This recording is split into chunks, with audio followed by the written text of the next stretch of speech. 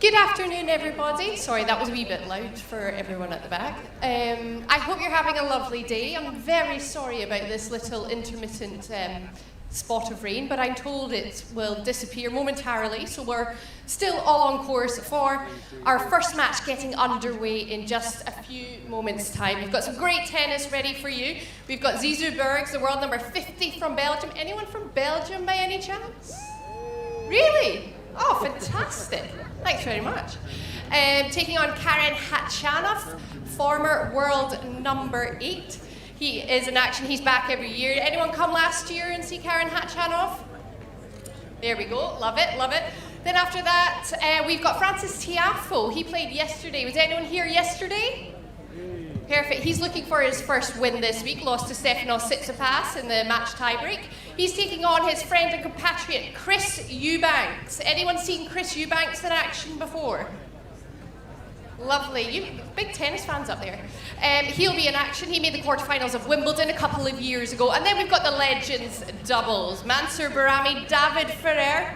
Ferrer's brand new this year here at the Giorgio Armani Tennis Classic, as is Feliciano Lopez. And Thomas Enqvist, who's been here for years, is back for more. So 3 matches in total for you today. It's going to be a wee bit hot, so make sure you're double parked with Whispering Angel, Pims, and a little bit of the Tyrant water, just to keep you nice and cool. And we'll be with you in just a couple of minutes' time for our first match of the day.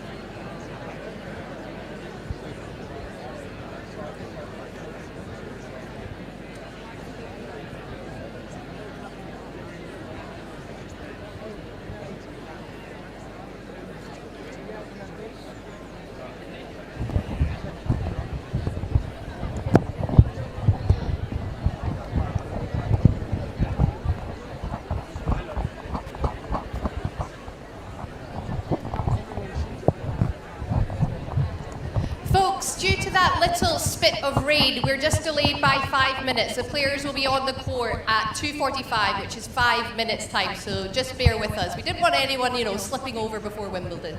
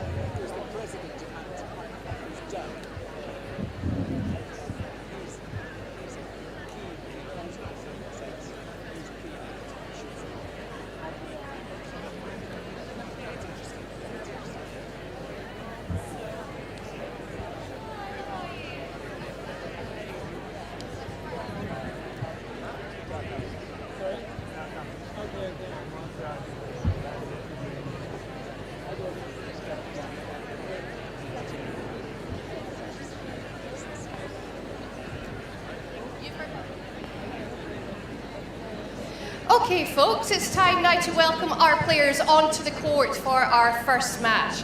We're delighted to welcome a regular back to the Giorgio Armani Tennis Classic. Please give it up for Khachanov.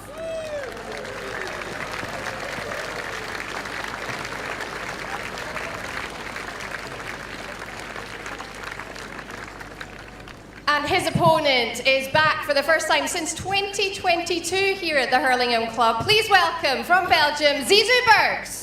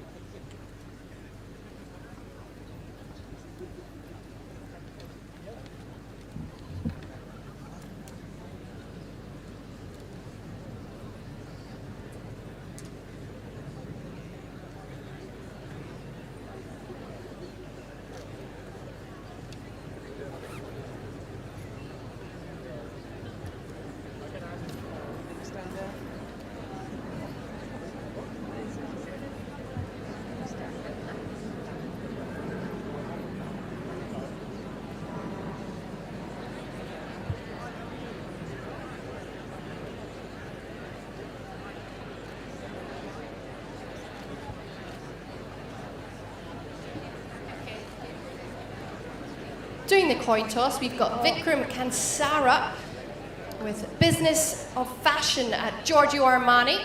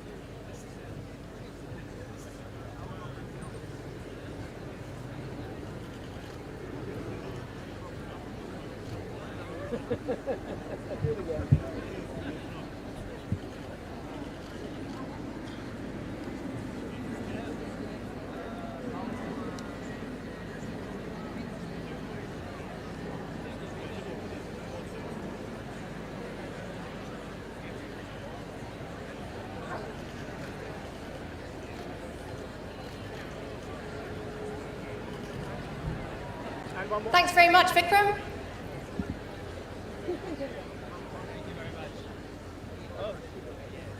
Well done. You did it. It wasn't that hard in the end. No, not at all.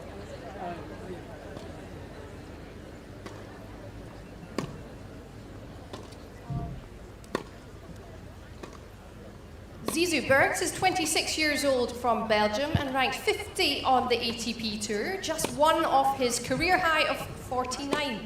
2025 on the tour has been extremely successful for the Belgian, reaching quarterfinals in Munich, semi-finals of Marseille, plus 2 final runs in Auckland at the start of the year, and then 2 weeks ago at 's-Hertogenbosch on the grass. He also reached the final there, securing his first ATP Tour wins on the surface. So please give a very warm welcome back to the Giorgio Armani Tennis Classic, Bergs.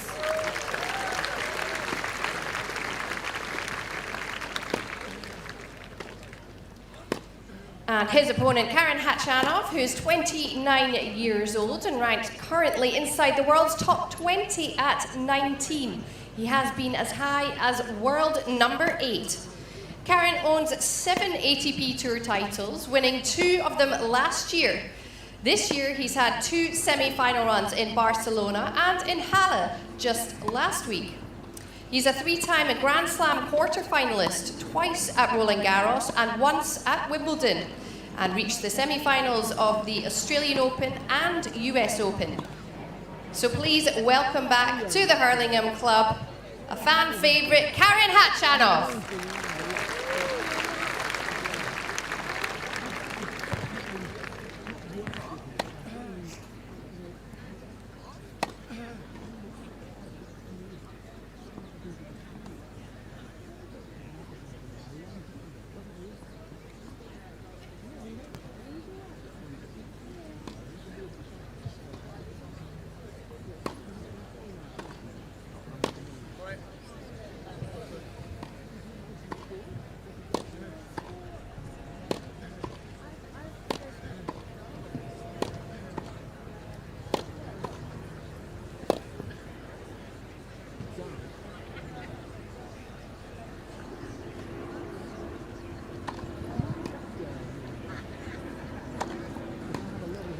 3 minutes.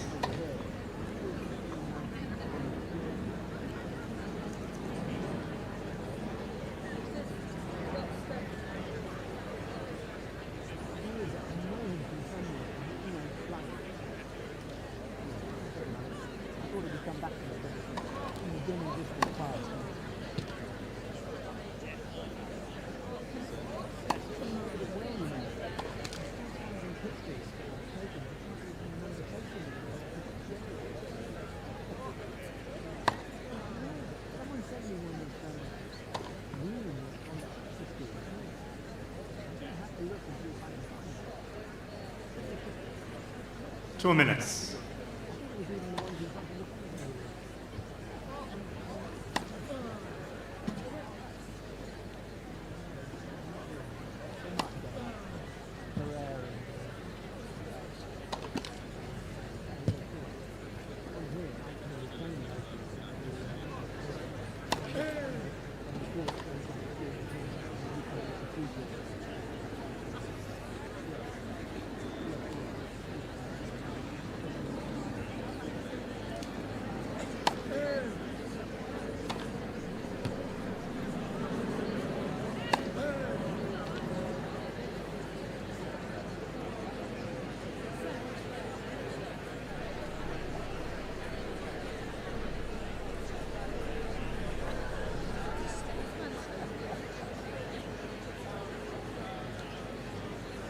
One minute.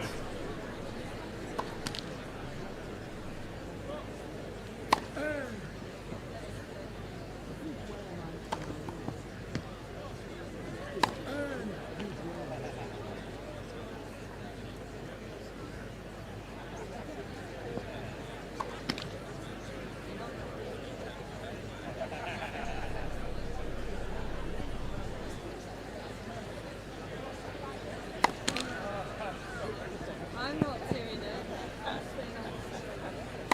30 seconds, ladies and gentlemen. Right off the chairs as the Bergs won the toss and elected to serve.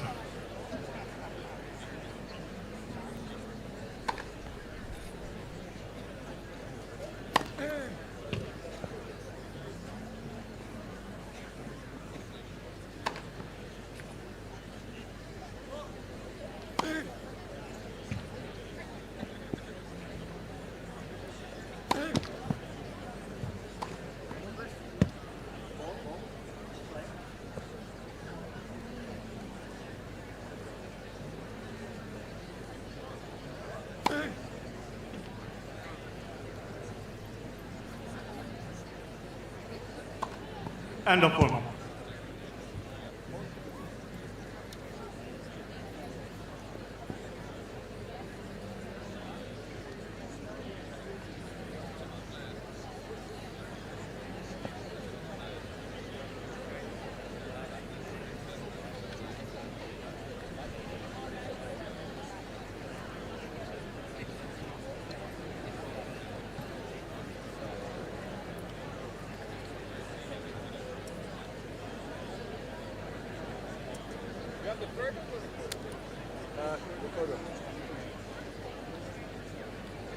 Can I ask for one more towel, please?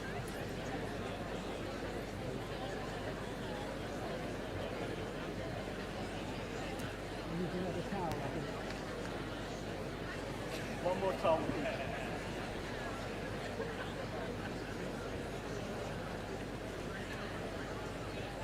First set. 0 Bergs to 7. Play.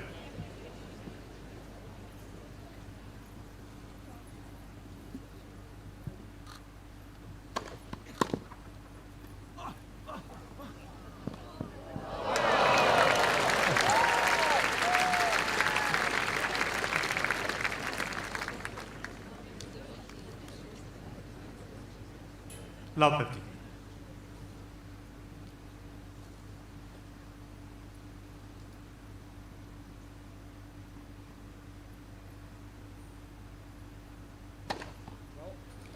15.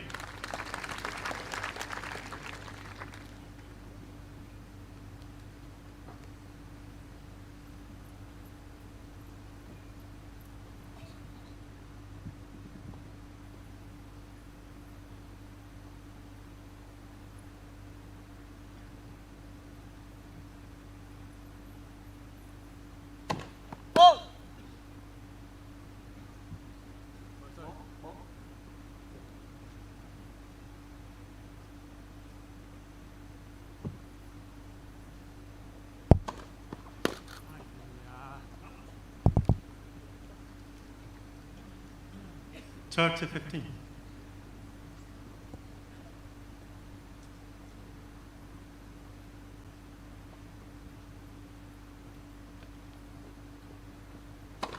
Oh!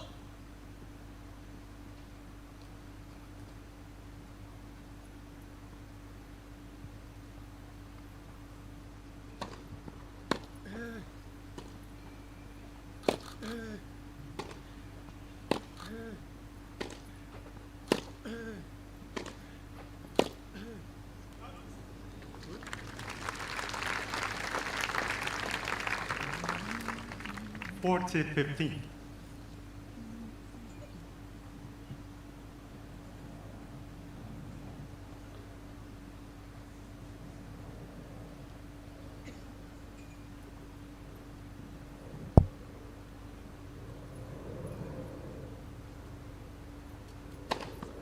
Game Bergs.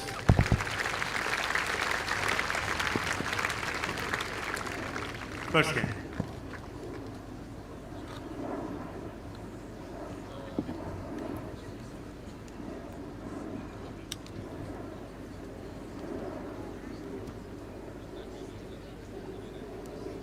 Thank you. I'll say thank you.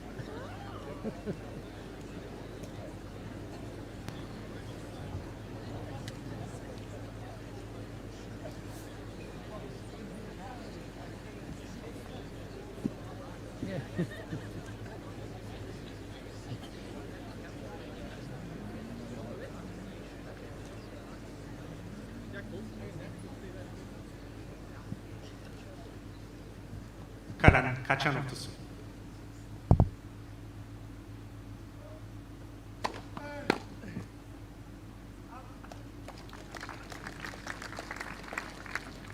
15.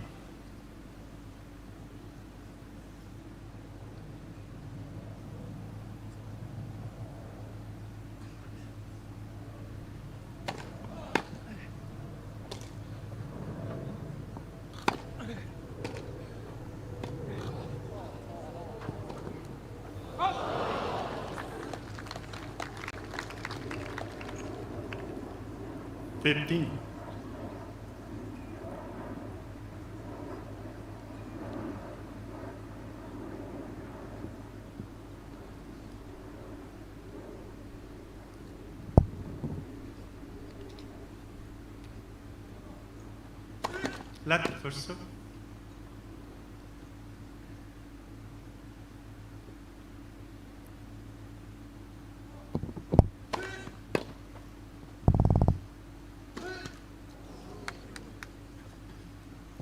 Fifteen, 13.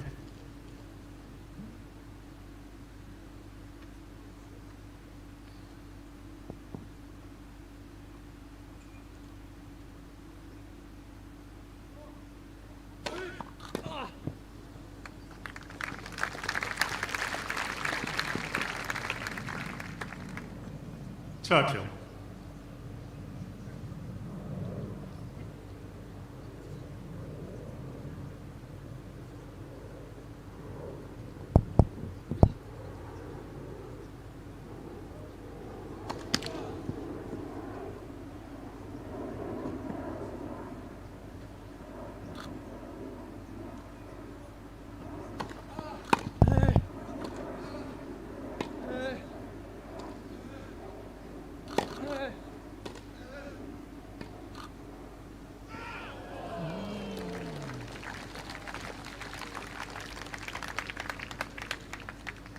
Forty, 30.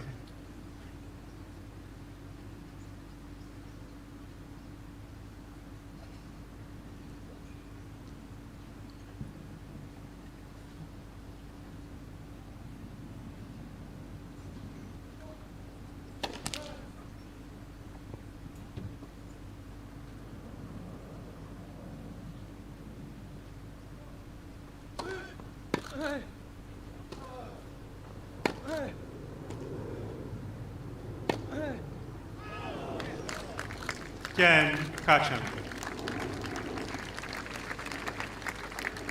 One game.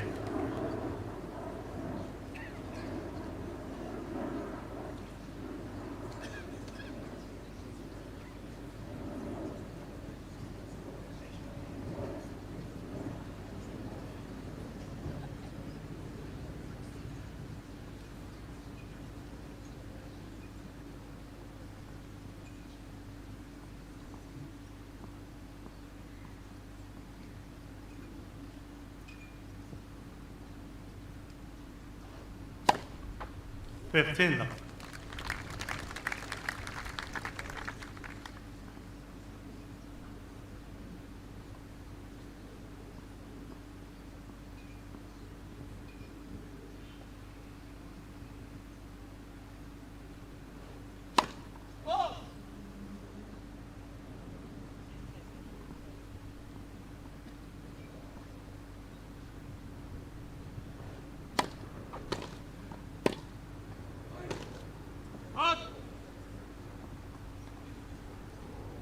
Churchill up.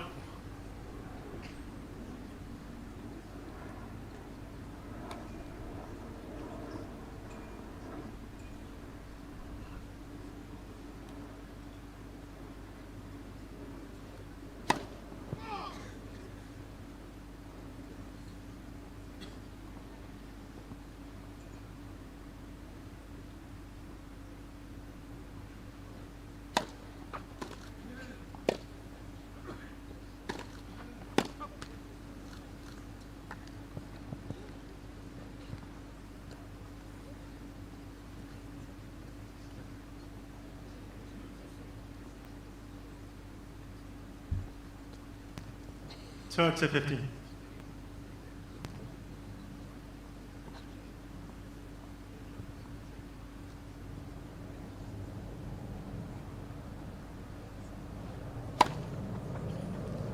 Fourth at 15.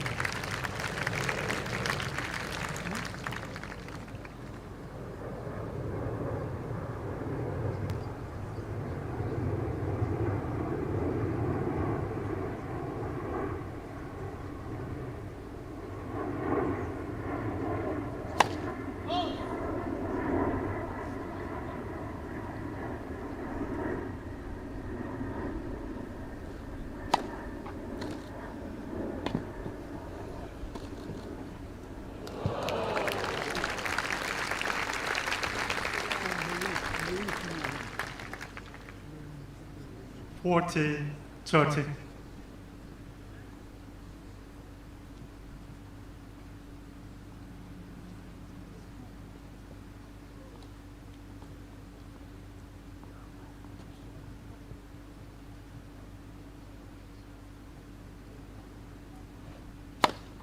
Again, Bergs. Bergs leads 2-1.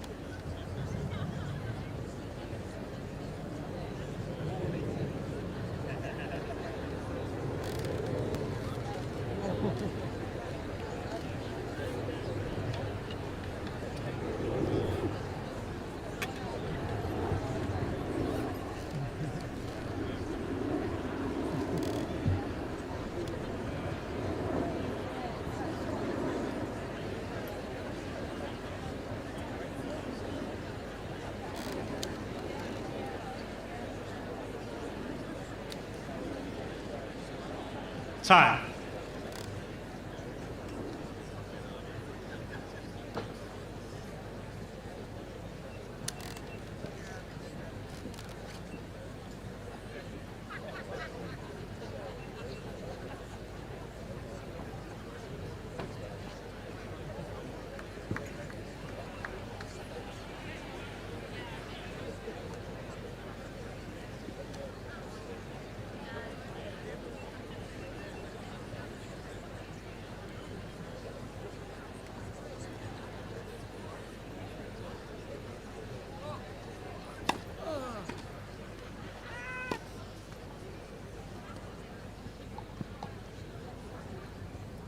$15.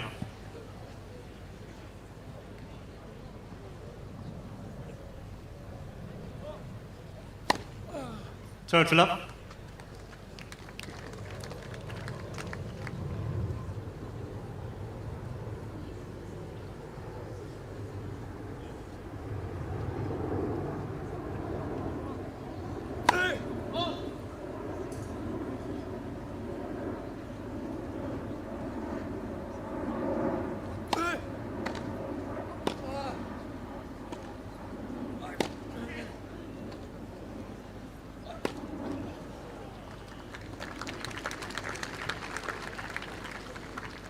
Turtle 15.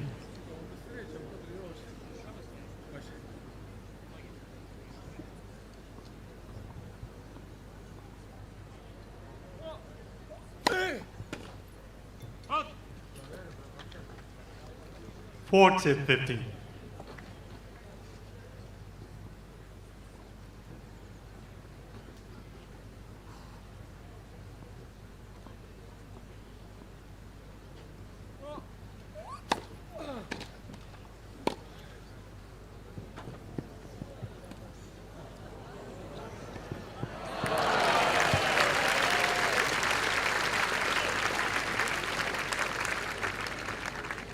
Forty 30.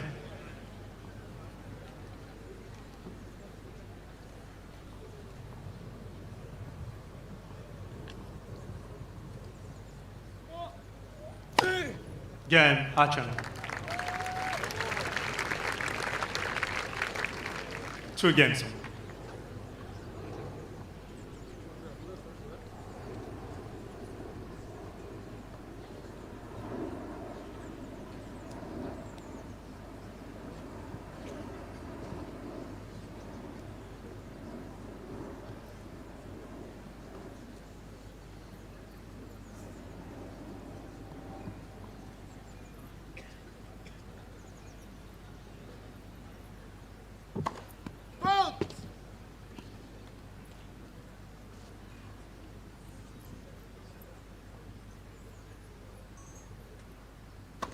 Let's second serve.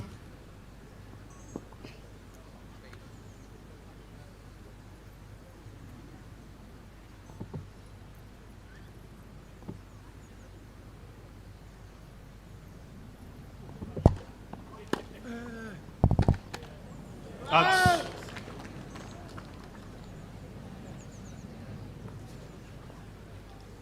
Love 15.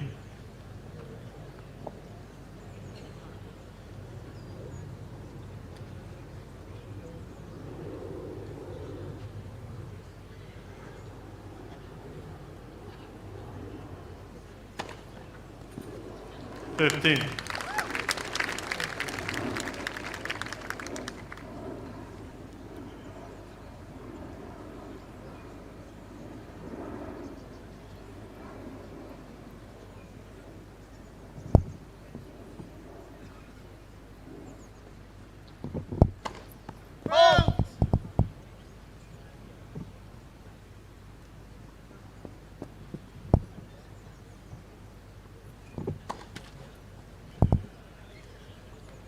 $15, 30.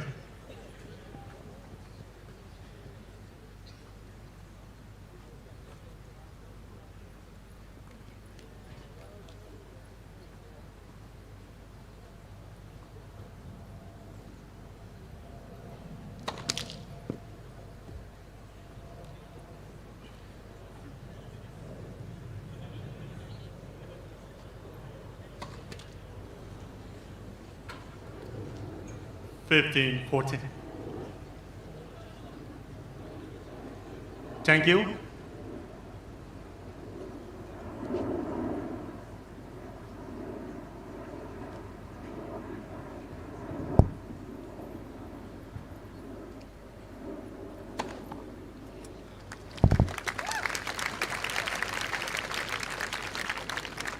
Third, 40.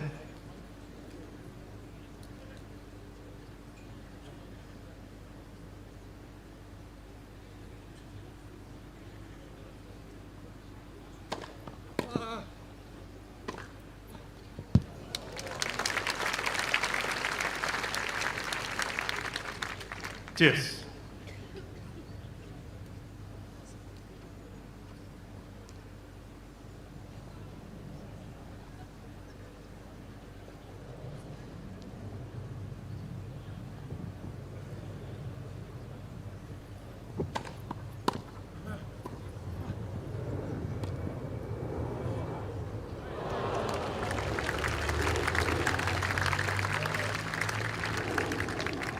Advantage, Khachanov.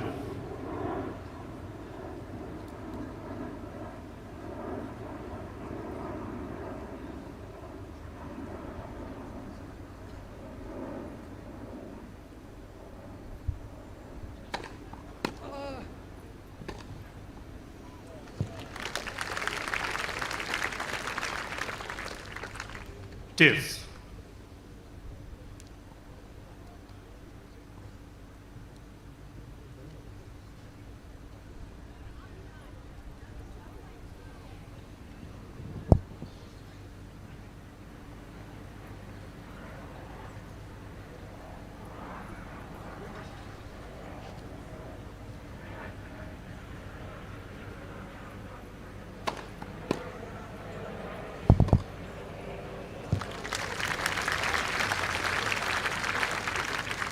Advantage, Bergs.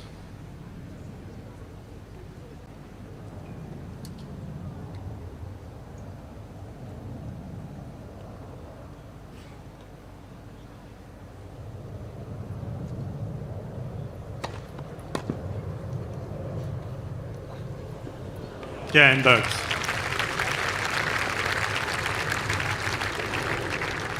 Bergs leads 3-2.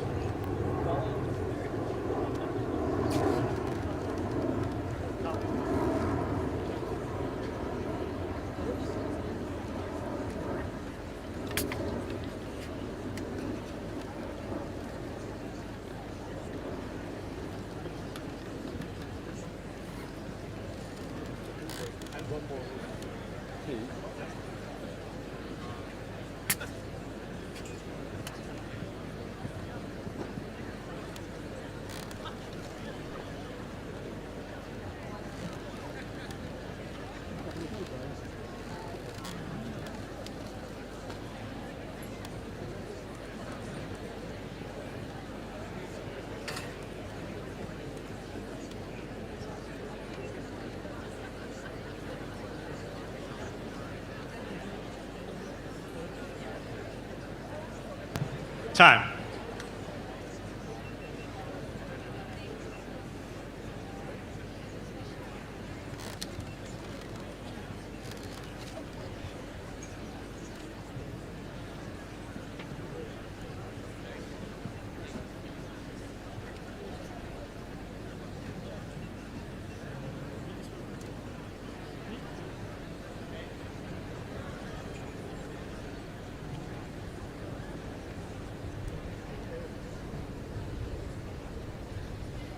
Thank you, ladies and gentlemen. Players are ready.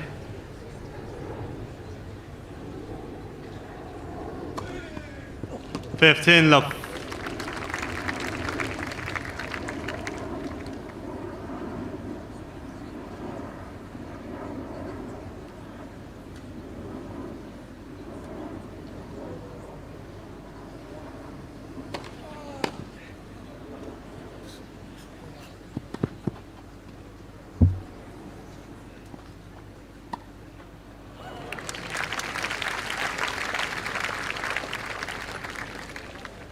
Fiftino.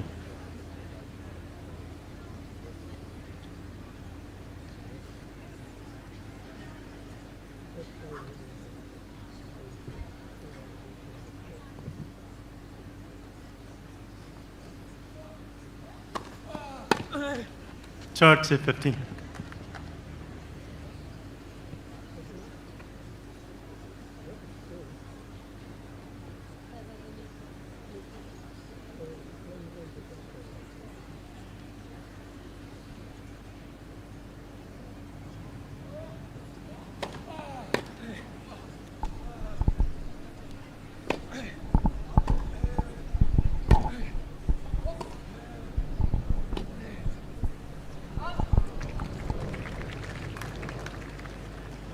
(40-15).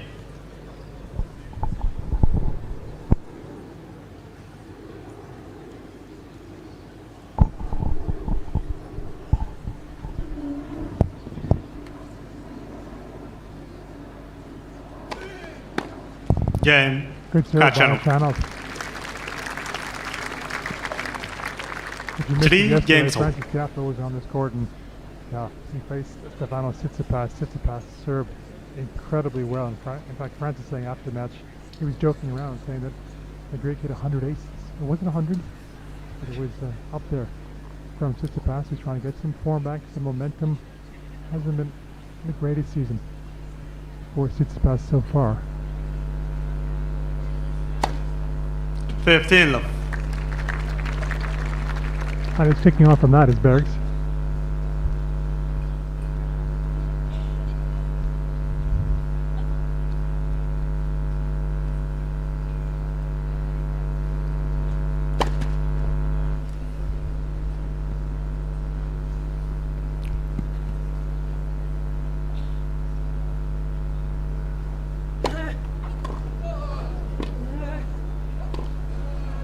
Outs. Yeah, call coming from the chair. Looked like it was long. With such a difference in terms of the bounce, I think the fans will know as well. Going from the clay to the grass, much of a lower bounce.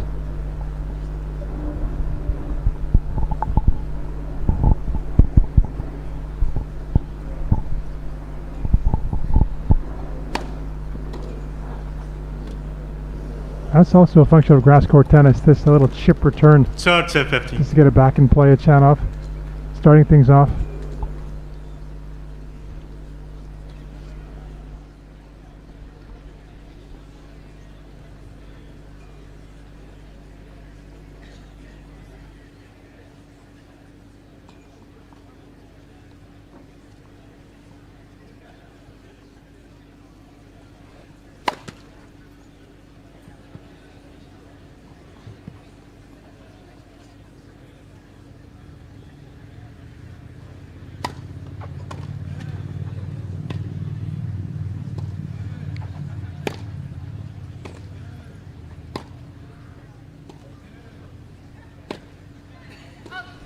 Firing a backhand from Churchill. Ferrer. Ladies and gentlemen, for courtesy for both players, please keep your silence during the point. Yeah, we'll try to do that too during the point as well. I can tell you that David Ferrer is standing by. Part of the Legends event. He's playing later in the day.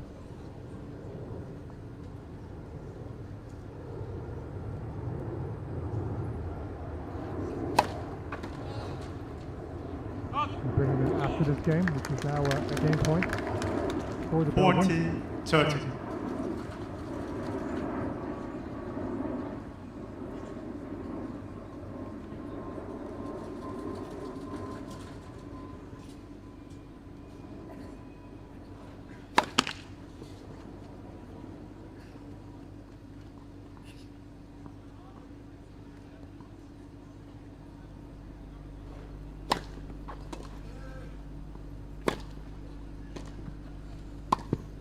Oh, what a close that was. Great approach by Bergs. Yeah, a lot of points of the first 4-3 to Bergs.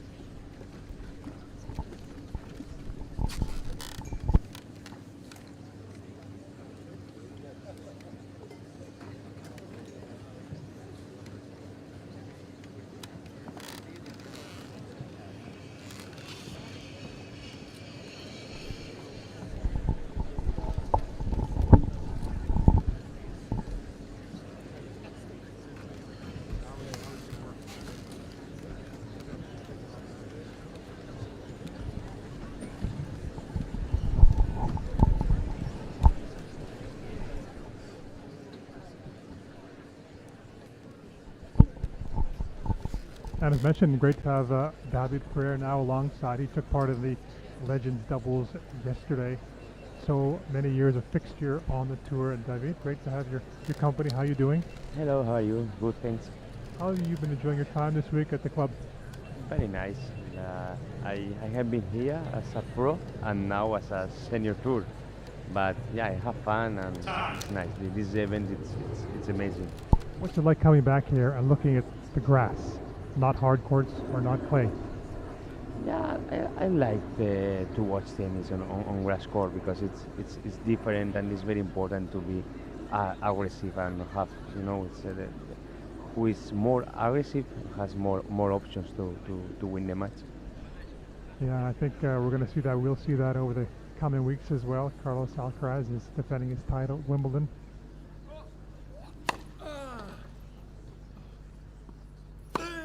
Before talking about Carlos, David, you know these players, the tournament director in Barcelona. What about these two? Zizou's been on the rise. Khachanov, more the veteran. He's been on tour for such a long time, but at a very high level. Yeah, of course, Carlos is playing unbelievable the last 2 months and on grass court. He won last week in Queens. I am sure that he's one of the favorites to win Wimbledon. He won twice last year. He won to Novak Djokovic and well, he's with confidence, after winning in Paris. So we'll see. It's gonna be a good challenge for him and of course for Novak Djokovic as well because could be his last chance to win a Grand Slam. Did you watch all of the French Open final? Yeah, I watched all. So when Carlos was down, those 3 straight match points, honestly, did you think the match was done? Honestly, I think the match was done. yeah. But Carlos is a special tennis players like Rafael Nadal. Until last point, you have to kill to beat him, and he always is there. Now, you're talking about Rafa, so let me go back to Rafa. And that French Open final you played against Rafa, that was 2013, a while back. We know Rafa is probably the greatest clay court player ever. But I just want to go back to your perspective in that match. Was there something in that match you felt you could have done different, that you wanted to do that you didn't quite do that day? How much were the nerves a factor? Because it was your first Grand Slam final. Yeah, of course. On clay court, Rafa, he was favorite, and it could be possible that I don't beat him. But I was very nervous. If I come back, I am sure that I will try to do different things. The experience is very important when you are played before a final of Grand Slams. But well, I am happy. I am proud, and I am happy with my career. At the end, I try to do my best, and that's it. There are, of course, things that I could change at the moment, but well, if I didn't, because I didn't know in that moment. When you retired, so many fans around the world were sad you retired, but also so many fans saying you really got almost everything out of your career. You became a huge fan favorite. How did that make you feel? All the love that you got when you retired, when you stopped playing? I feel good when one huge fan told me I spent a good time watching to you on TV. So for me, that's the most important. That I have enjoyed fans of tennis. Of course, it was great moments in my career. I am really happy what I did on court. But my legacy is when the most I am proud is when the fans told me that they have fun watching me and thank you. So that's amazing. Yeah. Now, as you went away from tennis, you transitioned. You've had your academy in Spain for a long time. When you're working with kids, what are some of the basics? What are some of the important things you try to tell them? Not only tennis, but life. Be humble. For me, be respectful for all the people, and take care of everything. To be care. Everything that I do, and at the end, day by day, try to enjoy day by day what are you doing. they have to know that it's impossible to be here happy every day. They are getting up and down and accept and learn every day. It's very important, the curiosity. And David, you also tell them that, hey, you know, I know you want to become a pro, but most times it's probably not going to happen. It's so difficult. So do you give them that reality? Do you tell them that it can be so difficult? Yes, because at the end, if you try to do your best, you are not sure that you become a pro player. Because why you deserve and the other guy not? You know, at the end, depends of a lot of things. The most important is the resilience to do better every day, and at the end, to be quiet that you try to do your best. And at the end, in the sport, you have a lot of ways to do that. I am sure that will help you in the life. Yeah. You have, having said that, are there maybe a kid or a couple of kids at your academy who you think there's some potential maybe to become a professional player? Maybe, but I prefer to tell them that day by day, enjoy the moment is the most important. If you enjoy the moment, and okay, it's important to have a goal, a challenge, but try to be better every day. That makes you happy in this way. I gotta ask you a funny question. So, people want to go to Spain, they want to go to academy. Should they go to Rafa's? Should they go to Juan Carlos's, or should they go to yours, or maybe all three? Well, it's tough. It's difficult to say that. Of course, Rafa and Carlos, they are special players. It's practically impossible that. But I am sure that in Spain they are going to be pro players and close to the top 10. Yeah. Meanwhile, first set, 5-4. Khachanov willing it to go long. You know, we do think of you as a hard court and clay court player, but on the grass, many fans will remember that match you played against Andy in the quarterfinals, one of your two Wimbledon quarterfinals. You were up a set. You had a set point in the second. You had a chance to serve out the second set. What made the difference in you think in that match? Well, there was a pity that I lost the second set because I had chance to be 2 sets up. But anyway, in that moment, Andy on grass court, he was fighting. He was playing amazing. And in the end, I lost the fourth set, 7-6. Never knows. But I did a good game. I played a good match of tennis, and Andy deserves at the end win. No? He was there, and in that moment he fought to beat me.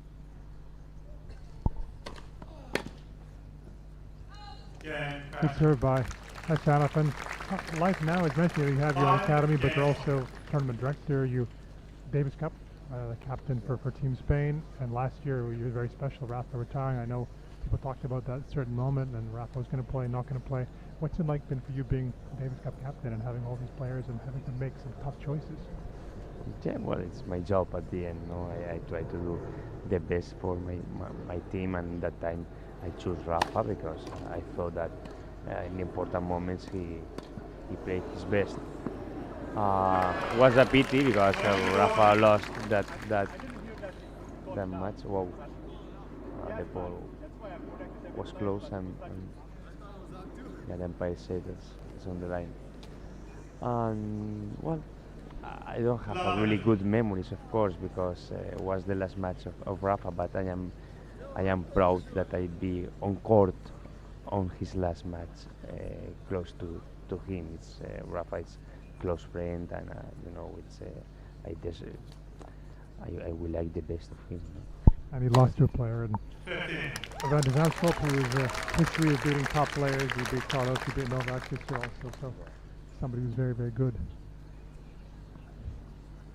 Could be headed to a first set tiebreak here between Bergs and Khachanov. What have you made of Jesus Bergs, David? Because last year, top 100, first time. A very exciting player this year, 2 finals. Got a lot in his game. He's a good player. He improved a lot. He served very well, and he has good shots. Well, it's a top 100, easy, and could be top 50 a lot of years. He's improving every year, and he's humble, I like his game. And David played against David Goffin, his countryman, many times. Over the course of his career, Goffin is still playing. He had a very good year last year, Goffin. This year a bit harder.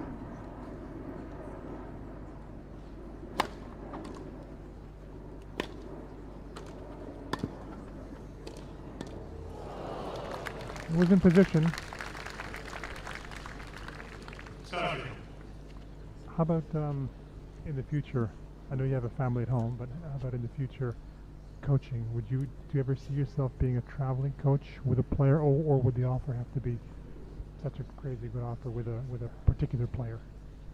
Could be, but at the moment I am Davis Cup captain, and I won't be able to travel with ATP players. So I am sure that when I finish my stage as a captain, it could be possible that I will be again coach. Is that slice long? Have you gotten offers to coach? There's some offers that I got. I won't ask you the names. No.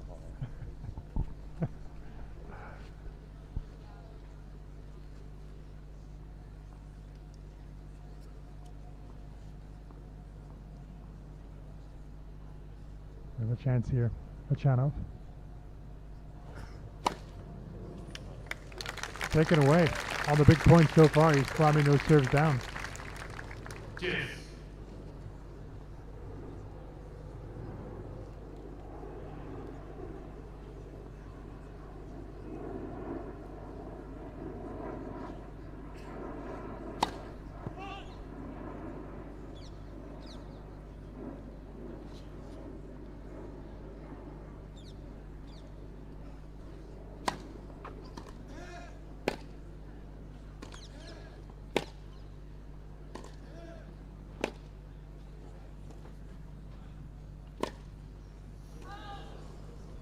We thought that was going to be point to Bergs. Yeah, good point. Yeah. Khachanov. Karen is playing very well in grass. I saw last week, and he's playing good tennis.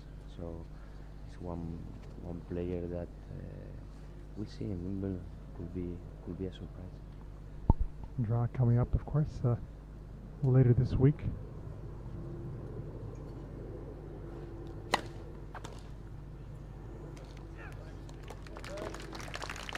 Keeps on producing these big serves. Were you the type of player, David, who looked maybe a couple of rounds into a Grand Slam, only your first match when the draw came out for any tournament, really? The player, sorry, can you? When draws came out, when you played, were you somebody who looked a little bit like the whole draw, or did you just look at who you're going to play first round and that was it? I wish I tried to be focused on every match that I played. I never tried to think that okay, I have chance to be in quarter or semi-final. Advantage, Khachanov.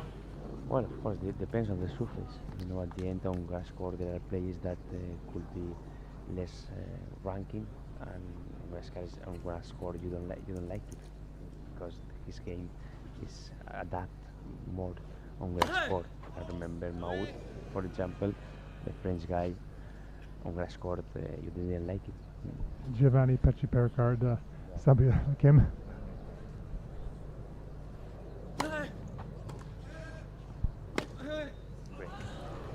Yep, as David said, the break has come.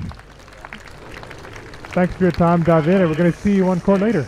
Yeah, see you at 6. Thanks, David. Thank you. It's great to have alongside David Ferrer. Boy, he was at the top of the game, top 10 for so many years. Made that Grand Slam final, and I point out the fact that he also had some success playing on grass, not only making the quarterfinals at Wimbledon, but also he won a couple of times. Smaller events on the grass. And that's for Khachanov. This match, he's been the one asking more of the questions. Finally making that breakthrough, so now 6-5 in this first set.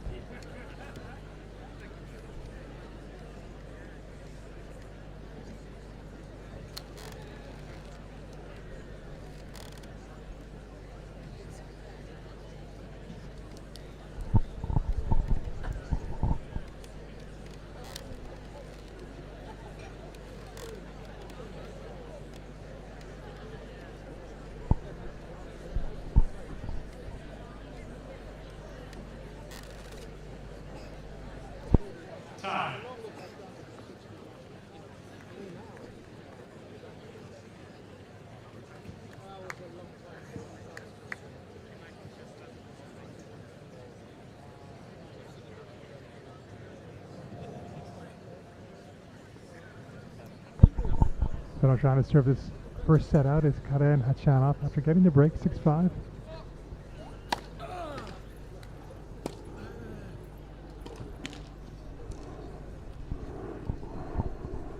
Phase the match where he's just been more solid. Khachanov. Mares coming off the racket of Bergs. Wasn't that great to have Ferrer talking about his career a little bit, playing on the grass, what he's doing now. Somebody who was so respected over the years playing on the tour. Oh, that is incredible from Khachanov. That ball was almost beyond him.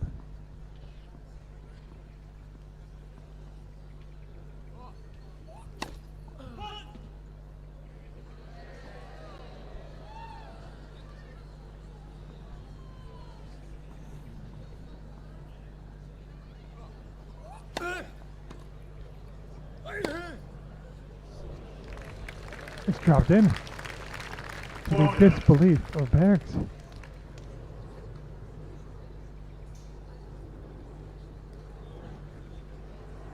Quickly 3 set points for Khachanov.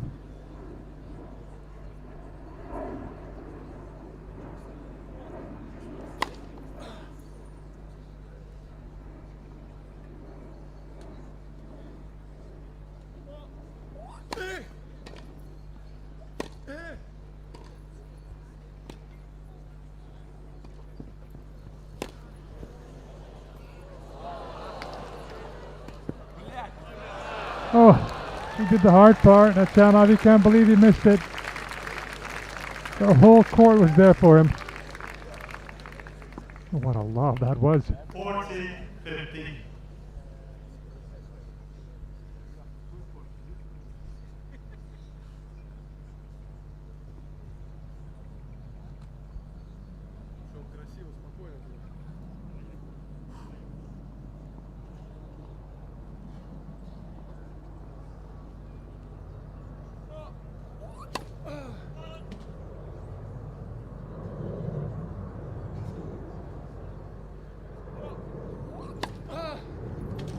Big second serve. And with that, Khachanov takes the first set. 7-5.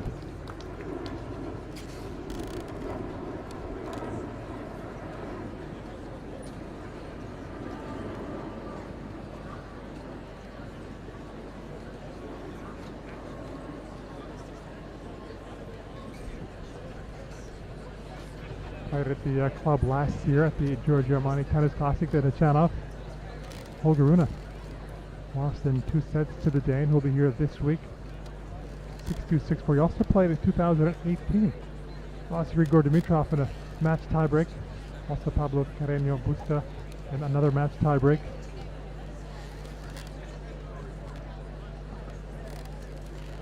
Looking for a victory at last.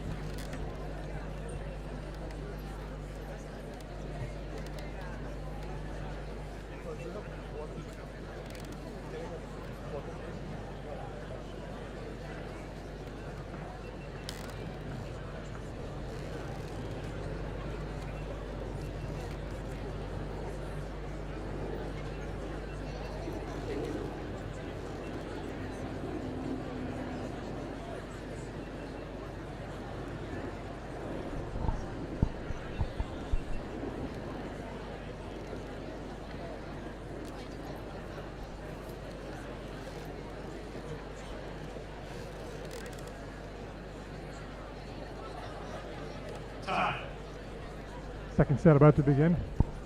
First match of the day coming up after this, it will be the Americans Francis Tiafoe and Christopher Eubanks. Quarterfinalist previously at Wimbledon. Eubanks, that was 2 seasons ago, part of his spell. Grass courts in Mallorca, Wimbledon. Once again trying to get to those lofty heights. Eubanks, bit of a tougher time for him this year as his ranking has dropped against the Tiafoe, who he knows very well. They're good friends. Khachanov just at the back of the court having a conversation with his team. Second set. Bergs. Which has got a pretty stable team over the years.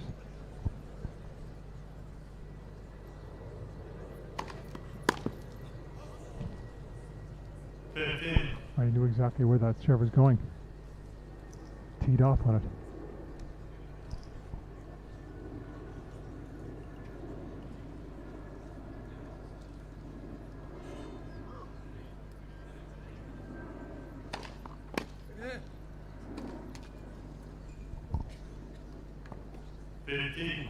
We made a play on that also.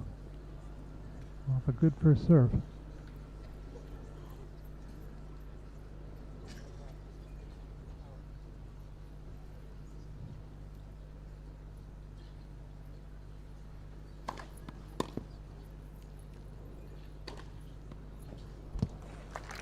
Just too good from Bergs.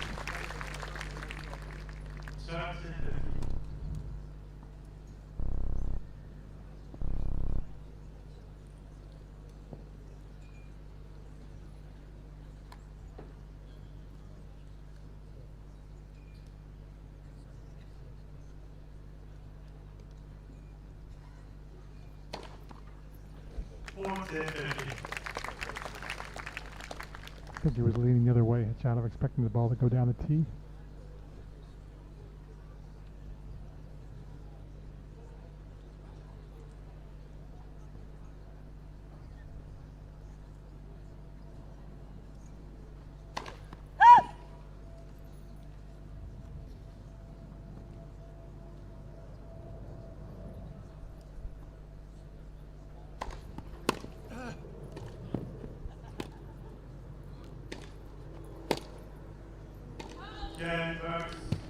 Good start to the second set for Bergs. First game, second set.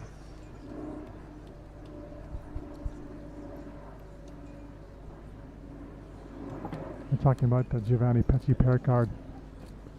He blasted ace after ace last year at the French Open. Bergs faced him at the French Open and it was a very eventful match. Ended up losing 4 sets. Tied 1 set apiece. In the third set went to tiebreak. And Bergs was up 5-love in that tiebreak, only needed 7 to win it. Ended up losing it as Pesci-Pericard won 7 straight points, and there was no coming back after that. Ended up losing 4.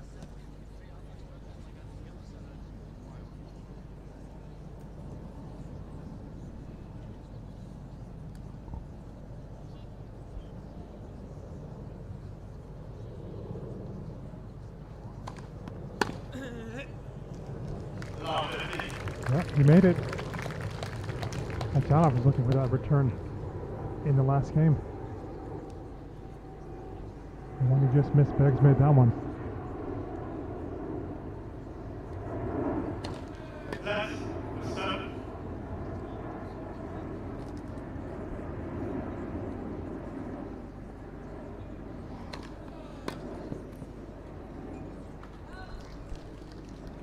Fine serve, not only having the pace but more so the spin, taking it away from Bergs. It's moving away.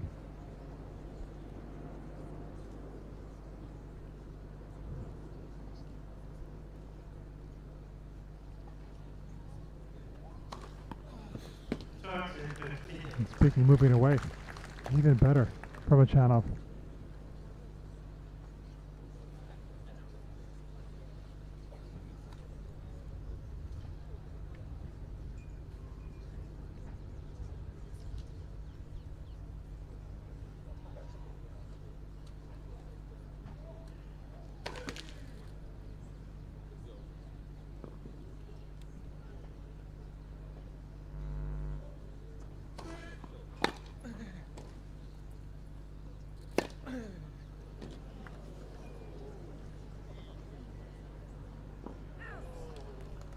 And it seems like whenever he has even a half chance on that forehand, Bergs is going to go after it.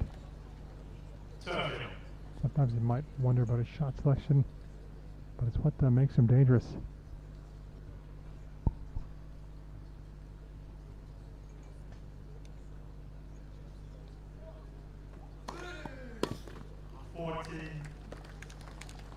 And when he's played Davis Cup for his country, Belgium, he's been the star.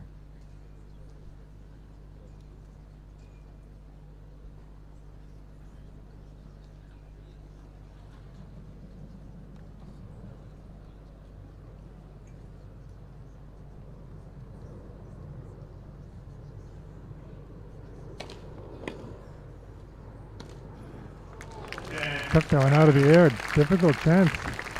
It's so well taken by Khachanov, 1-all.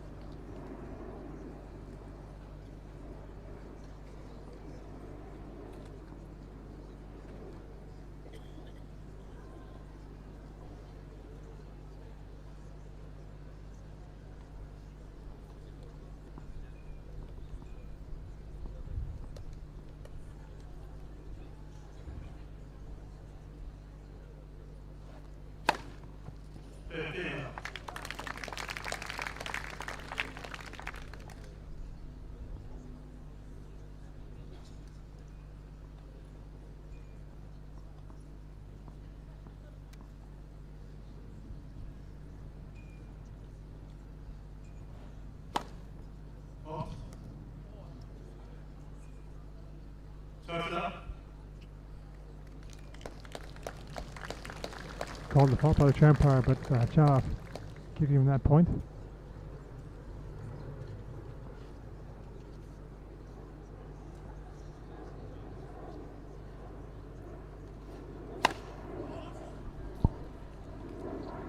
And ball toss just getting away from Bergs.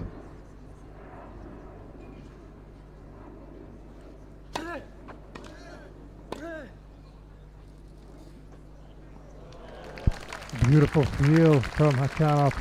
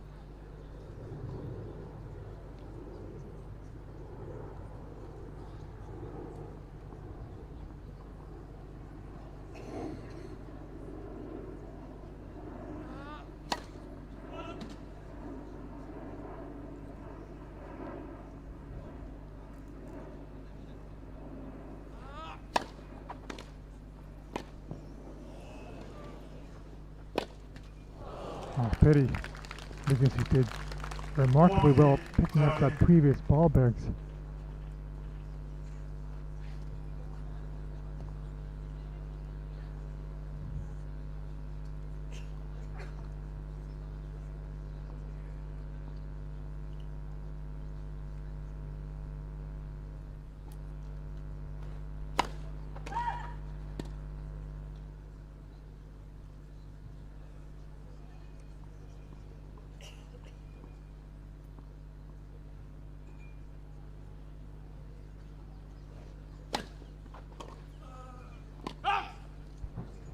That one was closer than the previous. It's an almost identical serve where he put it, Bergs.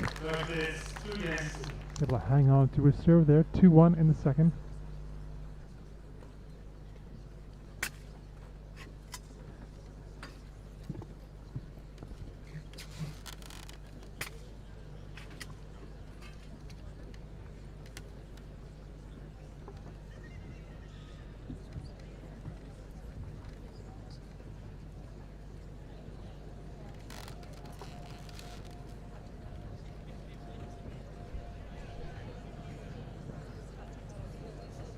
I was talking with David Ferrer, asking about a match played against Rafa, French Open final. That was in 2013.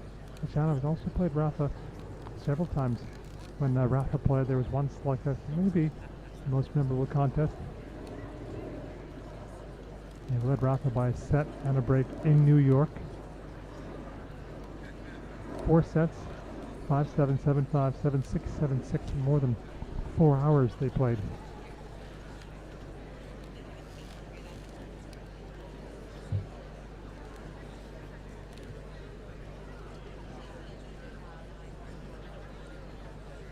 Enjoys playing some chess when he has some free time.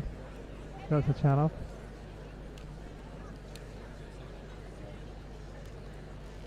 On growing up, education is always important for him and his family. Time.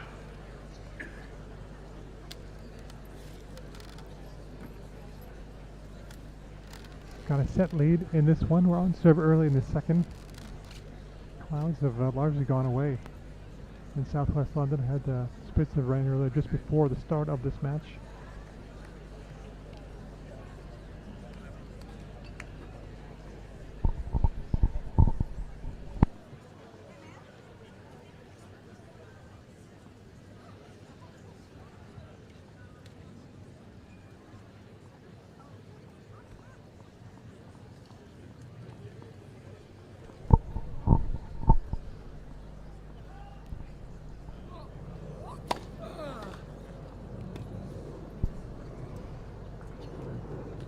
Lopez. Seemed like he just tried to cushion it instead of that little jab. Hitting it raw Khachanov.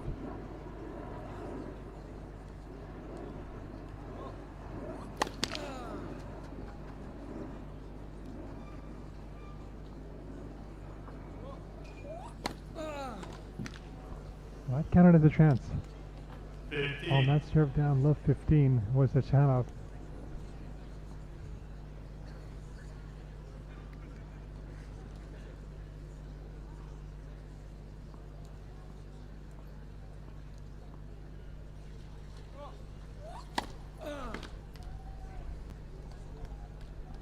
Serve set 15.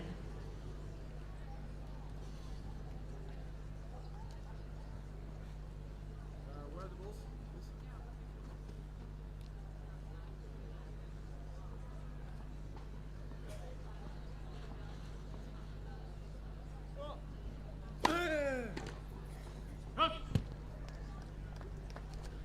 balls? Six of the 7 last seasons finishing inside the top 20 for Khachanov.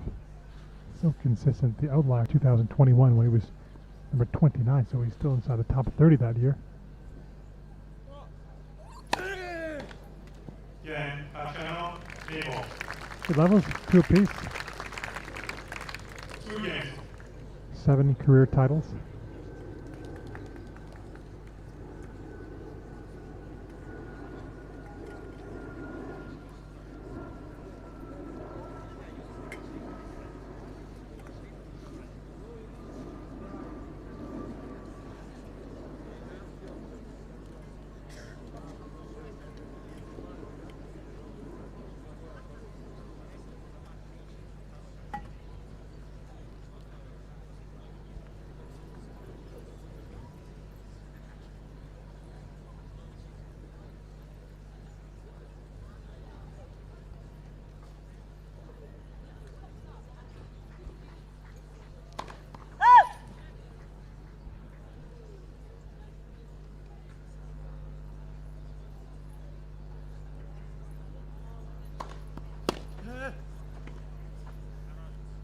And the biggest of those titles coming 2018, the Masters 1000 in Paris, end of the season.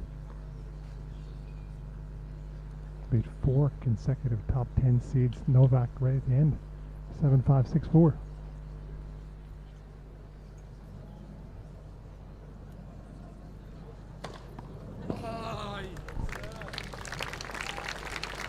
They've both done that in this match. In behind on serve out comes an unreturnable.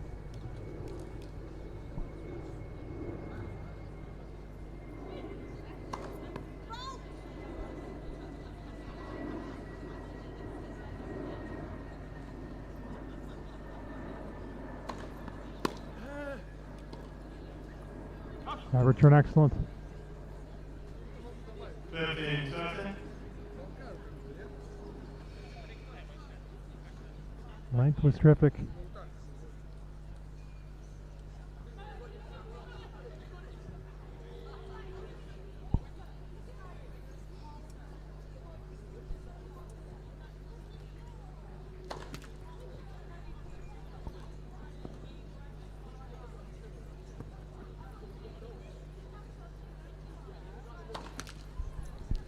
And that double fault gives Khachanov a couple of break points.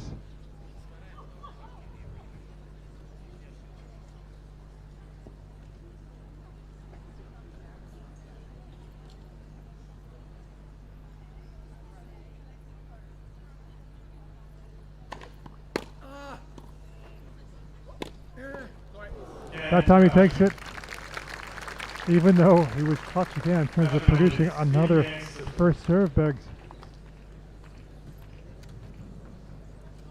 quick off the mark on that return was Khachanov. He now leads 3-2.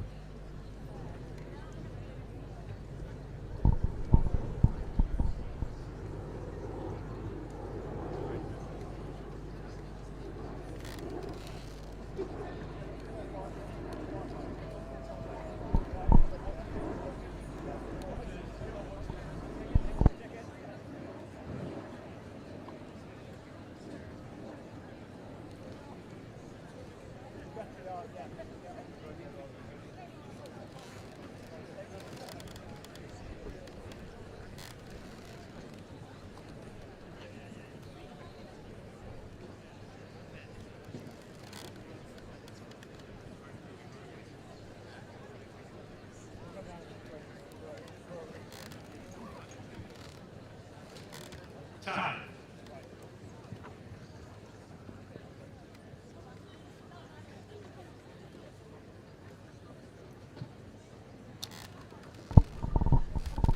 Slow walk back to his side of the court. Zizou Bergs, who's down by a set and a break. Is idle. Somebody who had good success playing on the grass, although never won the title that he really wanted at Wimbledon. He was so close. Andy Roddick, followed by Roger quite a few times. In that one final where he had the chance, won the first set. Was it 4 set points in a row? Second set tie break. High backhand volley, he missed on one of them. Ended up losing a marathon 5th set.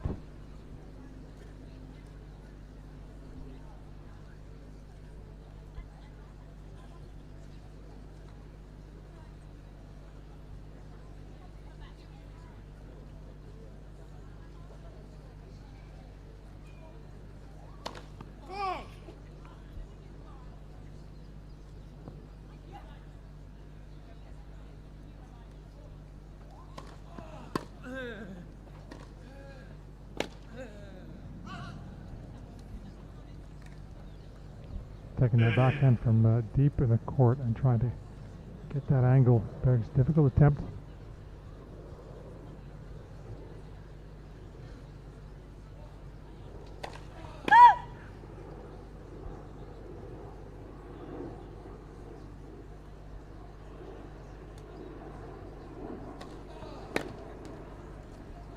When they just played in Halle, it was won by Khachanov 7-5, 6-3.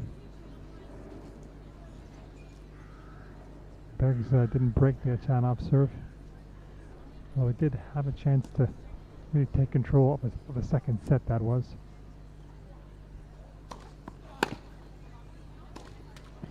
Break point saved on that occasion by Khachanov. The first one 2020, very tight, 5-7, 6-4, 6-4. Khachanov having 11 break points to 2, so always creating more pressure. Returning.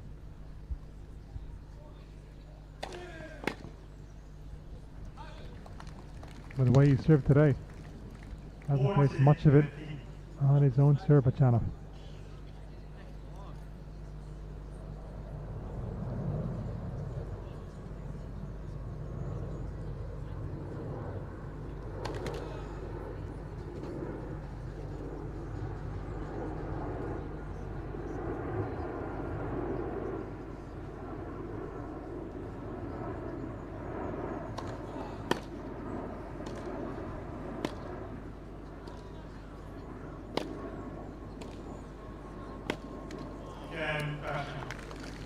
Funny how these exhibitions go. Both starting off in a very good spirit, smiling. We saw that from Bergs, but as the match has gone on, after he lost the first set, and has dropped. There was some frustration after missing that backhand.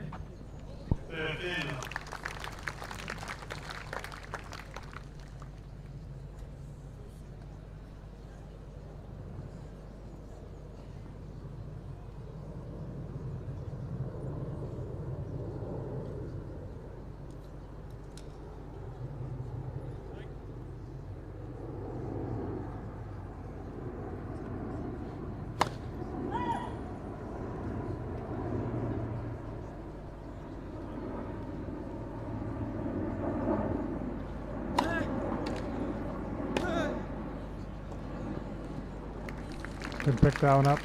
That was the quality, not only the serve, but also the forehand from Bergs.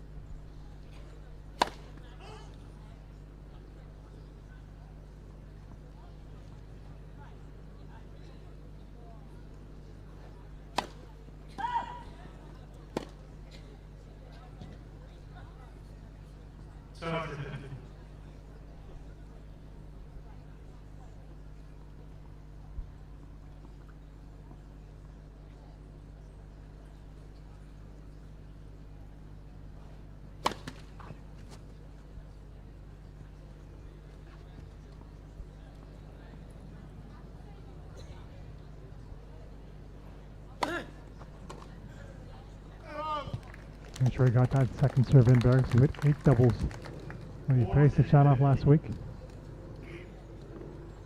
It's been a success for him playing on the grass. 2022, won the Italy Challenger. Beat Jack Sock, former top 10er in a third set tiebreak. Khachanov was getting ready to walk to his chair.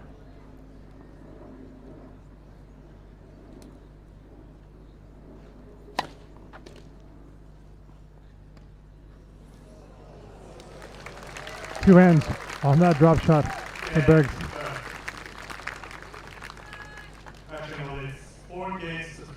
4-3 in the second set. So after that, his ranking from outside the top 200 inside the top 150. Got a wild card to play Wimbledon. That's the first slam main draw he ever played. And who did he face in that opener? Jack Draper. Beaten by Jack that day. Following year, semifinals at another challenger on grass, Surbiton. And then last year, including qualifying, went 6-4, 6 wins, 4 defeats. He did lose a tough one to Arthur Cazot, Wimbledon, after being down 2-11 sets, took it to a 5th. High quality, as can be the case on grass, much more forgiving usually in terms of stats, the winners and unforced. There was 73 winners for him and only around 40 unforced errors, so healthy differential in his favor. In the match tiebreak, there was drama because he was down 8-2 in that match tiebreak. He got it back to 8-all, but lost it. Lost the final 2 points, 10-8 in that match tiebreak.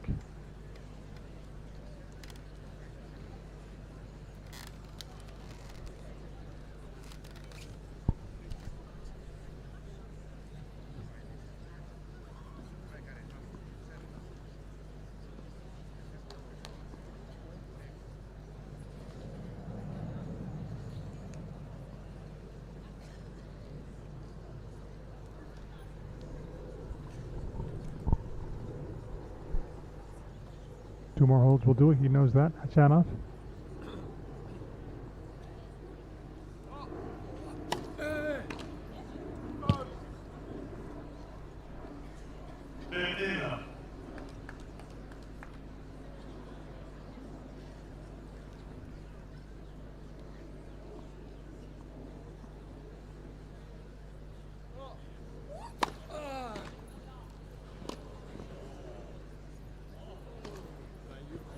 Outstanding work.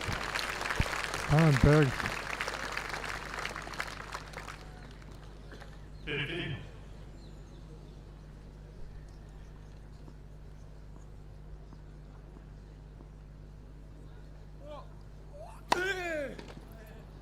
Gave him no chance thereafter.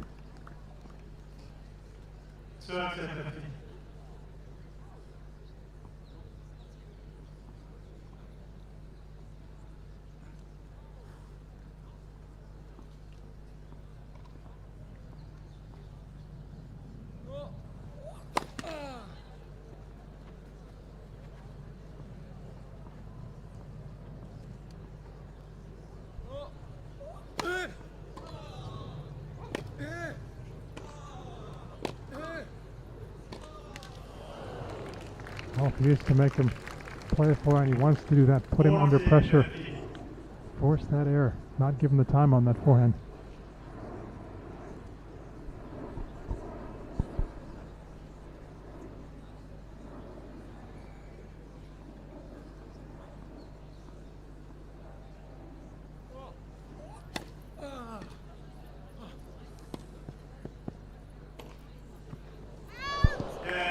And that one too.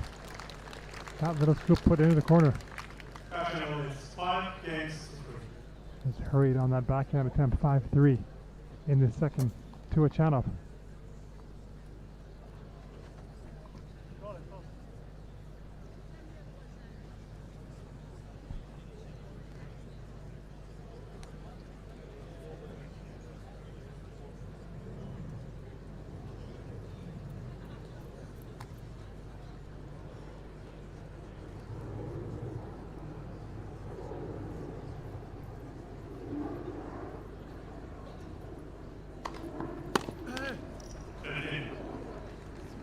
Oh, you wanted that. Khachanov felt good off the strings.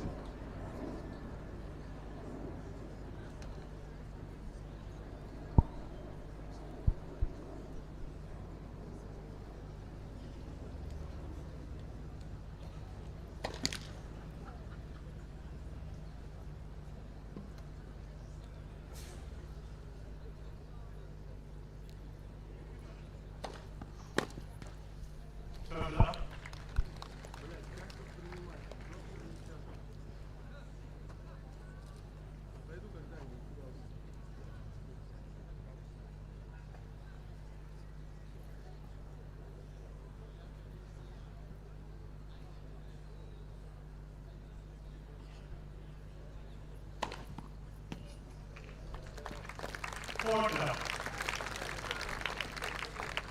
So it looks like he'll ask the question of Khachanov, 40 love.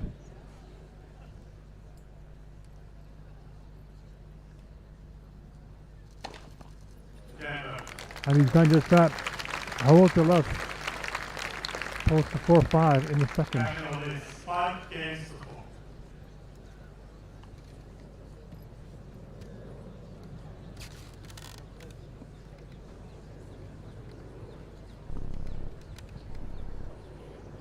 After those tough Grand Slam losses last year for Khachanov, really picked up for him on the Asian swing.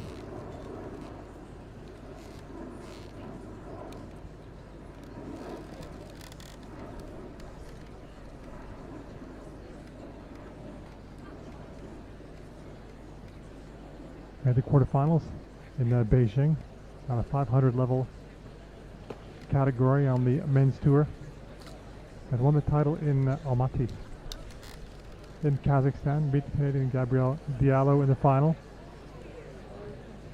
And Diallo's had a big grass court swing already, winning the title in Ferrer over Bergs.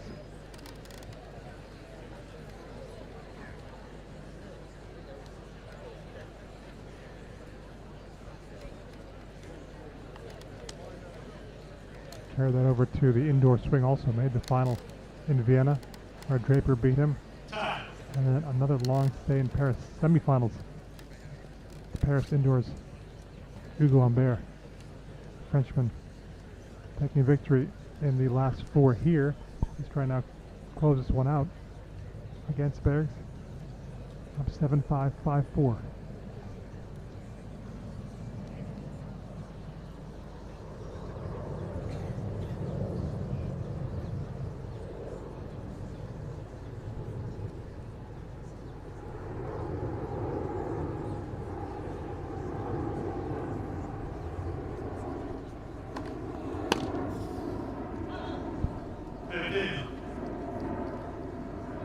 Points one behind the first serve today for Khachanov.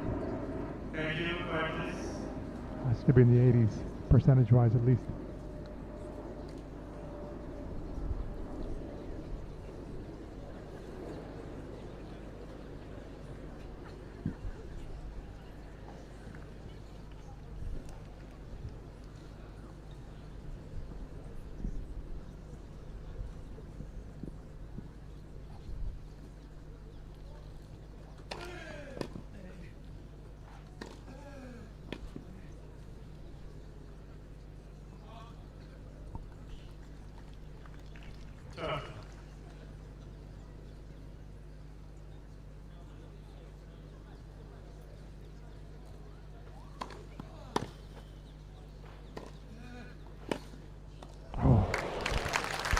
He gets 1 point in this game.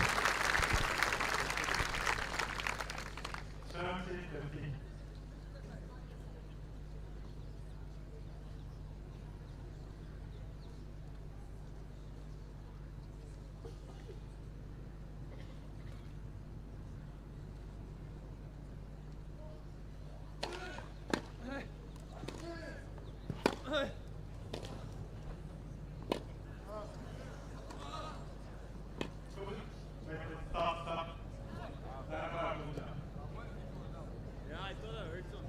But I wasn't sure if it was a spectator or him. No, maybe it's us.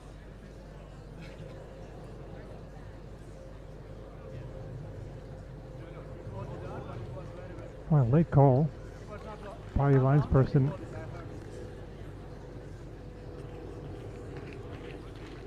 It was very close, right on that line. There's some fans who were calling out that the ball was out.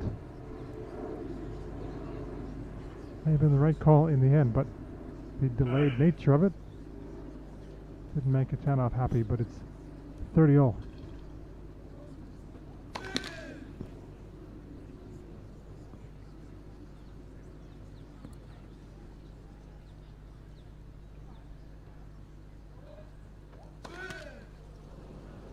And from looking so secure in this game, 30-love, he's now down a break point.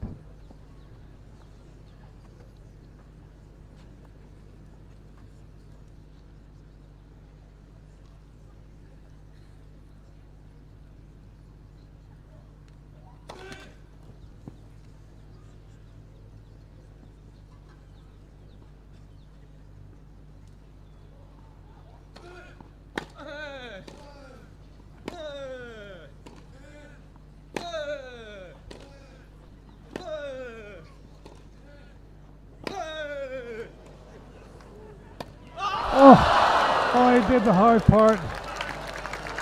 Maybe trying to be too acrobatic. Off the ground, he was going to celebrate big time if that went in, Bergs.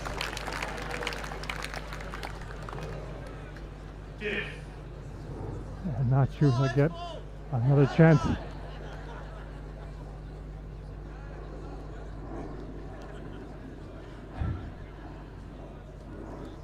He's missed some first serves lately. Khachanov last few points.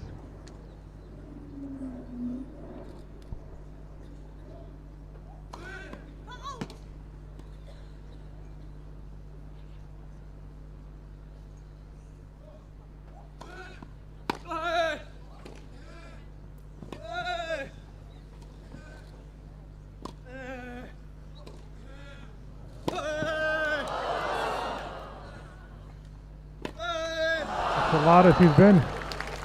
The exertion's apparent from Bergs. Trying to keep this match going. But instead, it is a match point.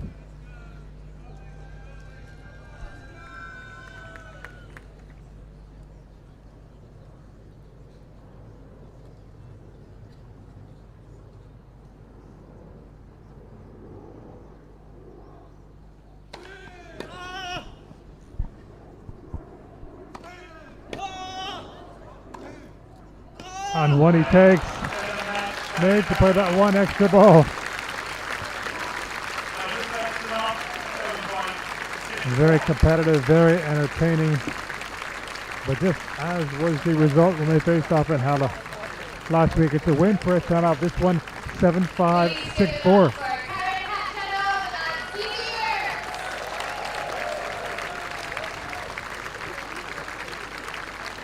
He served great overall. Khachanov, really the only trouble he was in that last game, having to fend off a break point when he was up 30-love initially. So he does get that win. Been looking for it at the Hurlium Club.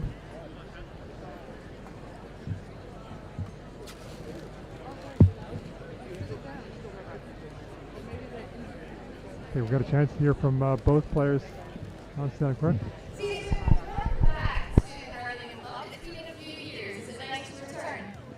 Yeah, a few years ago I was maybe ranked 140 in the world, today I'm 50, so it's nice to come back to really get strong. Yes,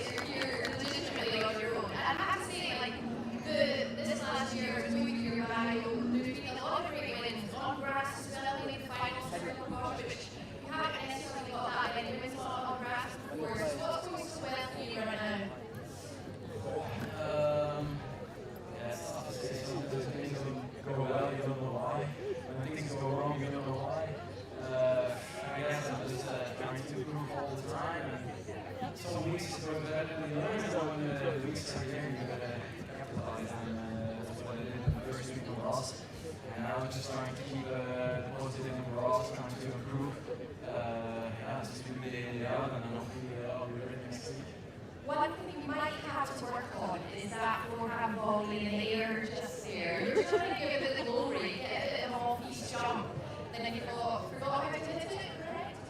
Yeah, but as I said, it's all my coach's fault. Before the match, he was like, "Suzuki, we have to bring the jump smash." And I was like, "Yeah, you're right. But Gary doesn't move so much, or he doesn't give you the high balls." And then I finally got one, and it gets a little bit higher, and I want to go for the jump smash, but then I realized it's too low, and I want to volley it. So that's why. Are these all the thoughts going through your head right before you hit that ball? Yeah, absolutely. I always was like, you want to jump it in the air, and then always it's high enough. This is one that I should have jump forehand or whatever. This is jump volley. Well, look, it's been great to have you back here at the Hurling Club. Thank you so much for coming, Caesar. Yeah, thanks for having me. Thank you very much. Caesar, good luck. And Karen, well, welcome back once again. I said to you before the match, you're like a part of the furniture here. Do you like this club? I mean, I think I'm very loyal. Maybe I should get membership right now. Oh, I see. Who's got the power? Anyone got the power for the membership? No. No? Right, we'll make some inquiries. But look, we were talking about it before yesterday, and it just looks like velvet. How is it playing for you today? No, it's extremely beautiful club, extremely beautiful court. I think it's a little bit quicker than the Wimbledon and the championships, and that's why we had to adapt. And there were not so many guys, I would say it was a lot, depending on serve and return, and they were serving both great. I mean, usually they serve like 17 aces, so I had a few chances, so I broke in, and yeah, it's a pretty nice atmosphere. I always enjoy playing here. One or two matches before the start of the Wimbledon, and yeah, I'm looking forward to my next match on Friday. Yes, you're playing someone I've never heard of. Do you care to tell everyone who you're playing? Remind me, I mean. Novak Djokovic. Of course, yeah, we play one more time tomorrow. I think, I hope it's going to be a good match, and today I think it's simple enjoy, that's the most important. I think we had a nice atmosphere, and yeah, I'm looking forward to my next match. We're definitely looking forward to it. Look, Karen, it's great to have you back. Thank you very much. Let's think about membership then. Membership, everyone. I love that you said that twice. Okay, go. TV membership, we'll get that to you. But guys, just before you go, can you throw these balls into the crowd? One of them, everybody, says Giorgio Armani on it. And if you win that ball, if you catch that ball, you will win a prize. So head over to the Giorgio Armani shop and you can pick that up.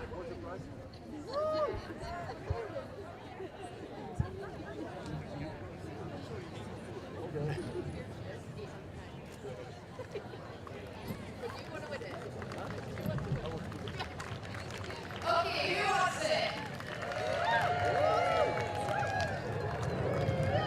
Come on, go,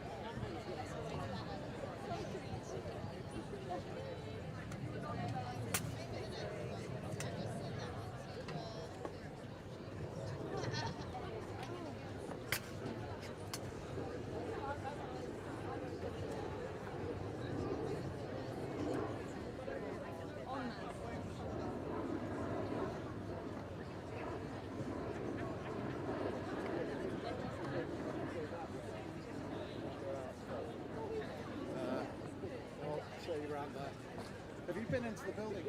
No, I've never been there. Match balls have this one. This is the brand one.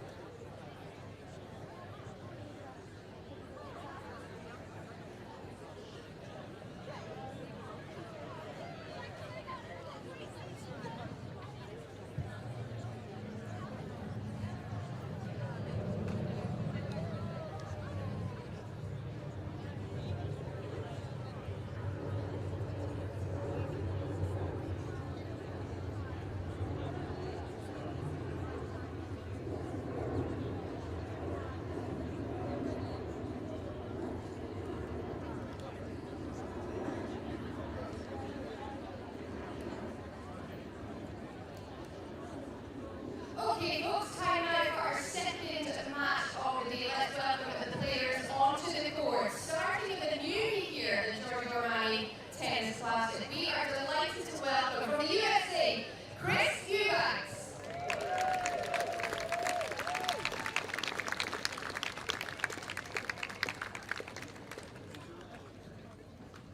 And his opponent back for more. It's only a day ago he was here. We love him here at the Giorgio Armani Tennis Classic. So we're on number 12, also from the USA, Tiafoe.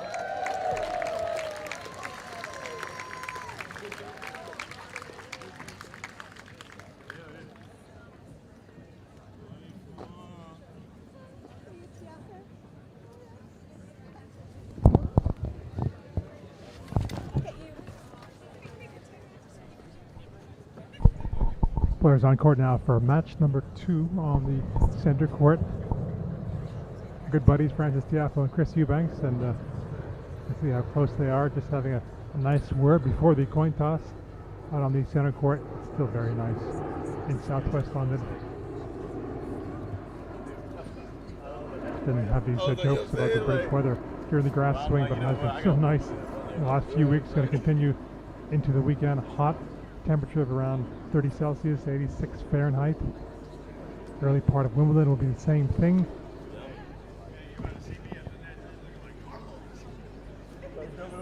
Eubanks will be playing at Wimbledon. Got in as there were some withdrawals. Otherwise, he would have had to play qualifying, so that's why he's playing this week here.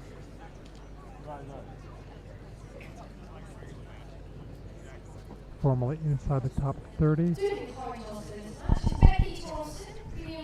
Sales director at Co-op Live Arena. Lots of fans up there, Becky.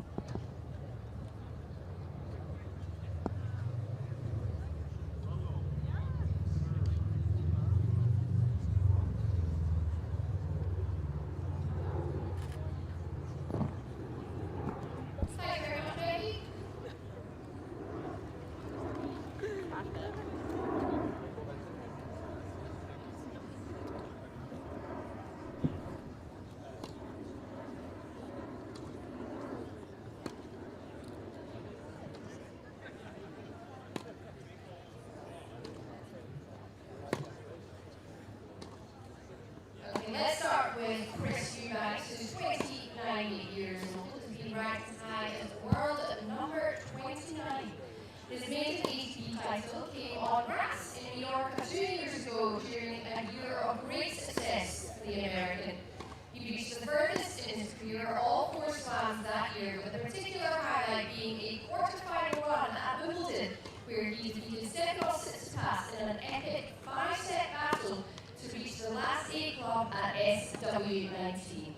In doubles, he was a quarterfinalist at his home slam, the US Open in 2020. So please welcome to the Giorgio Armani Tennis Classic for the very first time, Chris Eubanks.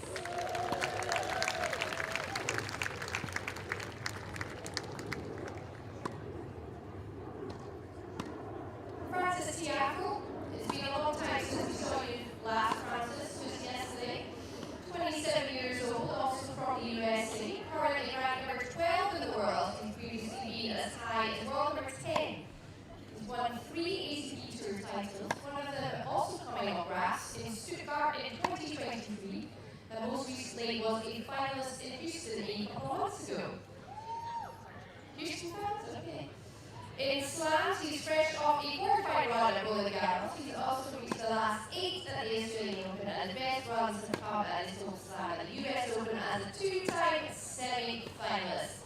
So one of the smiliest, most popular people in tennis. We always welcome back here to the Giorgio Armani Tennis Classic, Francis Tiafoe.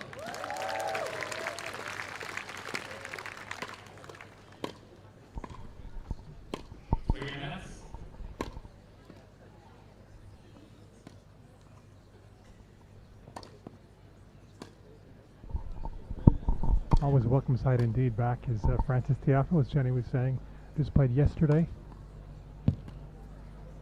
Close one against Stefanos Tsitsipas, which he lost. The Greek served amazing that day. He was joking afterwards, Tiafoe, saying that he felt like Tsitsipas hit 100 aces. Wasn't that many, but it was a high amount. Khachanov was just on this court saying these courts are playing pretty fast, faster than at Wimbledon.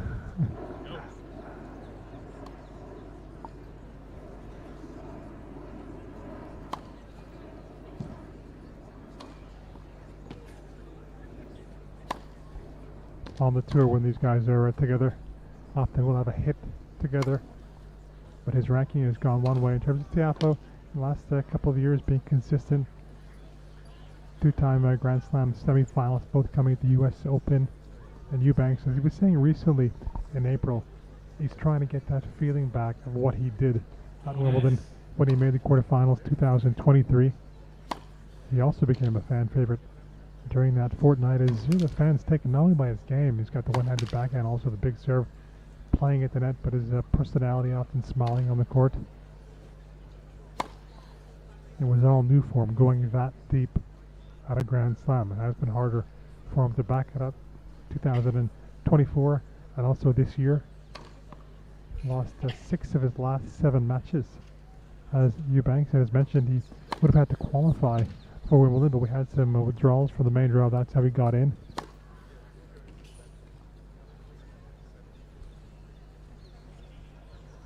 Lone quarterfinal for him this year coming on the clay courts in Houston. That was the same tournament that Tiafoe go very deep at. He made the final, lost to Jensen Brooksby, who saved match points on the way to that final 3 times, which is incredible. 3 matches Brooksby, starting in the qualifying and then 2 in the main draw before making the final and winning it against Tiafoe. Not sure Brooksby got off to a hot start. Tiafoe got back into the first set, but Brooksby eventually pulling away. And for Francis, I think those would have watched him at the French Open, knowing he made the quarterfinals, his best ever French Open. Not necessarily known for his clay court play, but he said afterwards he wants to use that as a springboard as well, not only rest on his laurels of making the quarterfinals in Paris. That's the goal. But after a long clay court swing and not only going deep at the French Open, but he played virtually every week on the clay. To pick yourself up, back it up, keep going. Can be difficult, and he's had issues with that. He's admitted to that. Tiafoe, for example, after those US Open runs, semifinals, not many wins afterwards, ending those campaigns.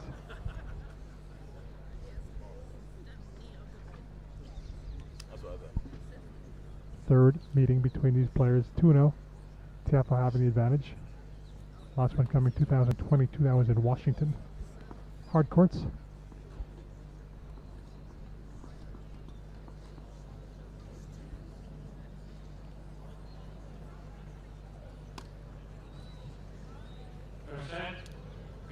Eubanks to serve. Ready?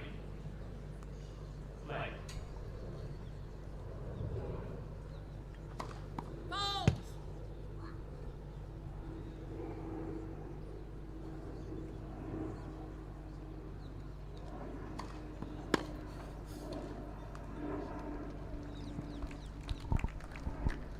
Love 13.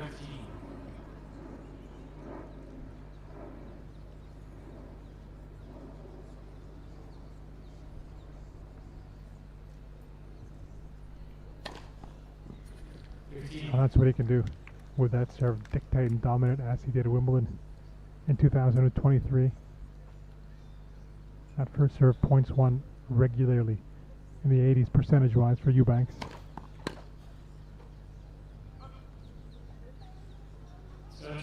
Lost another fine serve.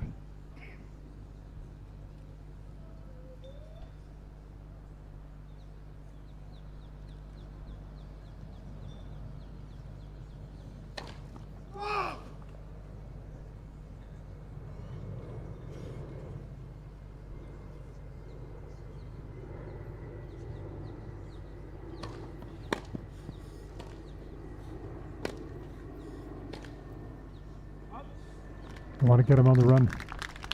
Trying to exploit that, Tiafoe.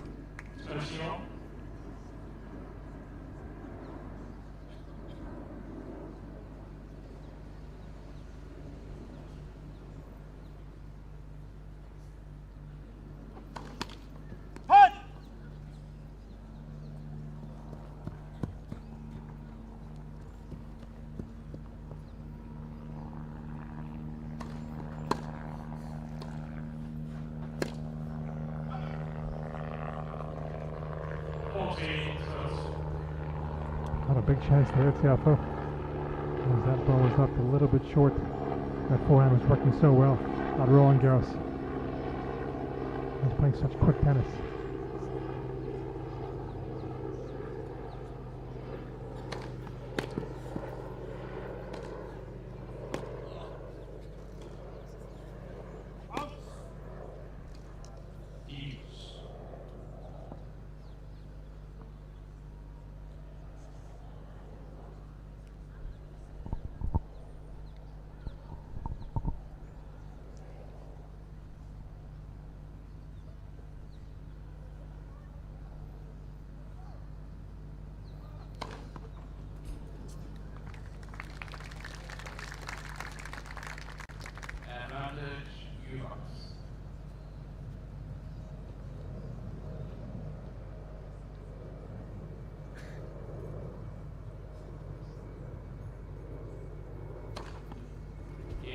Another one on the line.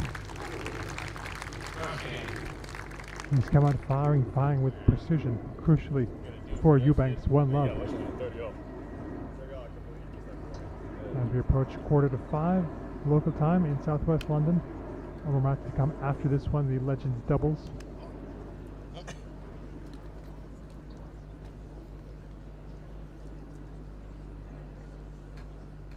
And as much as this is an exhibition, Eubanks, especially with his losses of late, wants to try and get some confidence from somewhere.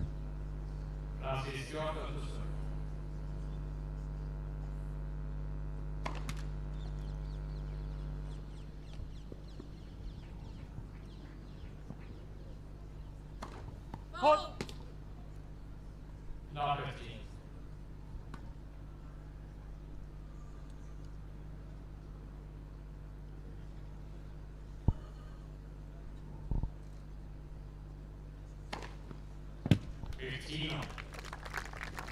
From Washington is Tiafoe. Eubanks hailing from Atlanta.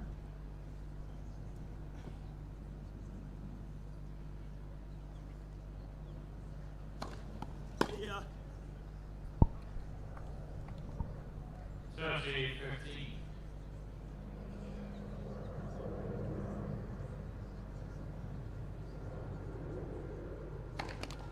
Left. Pursue.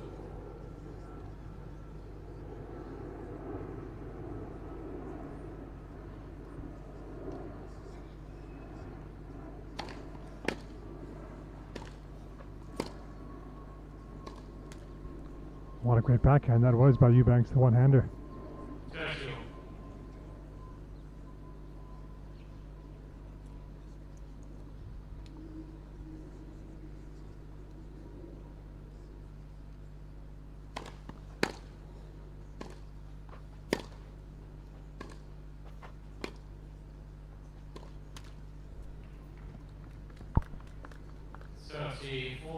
And Eubanks is the first one to have a break point.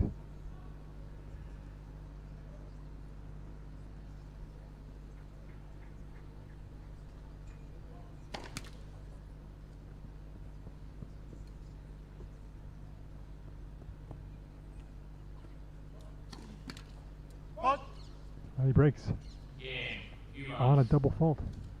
Eubanks leads 2 games to none. Did play a long one yesterday. He's facing a friend, Tiafoe.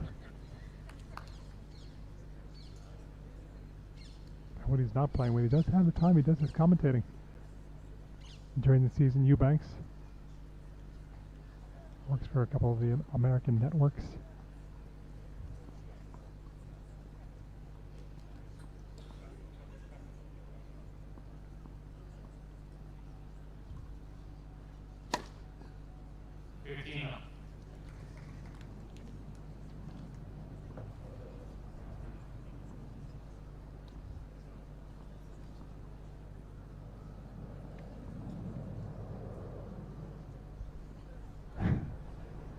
I'm not sure that one caught the line as he was just pointing out there. Eubanks looked at the ball, didn't see any white.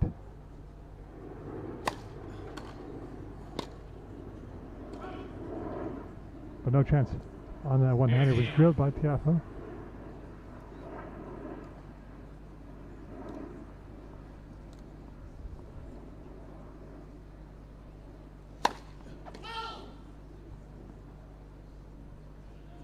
I mean, that one now. How about that one? To make up.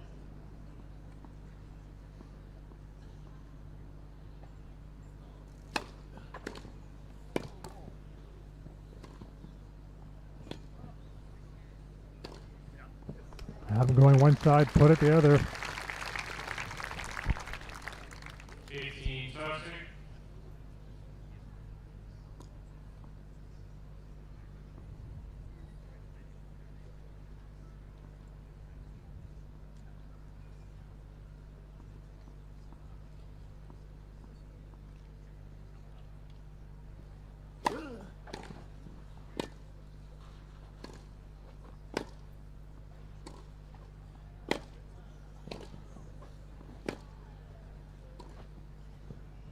I asked the question about backhand a couple of times. It held up. Facing a one-hander for the second consecutive day. Tiafoe, not many one-handers around. Not as many as they were, let's say, 20 years ago, 30 years ago. Ultimate said, now I'm defending with the two hands. A little bit easier than with the one-hander.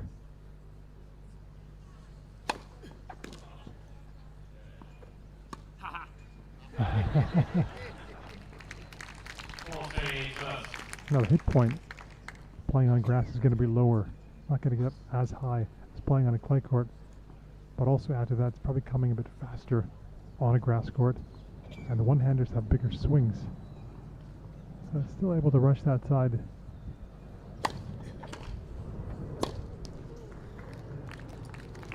Time he rushed the forehand. Deep return.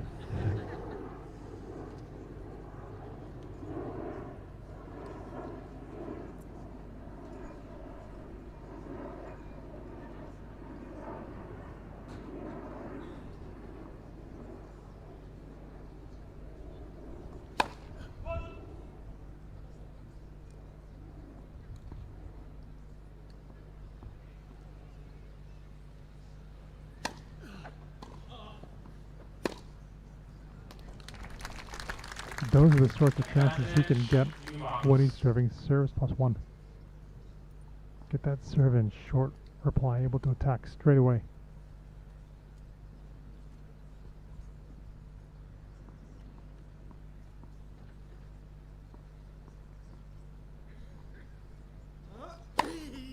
Oh, sorry, sweetheart. Quick to apologize for that pull off the grass and hitting a ball girl.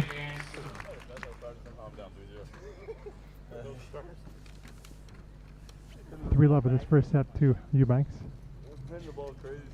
A late bloomer in tennis, really only when he was coming up through, as would be in North America, high school latter stages where it was decided he would try to play tennis for a living, went the university ranks, NCAA.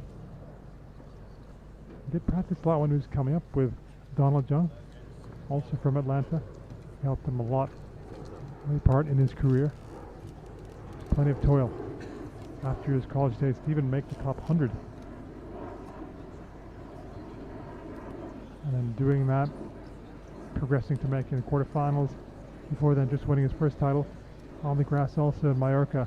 So he's been up in terms of that part of the game, the upper echelon. Now he's trying to get back there. It can be so tough. Having said that, anybody who sees him first round, for example, Wimbledon, if it's one of the top players, one of the top seeds, yeah, that'll be a matchup I think they'd want to avoid.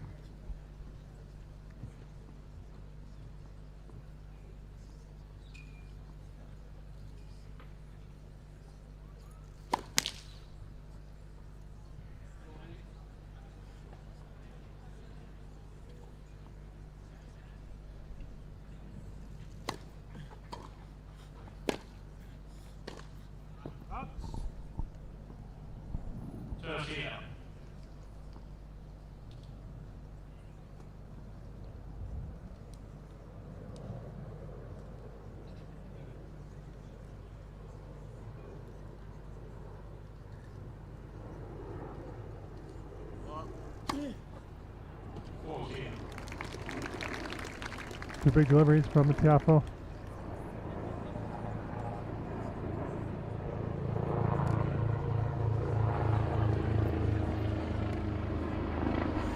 Now that is exhibition fair. Doing it at 40-love.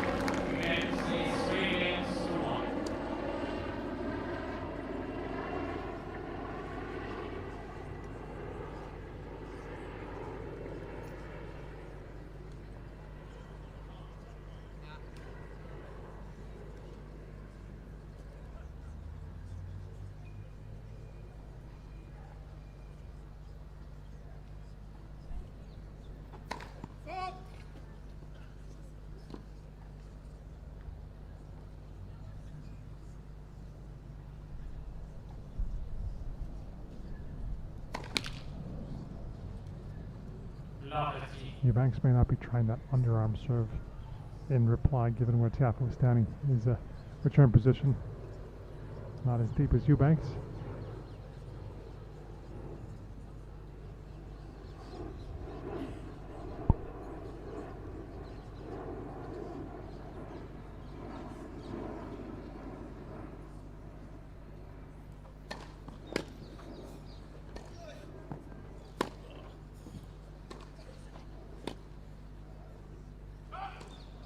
First forehand from Eubanks just cleared the net.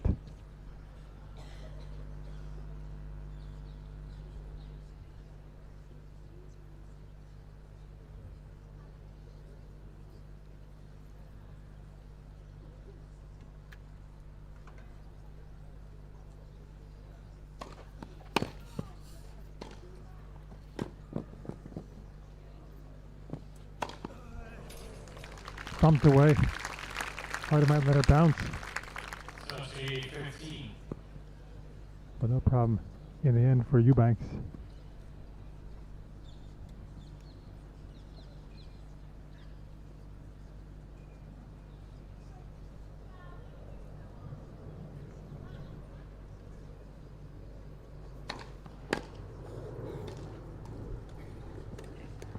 He's matching that serve. He's going after the returns. Be it first or second serve, Tiafoe.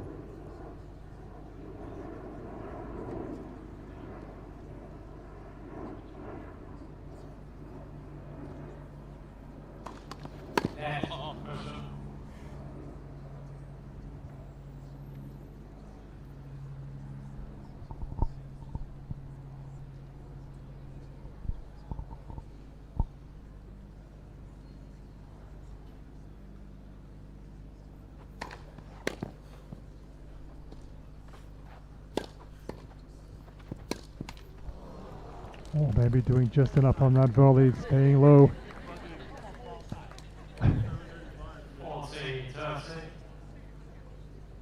the whole court, Eubanks saying there to Tiafoe.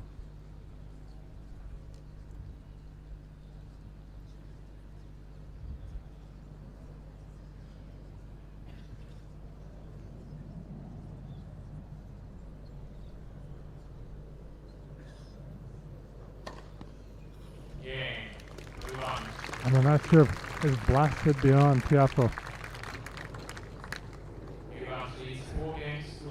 Shake of the racket from Eubanks.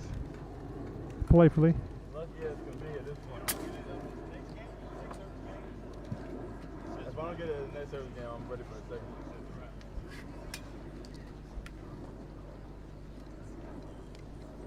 Trained as a kid at Tiafoe at the Junior Tennis Champion Center in Maryland, College Park.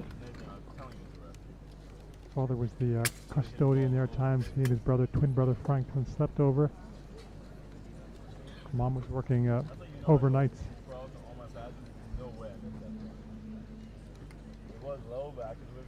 Largely self-taught. His parents moved from Sierra Leone to the U.S. 1996.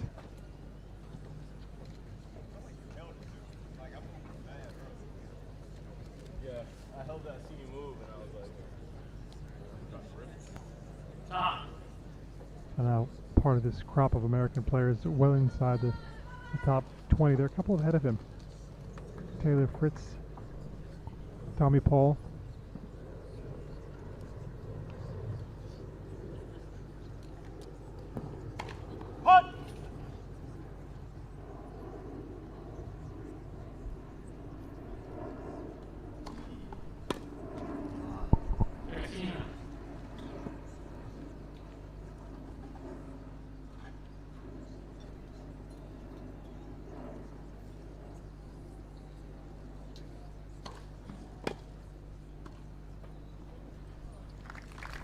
Another touch from Tiafoe. Drop volley. Not made better in the game than Tiafoe. hold on. That's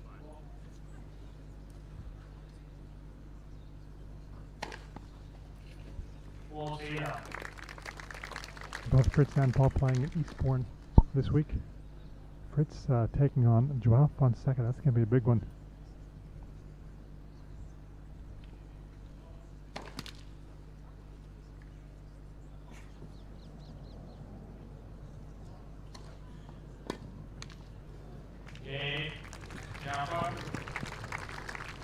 Missed that return, but still has the break lead. Eubanks. That's crucial. Paul and Evans just started their match. You don't get it here, it says a wrap.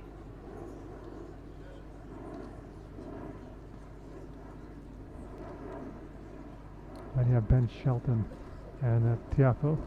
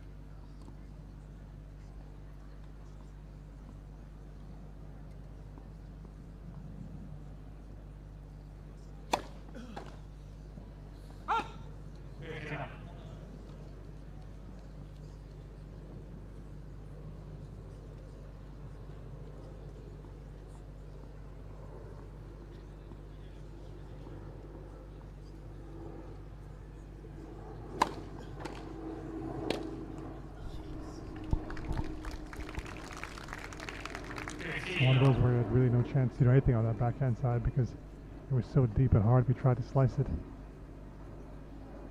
Difficult the contact point also to try and drive through it.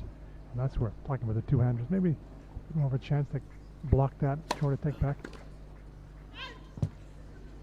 30-13.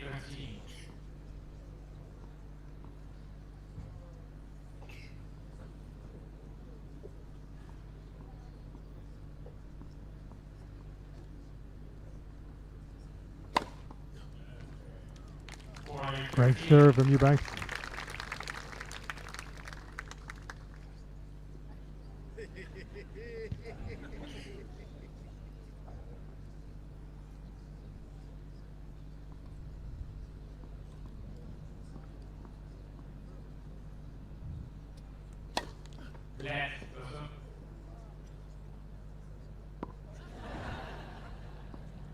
Try to blue look there.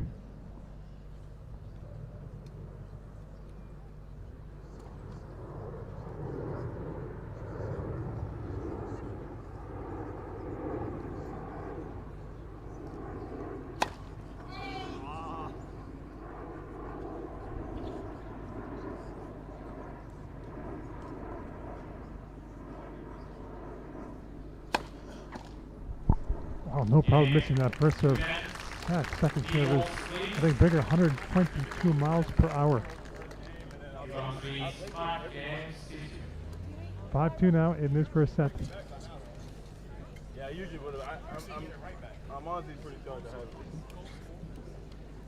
Has played on the grass already this season. Eubanks at the challenger at Ilkley in the UK. Lost his opener to Murphy Cassone, who was a qualifier, 6-4, 6-3 in an hour. And he only won 61% of his first serve points that day. That's an extremely low number for Eubanks on a grass court.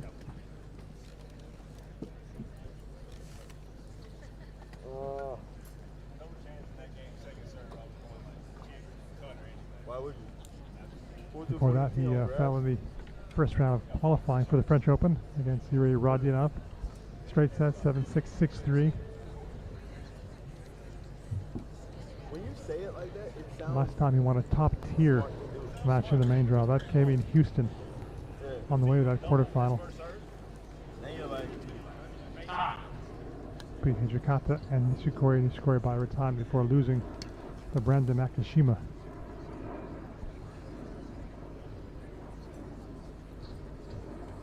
Yeah, I played a lot of challengers before establishing himself. And now back to playing the challengers. Eubanks, high level, but of course he wants to be top tier. Less.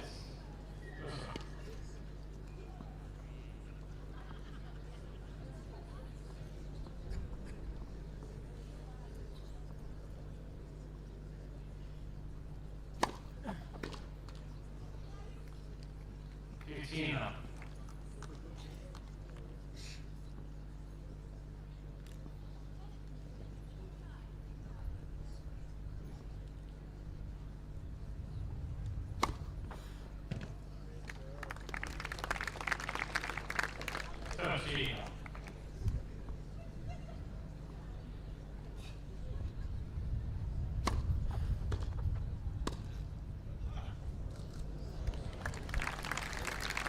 Didn't try to be too fine, didn't have to be too fine with the volley.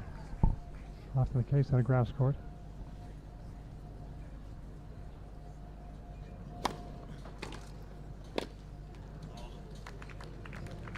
14-15.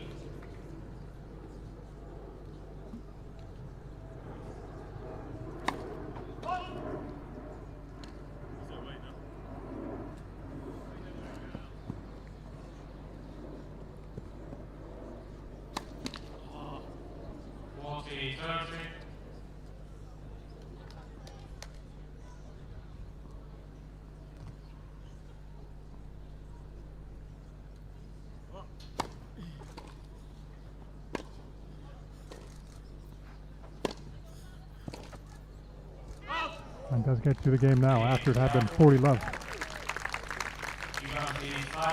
5-3, the chance now for Eubanks to serve it out.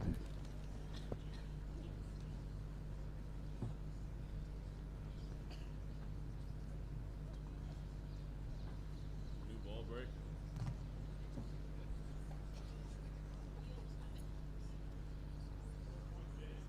Dude.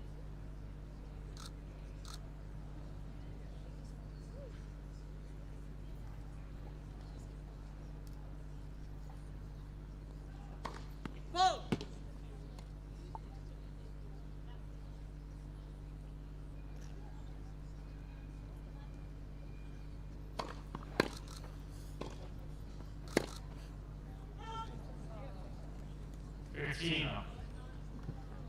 Lost his last 8 sets as Eubanks.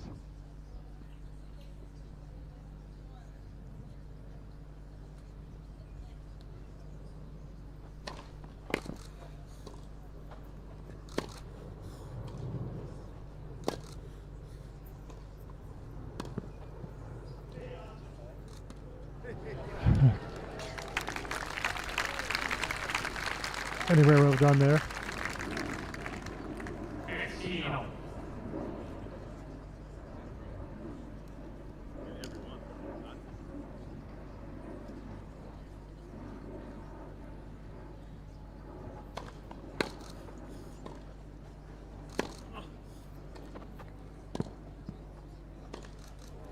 Well, that volley was just super from Tiafoe.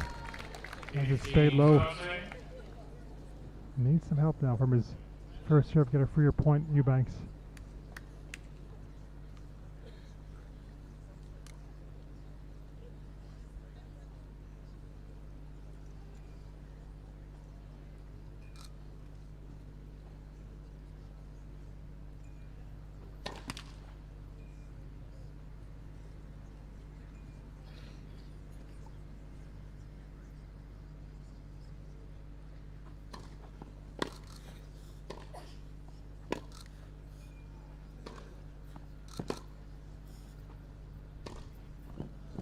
Outstanding work.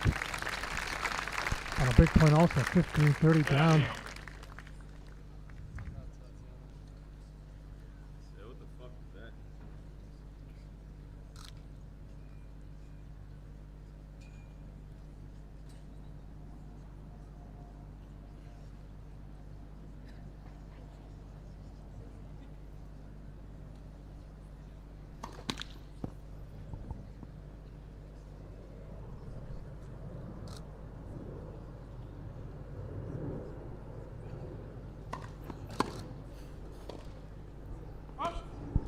Tiafoe now will have a break point.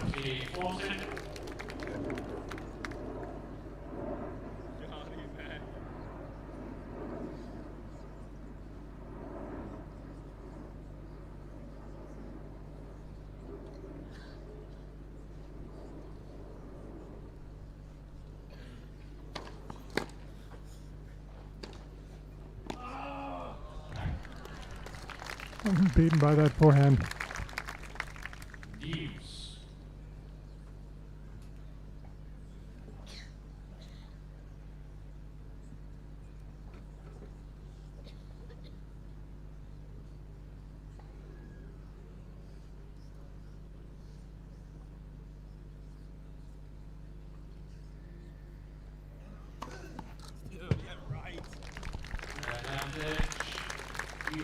Swerve.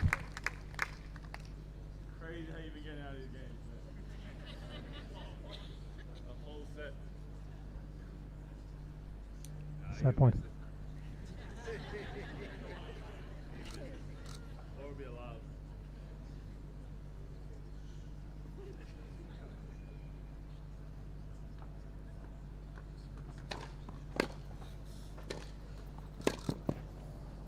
Oh, he has been getting out of it the whole set. As he was saying, putting pressure on him on that last serve. And there's a set he'd been looking for. Yeah, especially in his case, hasn't won many matches, many sets either, Eubanks. He'll certainly take this, winning the first one.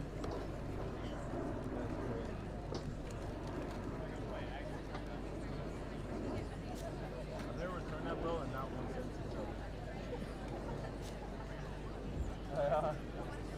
Yeah, I'm playing.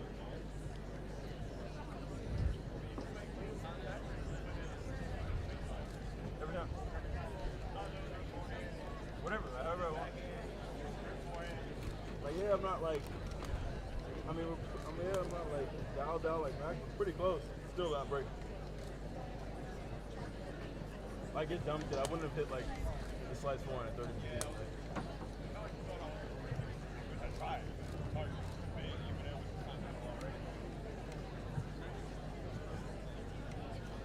That low forehand at 1530, my old stick, I'm just like this, 6 feet long. But even still, it's not that easy of a shot. No, it's not. It's not, but it's a lot easier when the racket is like, yeah, it's good.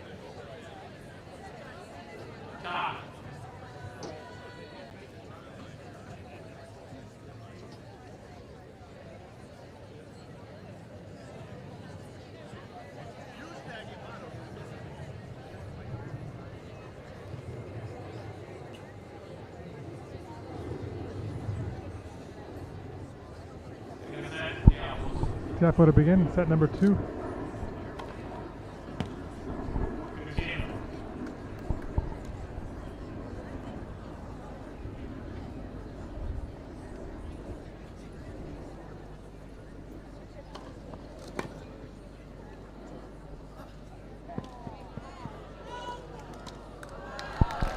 Out called. Long strides, Eubanks.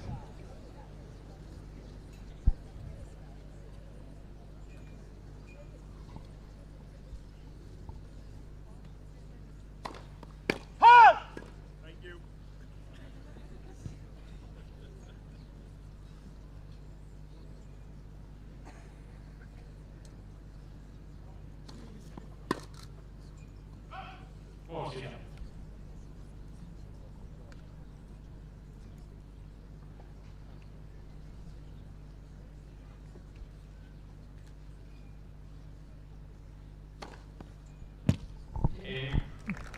That last service game for Tiafoe, the first set, plus this one. And by the blink of an eye. What does this second set have in store?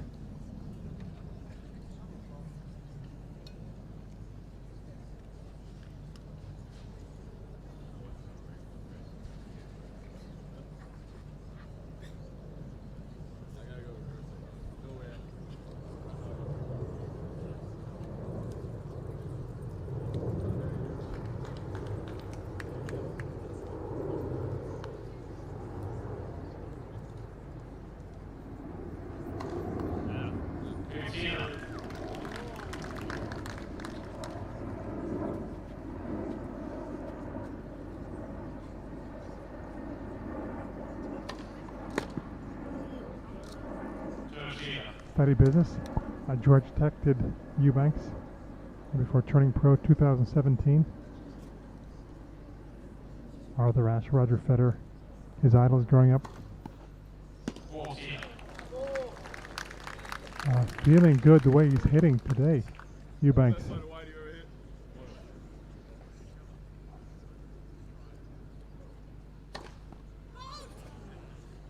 Yeah, that was good. All that line, it looked to be good. It was wide, but it's 40 love.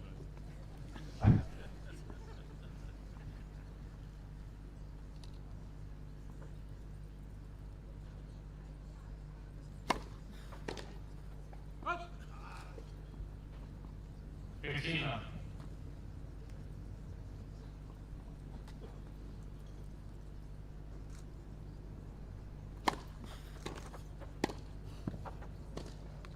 Oh.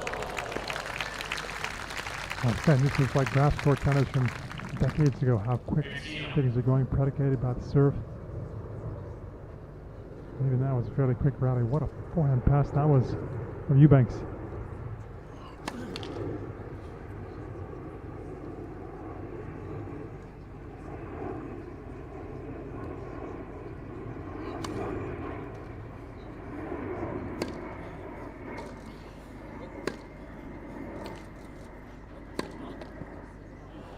Oh, he's made it, launched himself into it. Looked like he was off balance, Tiafoe.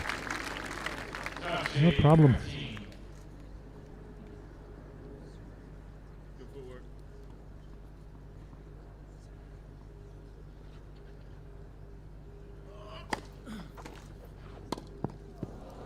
Off his shoe tops. Giorgio.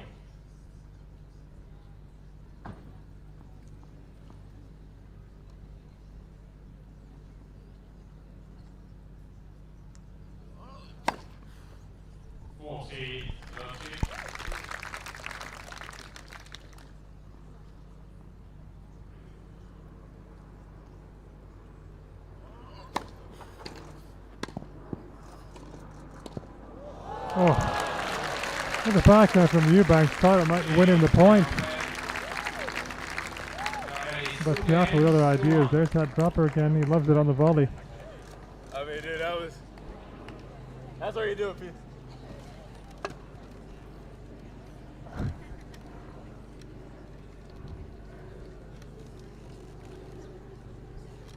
First of all, it was a yoke. You kind of had to go cross. Yeah, I couldn't get that line up and down. The thing is, covering line is like not really. Dude, like they like cover line, like if you want to go cross. Last year for Tiafoe, 33 wins, 26 defeats. Statistically, his worst winning percentage since the shortened 2020 season, but it was the third consecutive top 20 finish. Cover line. Double digits in the quarterfinals. Yeah, where'd you say? Hit it up as usual during the North American hard court swing. Semi-finalist.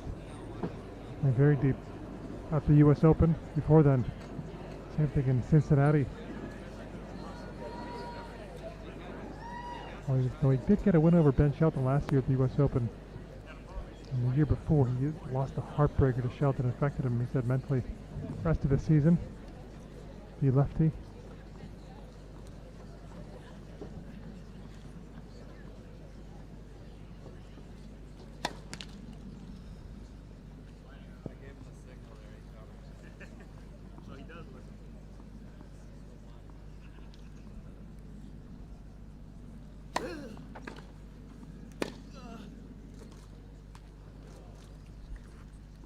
Khachanov.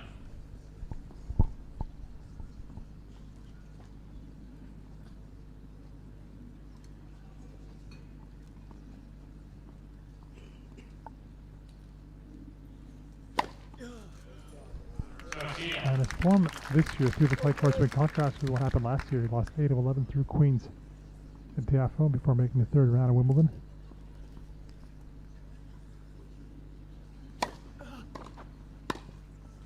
Oh, textbook volley, great form. Punch it so well, good height for him.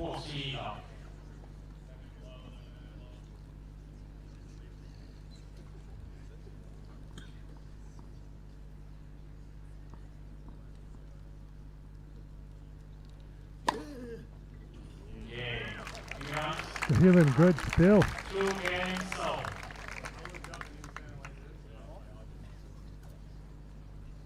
Once the bottle that's serving up.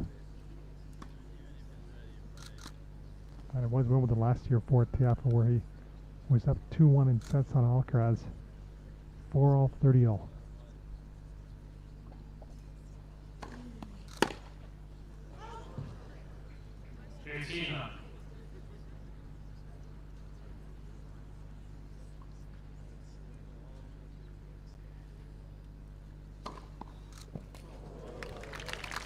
These two putting on a serving clinic. 13 up. Yeah.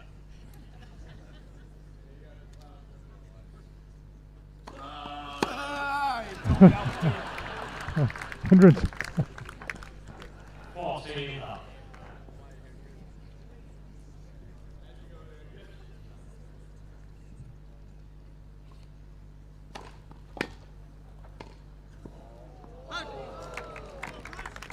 And that's why you'd want Tiafoe playing in these exhibitions everywhere.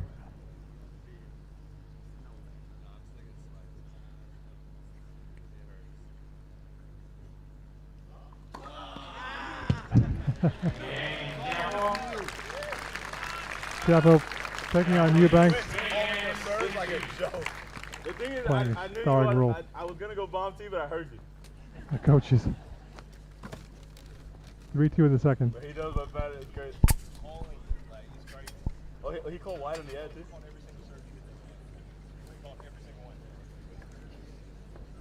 You called every serve that game?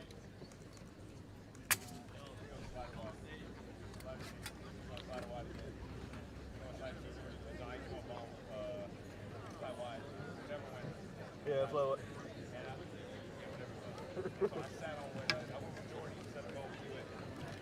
They can't send him my box. Tell them they can't send him my box. It's my box. It's my box. Bye-bye. So you went. Call every single one. Wow. Yeah, watch you play now? Time.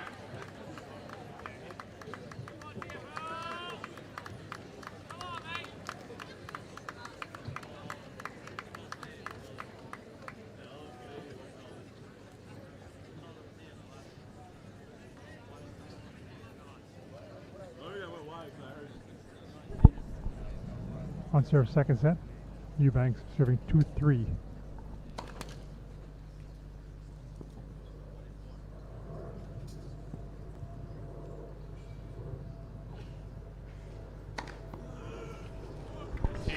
No holding back.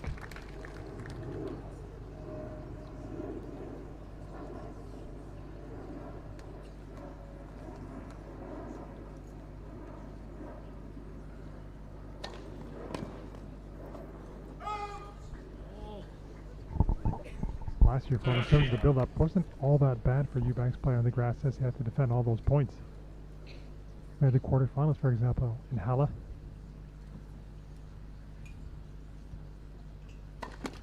Left. First. But then trying to defend those points in Mallorca, lost the opening round to Jakub Menchik.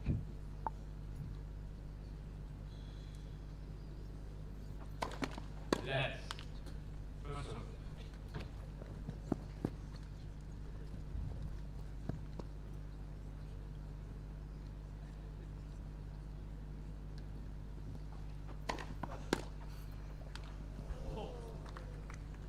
Well, he was a player on the rise last year, Menchik, but given what he's done also this year, winning a Masters in Miami, that loss looks less troubling, you'd say, given the quality of Menchik. He's forced to guess now. Not sure where it's going. Tiafoe 3-0. But the big one in terms of dropping points, Wimbledon, where he'd made the quarterfinals the year previously, lost his first match last year to a big server, Quentin Alice, Frenchman, who's currently probably playing the best tennis of his career.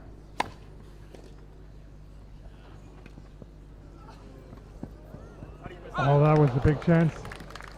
Could have gone back in behind. 15.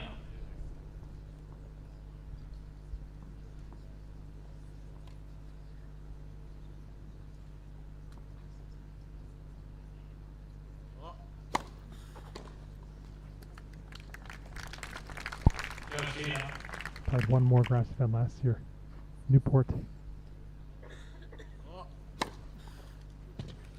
That was right after Wimbledon, making the quarterfinals, lost to the eventual champion, Marcos Giron in 3.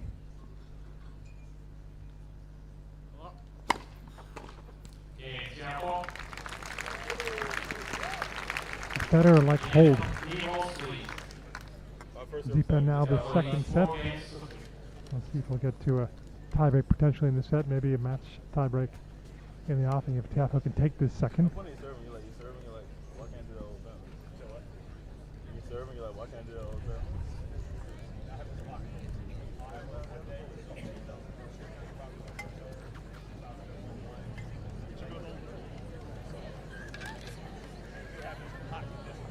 Huh?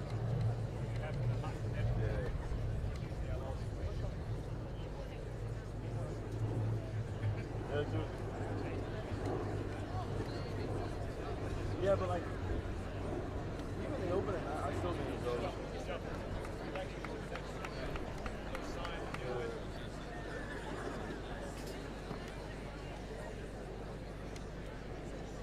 But I always thought the ball in the open, it's such a good serving ball.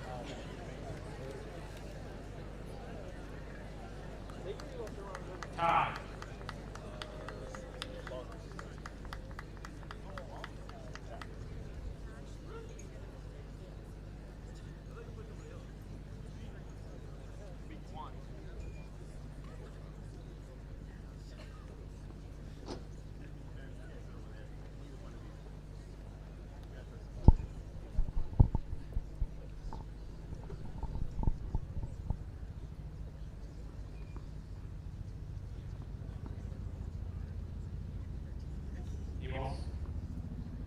Sorry, balls, Francis.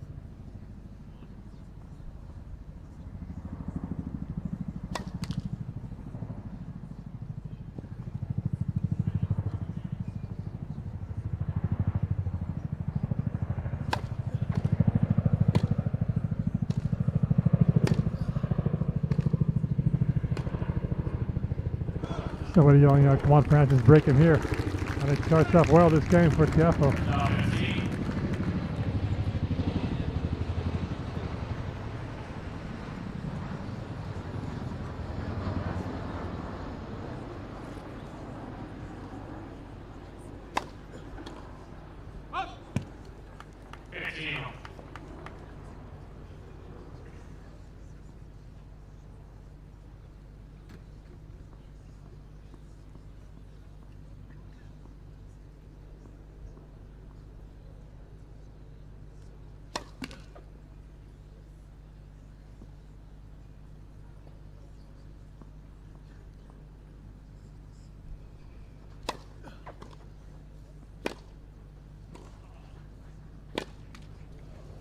Got an opening here, Tiafoe.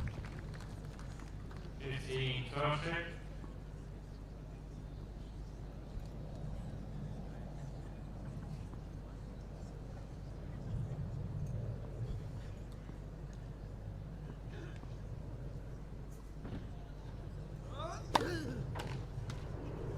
Who had a beat on it. 13.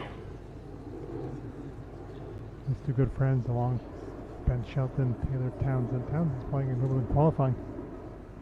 She's won.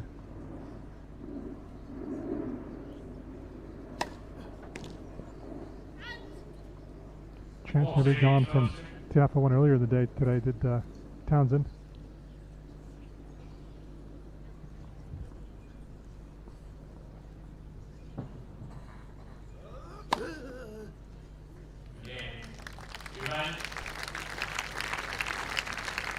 Ronnie to take that game.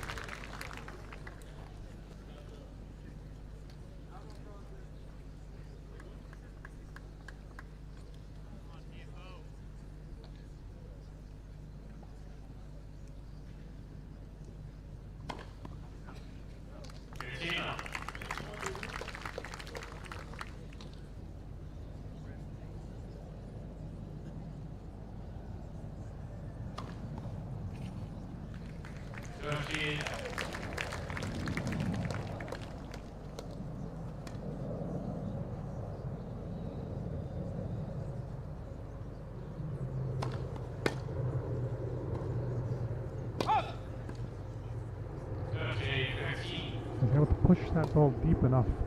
Eubanks, who's cut out a little bit in his positioning. Tiafoe. Tucking the backhand long.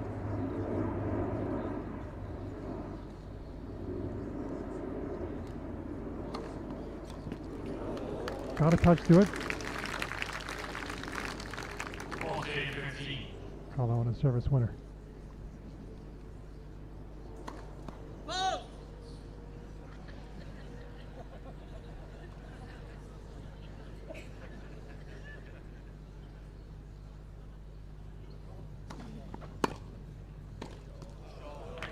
Great shot, somebody yelling. It was a great shot.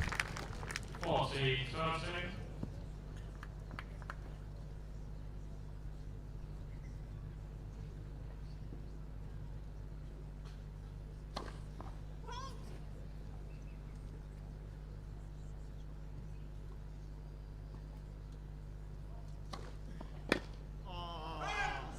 Game, Tiafoe. I think he knew where it was going. That's why the frustration for Eubanks. Tiafoe leads half games. Timed it well.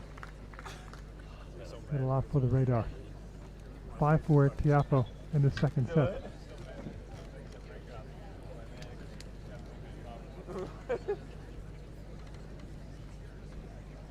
Getting out of these holes, man.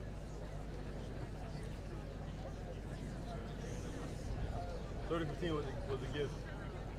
Nicholas I Terry, missed that one all speaking of Wimbledon qualifying, I missed that was one. much higher up in the rankings. At the top 25 previously. He won. I was leaning and I was He's a into little away the from it. final round of Wimbledon qualifying. Yeah.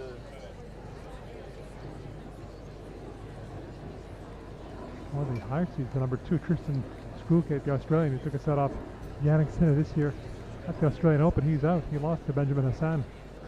7-6, 6-3. He's trying to qualify for Wimbledon after qualifying for Roland Garros. First slam main draw he ever played. Hassan. Time.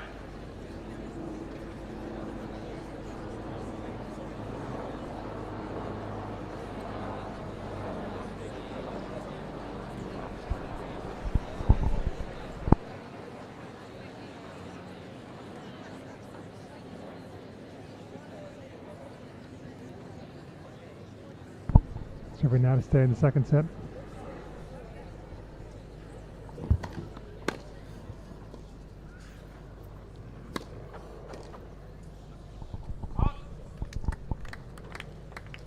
Lopez.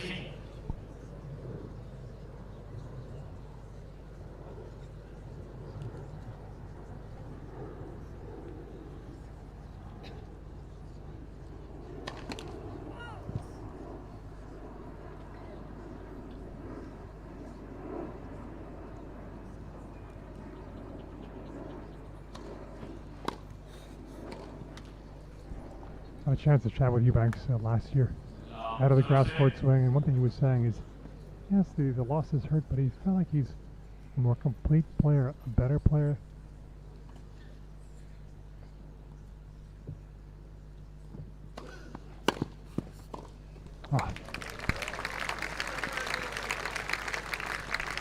Tiafoe, not a bad player whatsoever. Look at that forehand return. 3 set points.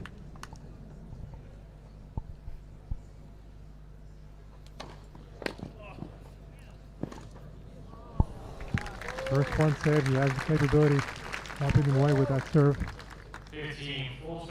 He also talked about how he felt like last season. Opponents doing a much better job of scouting. They knew his strengths and weaknesses.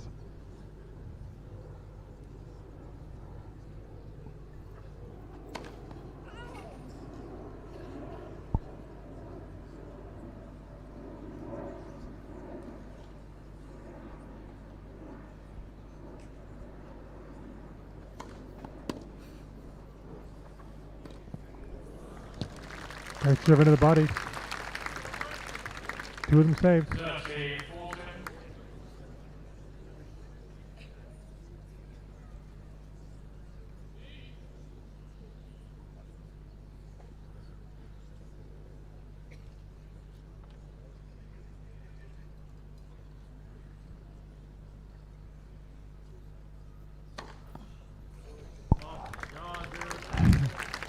To the lament of Tiafoe, that one is on the line.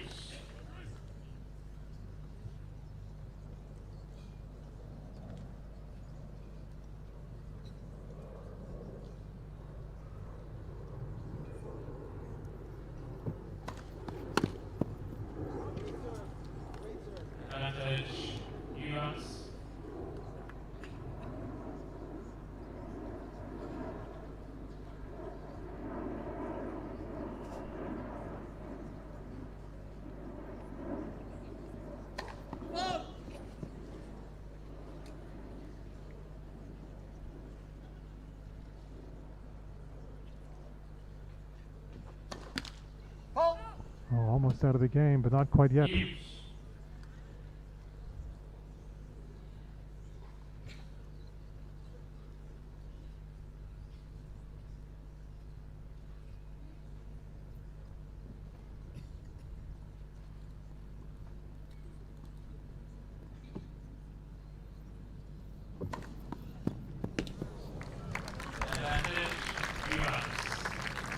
A few more seconds just to line up before hitting that serve, Eubanks. Reset.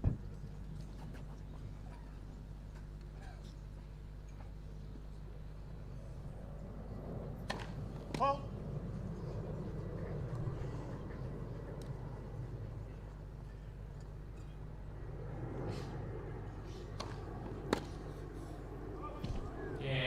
And he's out of it. Saving all 3 set points, 3 in a row.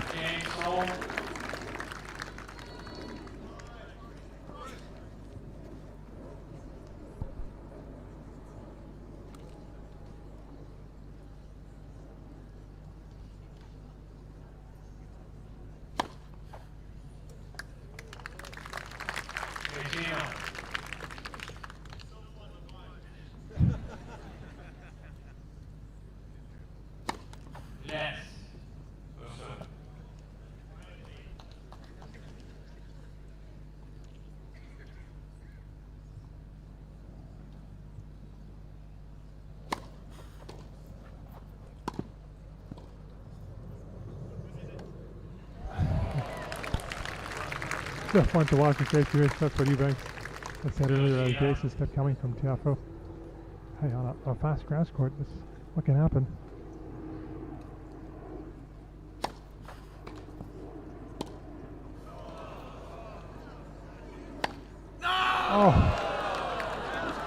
Oh, what a pickup initially from Tiafoe. That forehand half volley.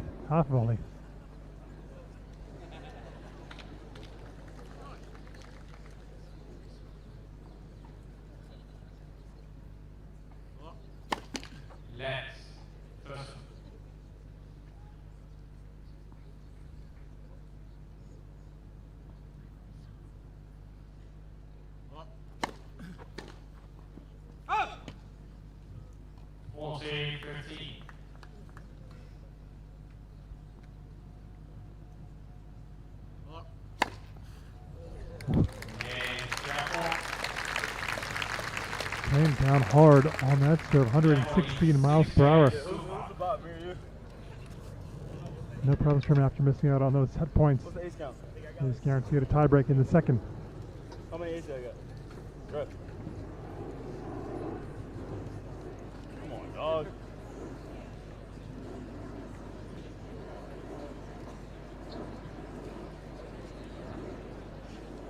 I got 3.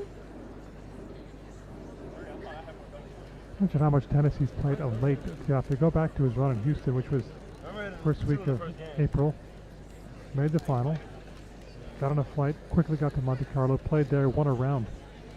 Despite the very quick turnaround, no rest as he played the following week. Same thing in Madrid, on to Rome. He even played the week before the French Open in Hamburg, making the second round. Before that, the performance of Roland Garros quarterfinal, he really set the tone maybe second round, where he beat the Grand Slam semifinalist Pablo Carreño Busta. 6-4, 6-3, 6-1. Match that lasted about an hour and 40 minutes on the clay. He was on fire that day. Tiafoe.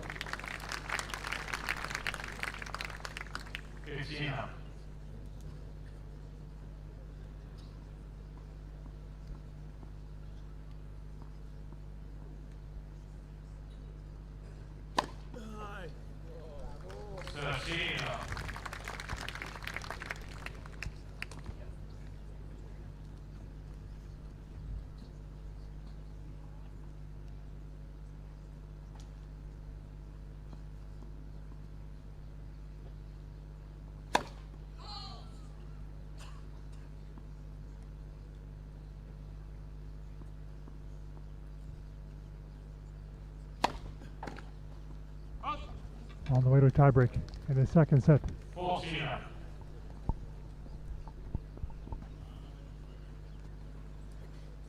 Gotta go win this game.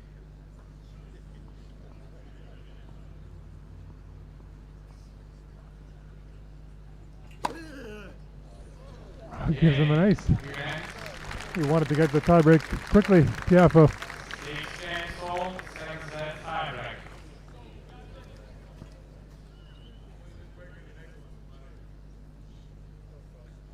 You're around 80% first serves. I don't know if you keep that up. That's high. 82. He did keep it up. Talking about the Tiafoe first serve percentage.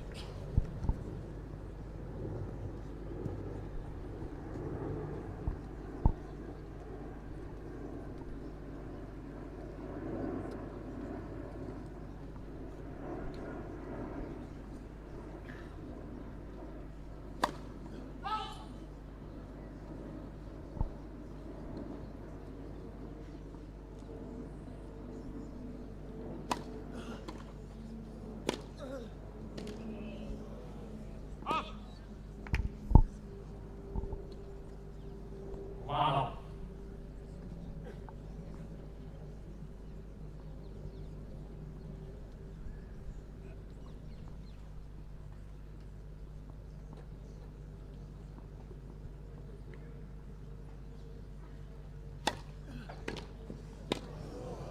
Oh, just used the pace off that return. Square. 2-1. Eubanks. Showing us how he hit it.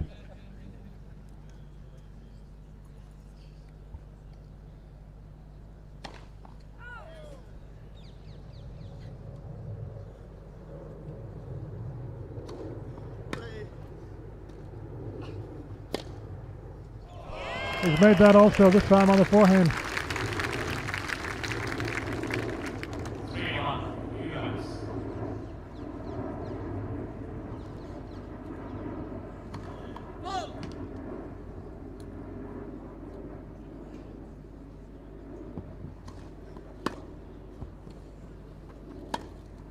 All of a sudden could do no wrong, and Tiafoe hadn't been losing many points at all. 4-1. On serve in the second set, Eubanks gets both on his serve.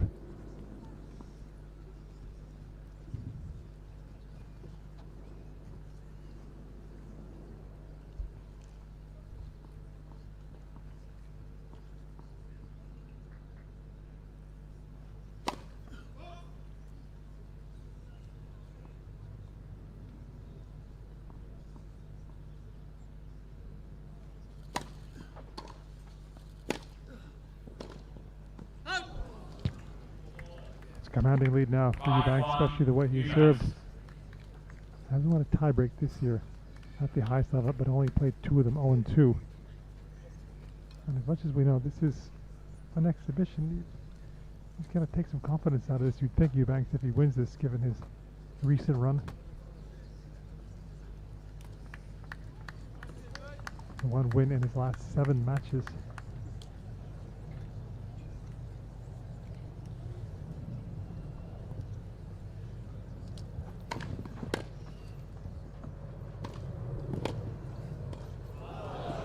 He needed that point desperately.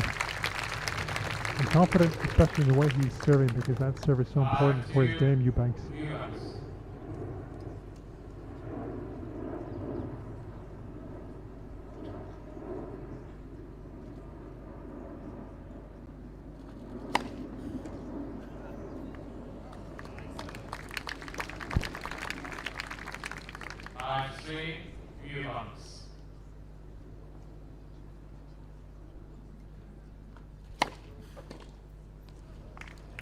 Well, might not be done yet. From 5-1 to 5-4.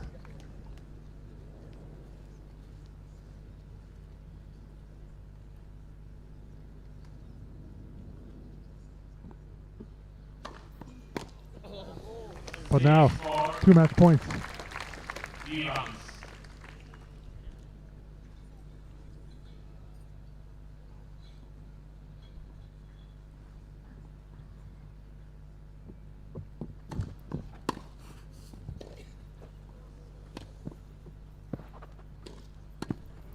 Oh, almost, but not quite. And so it means in the Battle of Friends, Eubanks has done it. It's like a title win for him. That's nice right at the end.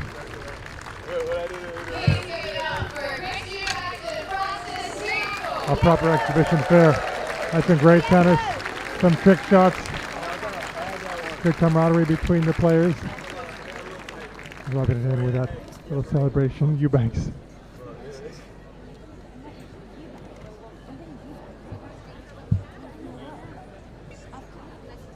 But more seriously, these wins have been very hard to come by of late for Eubanks. So he'll take it, no doubt. I didn't even think about it. It's like going all the way. But right when I hit it and I saw you there, I was like, of course he's going inside it. We're going to have separate chats today. We went too long yesterday to get to Separate one?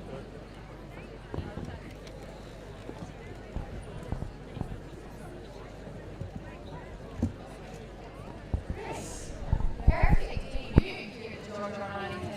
You celebrated like you just won. Talk me through that situation. That was more of a paying homage to Francis 2 days ago when he won tough win 3 and he should fall out on the court and celebrate like he won 1 minute. So I wanted to be able to get a little bit of revenge there. You didn't do Francis' classic celebration. Yeah, you know, I thought about it. I honestly thought about it, but you know, Francis is kind of trademark that except for a couple other players started to do it. So when they play him, we're going to talk about that. But other friends that had this celebration, I figured I'd just kind of lay out on the court and get up a good time with that. How do you feel you made it there? Did you enjoy being out on grass here? Yeah, the courts here are great. I was really happy with it. And feel just like Wimbledon. So great preparation into Wimbledon. So I'm glad I was able to come. Now you've been in the headlines a little bit this week. With Nick Kyrgios saying that you were releasing it. Can't believe you took the job. That's shocking behavior. What do you make of it? I knew it was all going to be fun. It was no big deal. I think a lot of people made more of it than it actually was.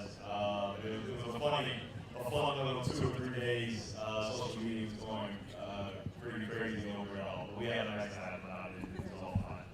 Yeah, it's just classic media, right? Exactly. And they made sure to highlight tennis media and that. So yeah, it kind of took a life of its own. But it was fun though for a couple of days to open Twitter and see a bunch of replies and people talking about a bunch of nothing. But you're very much playing Wimbledon. Yes. I'm very much playing Wimbledon. That's going to be my focus this year, and looking forward to that. Well, we're looking forward to seeing you there as well. Congratulations. Thank you so much for talking about it early and all. Well, very happy to see you. Very well.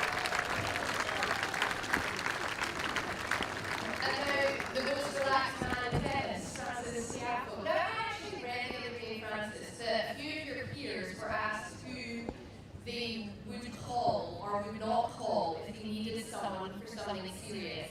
And many of your peers said they would not call you. Please, can you explain? Yeah, that was a shocking video. For many reasons, I thought I'd be the most loud guy out here. But yeah, I'm pretty disappointed.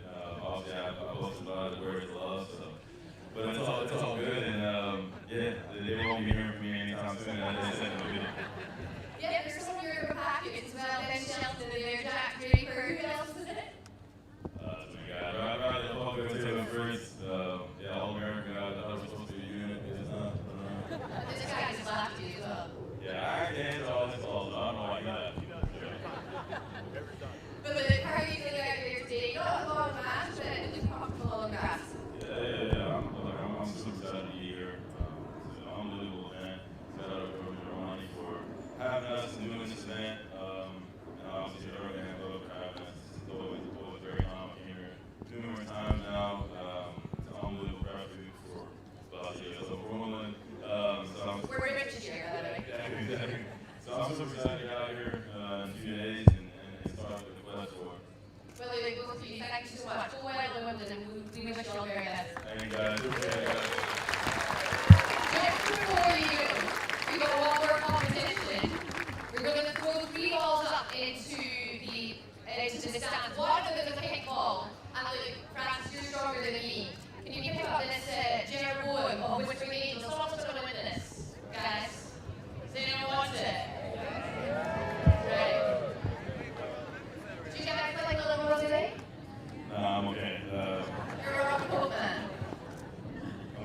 it, yeah.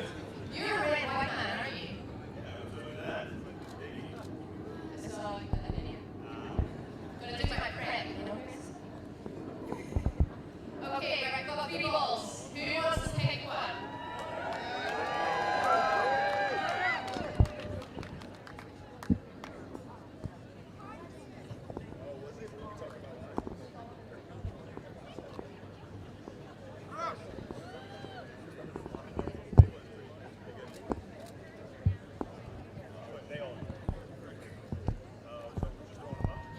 Okay, everyone, who's ready? Who wants a better ball than with creation?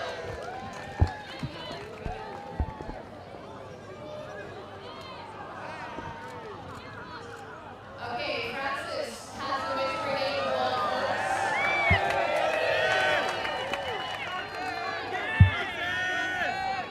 Please do not jump over each other. Please.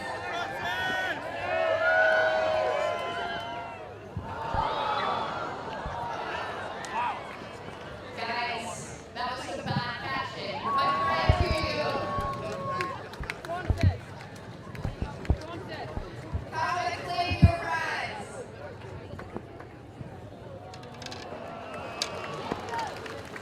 Matt, Tiafoe! you want to come grab it? Francis! Francis! Can you sign these?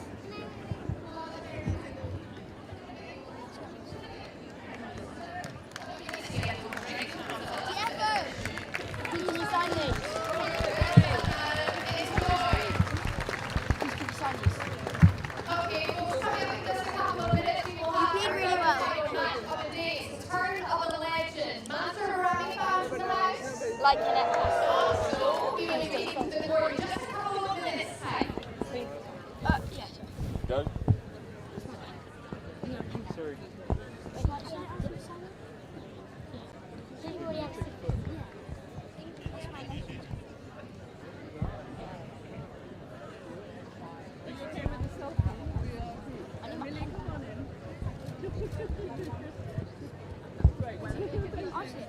Yeah.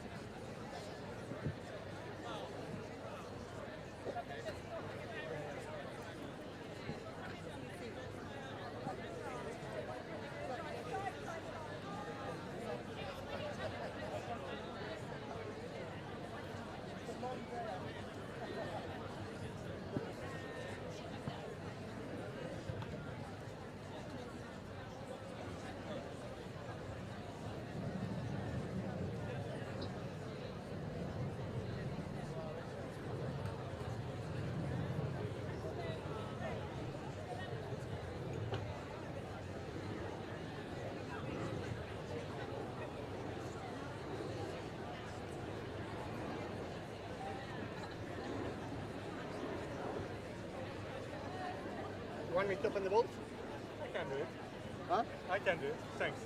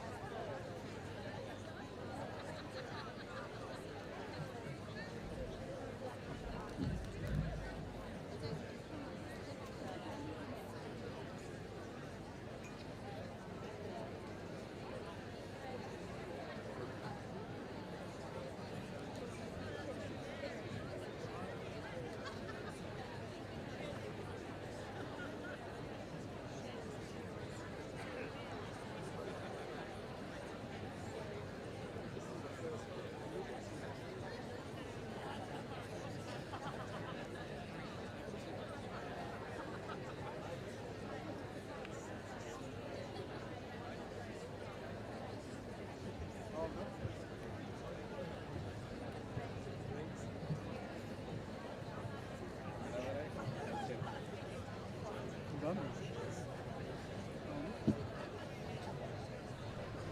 Roket hatırlıyor musun dedim onu? Hatırladım. Anne bak kontrol. Evet. Seni de çektim bu arada maçta ama ne oldu biliyor musun? Buraya gelecektim. Şuradan girdim ne? Kapalıymış. Kaldım orada. Şuradan gideyim dedim orada kapalı. Baktım sonra lan ağlardan çekeyim dedim. Ağlardan da çok kötü. Sorry.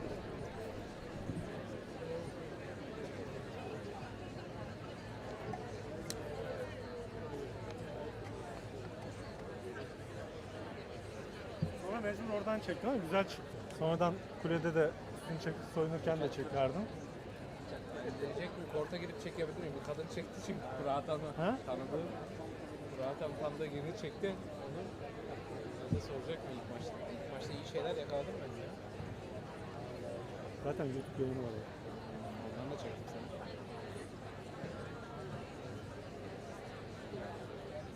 Güzel mi? Kötü. Başka?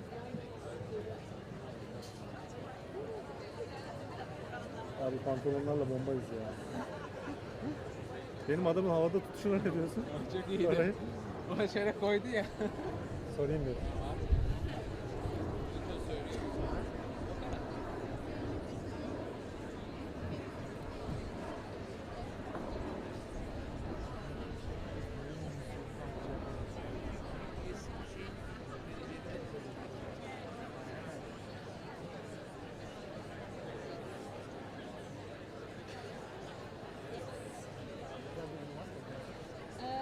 I do not really have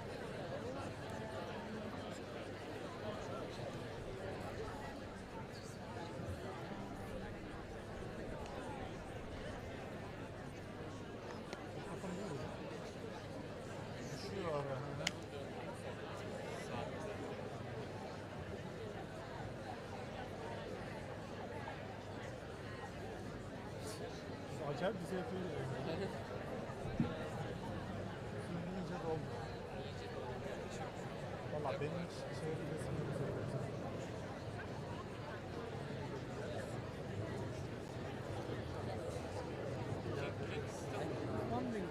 I'm so sorry. I had the same whispering.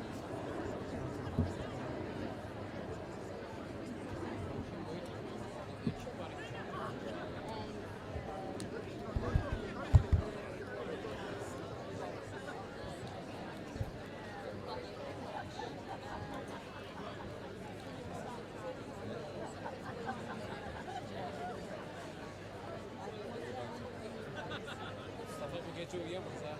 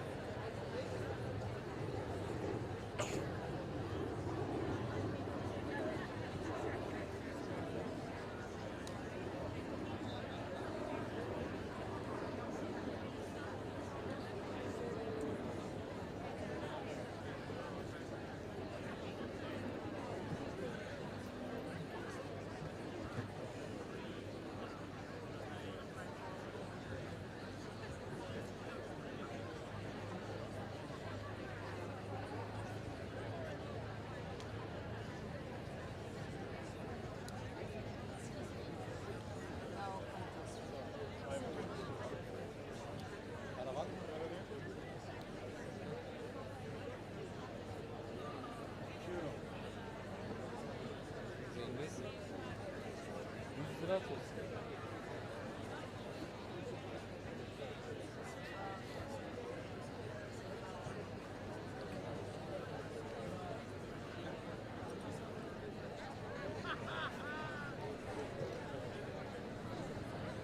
Okay, folks, time now for our third and final match of the day. It's the turn of the legends. I was expecting a little more there. Thank you very much.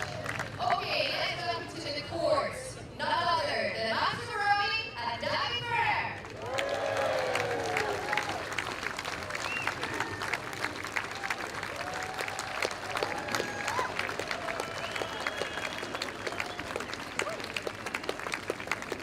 And up against them today, we're delighted to welcome back Enqvist and Lopez.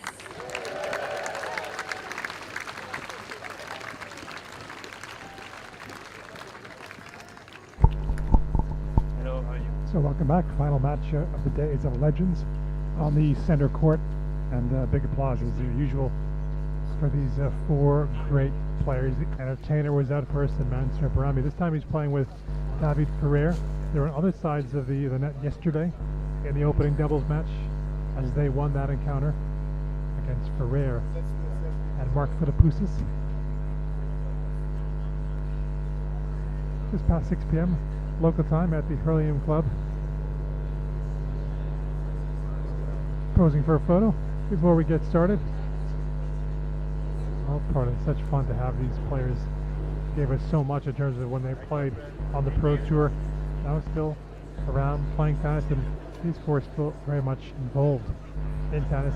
Bahrami mainly travels the world playing in these Legends events. Other three tournament directors, and there we have a Davis Cup captain passing on their wisdom to the younger players.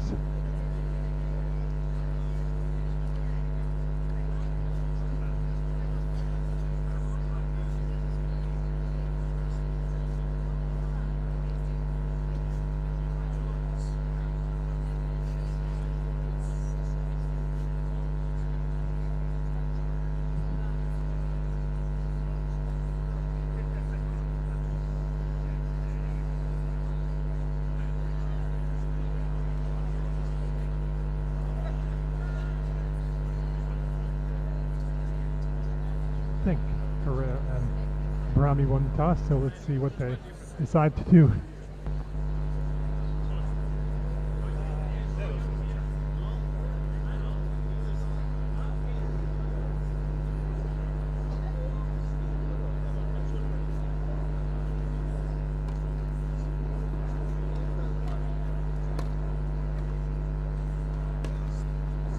Okay, let's start with Lopez, 43 years old from Spain, retired from professional tennis just 2 years ago. He was ranked as high as world number 12, winning 7 ATP Tour titles, 4 of them coming on this surface, which was in fact his best surface. He reached the Wimbledon quarterfinals 3 times, and he made the last 8 at the 2015 US Open. In doubles, he was ranked world number 9 and was Roland Garros champion in 2016 alongside his compatriot Mark Lopez. As the only lefty amongst the legends, he also won the Davis Cup with Spain a whopping 4 times. So please welcome to the Hurling Club, well, for the first time this year, but for the second time in this tournament, Feliciano Lopez.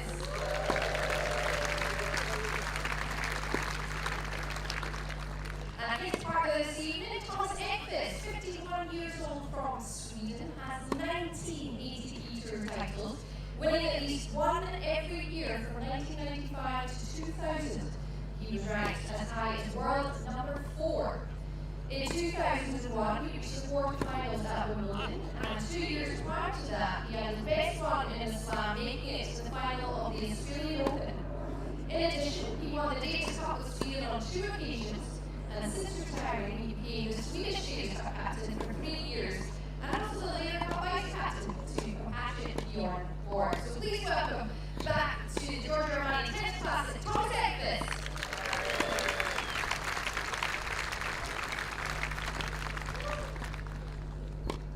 Opposite end today, let's start with Ferrer, 43 years old from Spain, who owns a whopping 23 ATP Tour titles and is a former world number 3. In slams, he was a 2-time quarterfinalist, both coming at Wimbledon, a 4-time semi-finalist, 2 at the Australian Open and the other 2 at the US Open, and of course a Roland Garros finalist in 2013. He too won the Davis Cup with Spain on multiple occasions, and his own debut this week here at the Giorgio Armani Tennis Classic is Ferrer.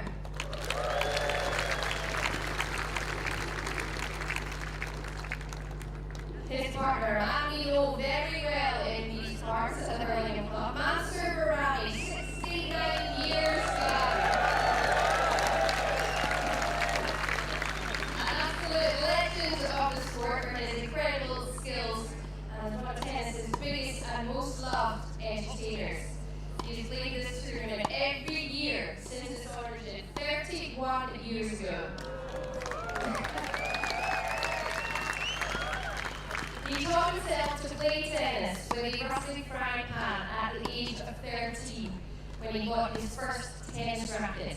In 1989, he reached the men's doubles final at Roland Garros, and he's continued to captivate audiences worldwide with his trick shots and incredible shot making. So he really is a part of the family here at the Giorgio Armani Tennis Classic. Please give a big hand to Master Bahrami.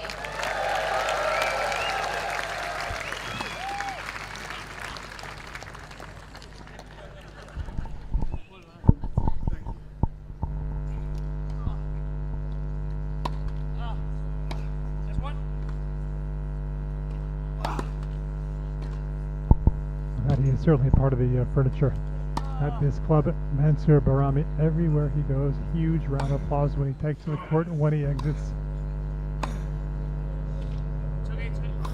And not only the same things he does every time he plays, there are always new tricks up his sleeve, literally up his sleeve, because the ball could go up his sleeve at some point. Partnering David Ferrer, as mentioned, taking on Thomas Enqvist, who's playing for the first time this week alongside Feliciano Lopez. Ferrer playing, he was at the Hurling Club 2016, played a match against Roberto Bautista Agut. He was out here earlier, joined us in the commentary talking about grass, how he always liked playing on the grass, not necessarily his most successful service, but he felt like, you know, if you're aggressive on that surface, you would get joy, have joy. He's also won on the grass previously. A couple of quarterfinals at Wimbledon. Ferrer and Thomas Enqvist sharing in common their Grand Slam finalists. For Enqvist coming at the Australian Open, losing to Yevgeny Kafelnikov, and Ferrer losing that French Open final to Rafa 2013. Lopez has been a multiple Grand Slam quarter finalist.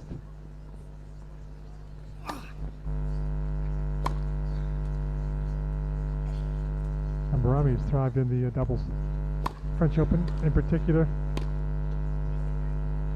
where Lopez was a winner alongside Mark Lopez. No relation. Mark Lopez is very good friends with Rafa. He used to coach him, of course.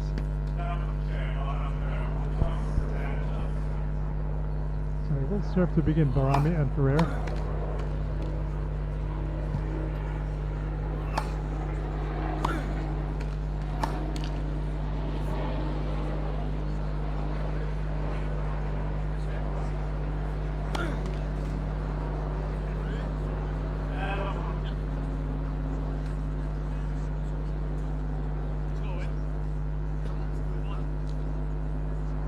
He just asked for who wanted to serve, you or me.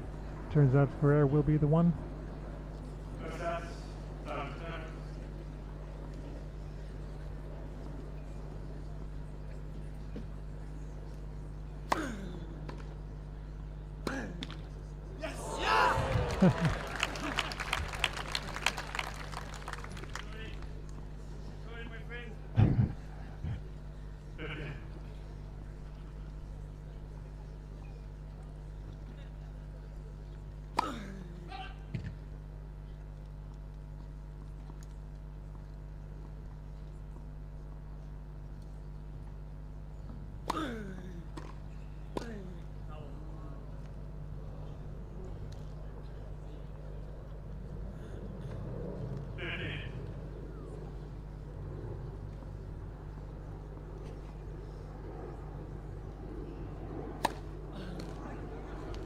Found the pop on that serve, Ferrer.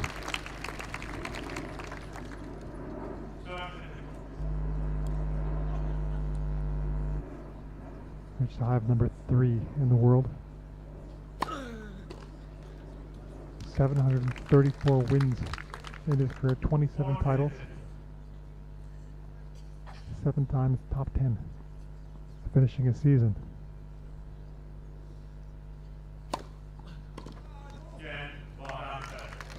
Put down out wide.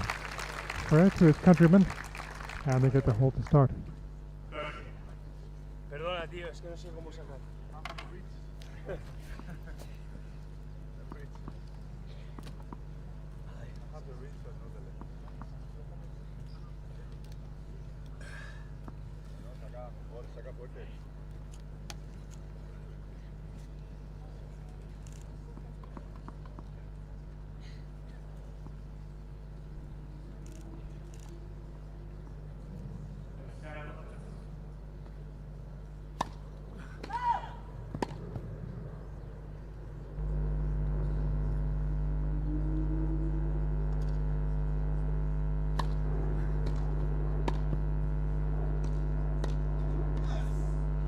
That's a rare miscue from Bahrami. Not gonna miss many of those.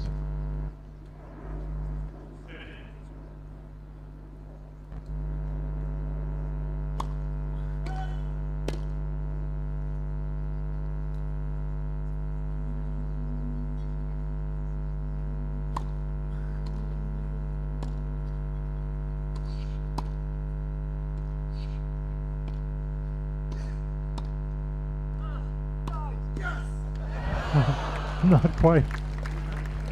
Almost. That was close, huh?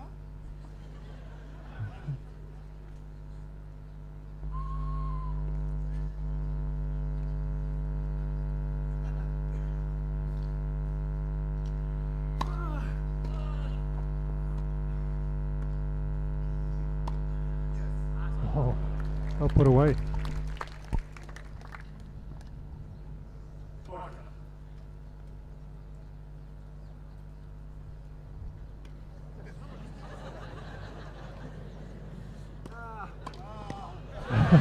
How could I do?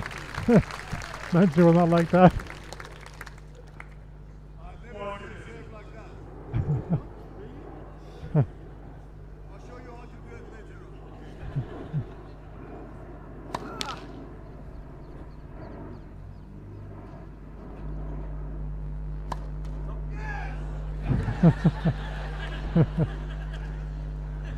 Well, that's not the first time he's serving to Ferrer. They faced off 19 times, Lopez and Ferrer, in their careers.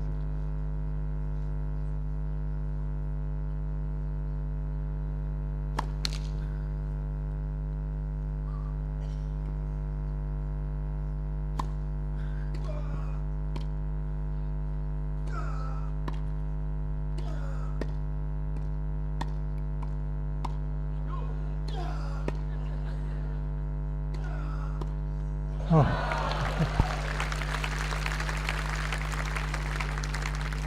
They got the pace on those forehands as well, Bahrami.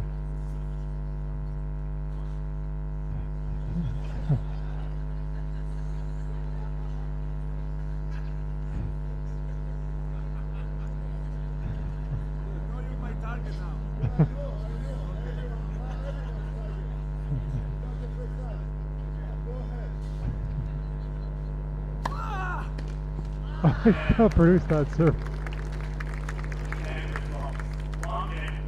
Was not hindered by Bahrami. At what time in their rivalry, Lopez and Ferrer won 7 consecutive matches. Near the end, Lopez won 2 of the last 3. Last time they faced off, 2017, 5-setter, in which he won.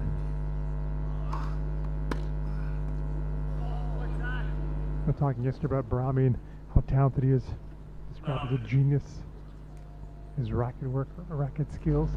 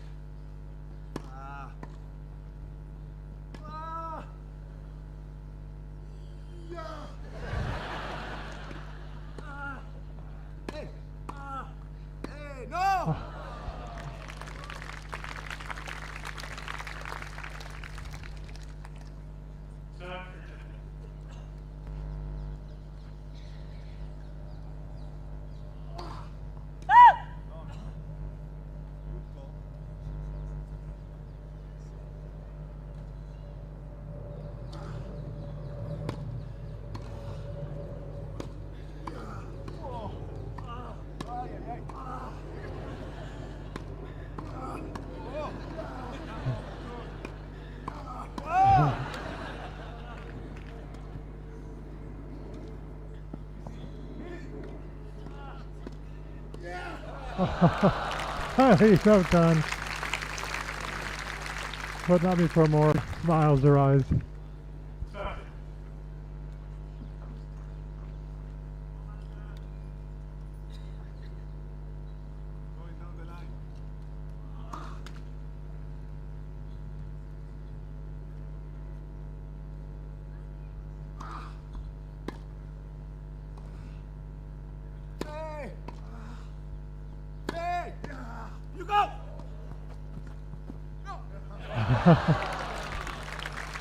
Behind the gap.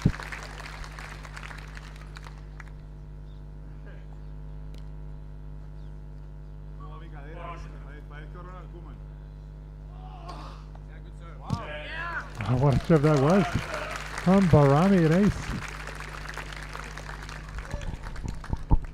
No surprise that he's had a lot of success in the doubles. I heard from Jenny earlier the fact that he didn't have a racket until he was in his teens, didn't play a lot, wasn't allowed to play a lot in the pro ranks. Eventually made the move to France, not a lot in his pocket in terms of money, had to, I think, scrape not only to get his career going, but just to survive. Was eventually able to play tennis over the years, ended up making 10 finals in doubles, or 12, he won 2 of them. 1988, 1989 in Geneva and Toulouse.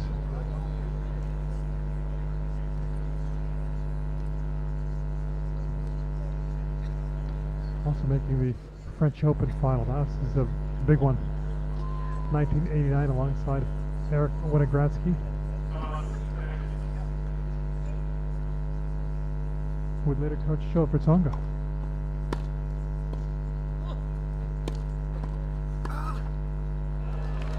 Again, right in the middle.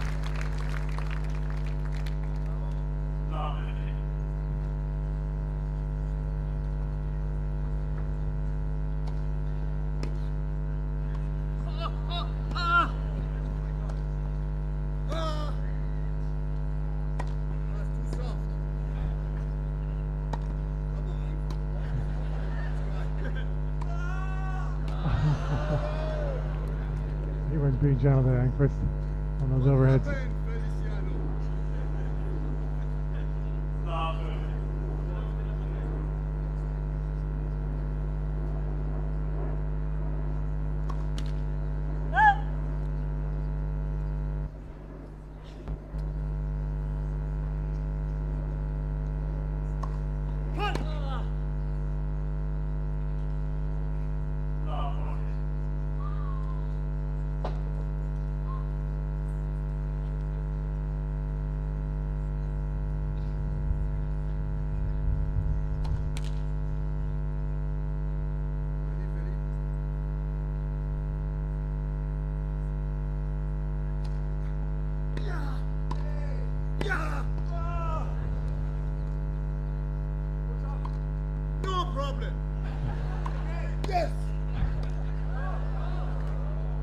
Well left by Ferrer. No problem indeed it was. I get to break from 3-1. Who did they lose to in that French Open final? It was Patrick McEnroe and Jim Grab, the American duo.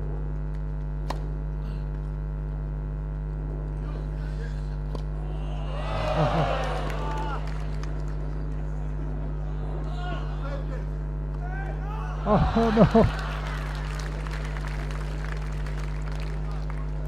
And also along the way, a young future Wimbledon champion, Gal Stick, the German.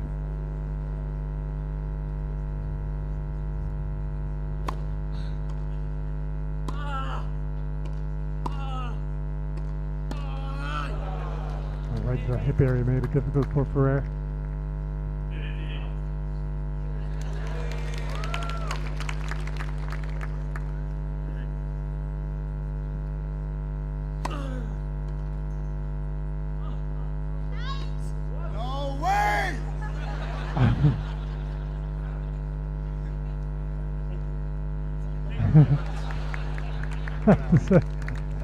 That ball looked to be in the line and right on that line. Can't be sure though. It was right on the line!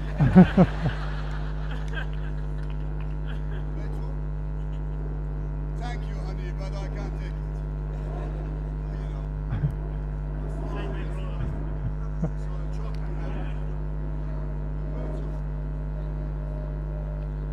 Call will stand.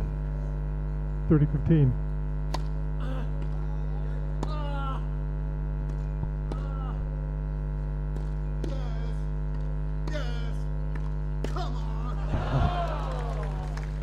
Beautiful angled return that was from Lopez.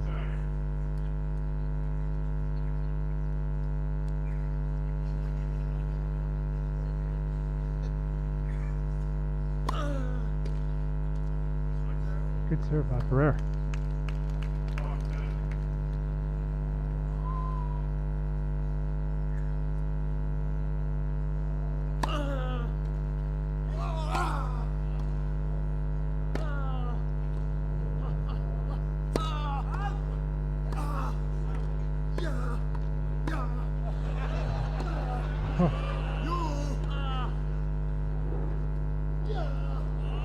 Oh, he makes those.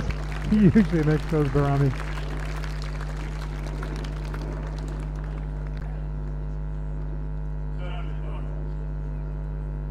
My whiskered was.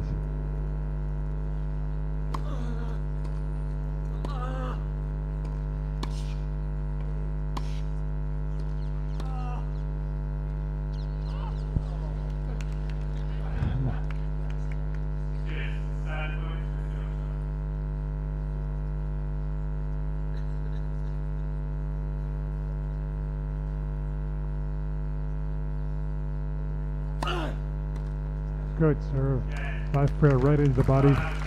Hang on to that game. One more game on the board. 4-1.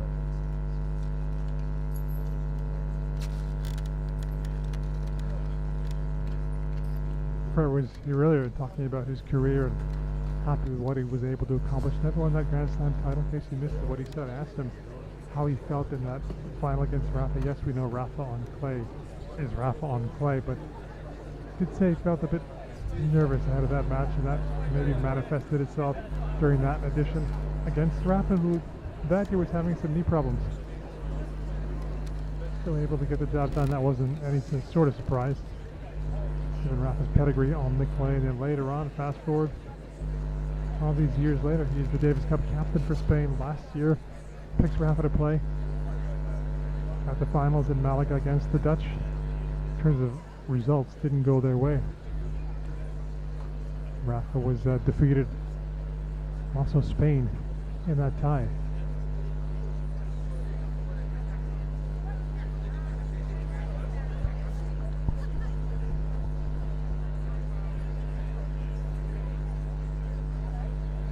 Lopez, when he played, known as one of the most athletic players, had the great hands.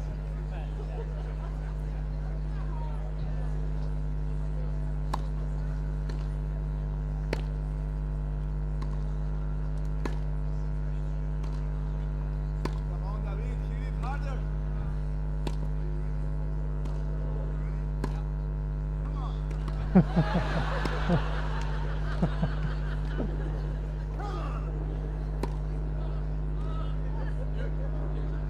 Oh, that went long.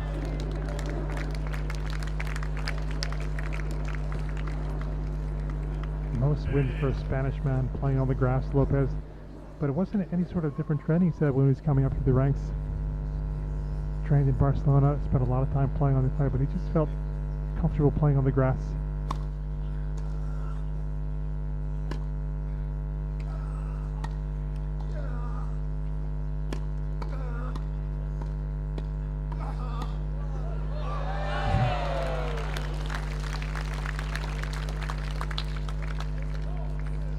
One of his most special moments on the grass, winning the title at Queens at the age of 37.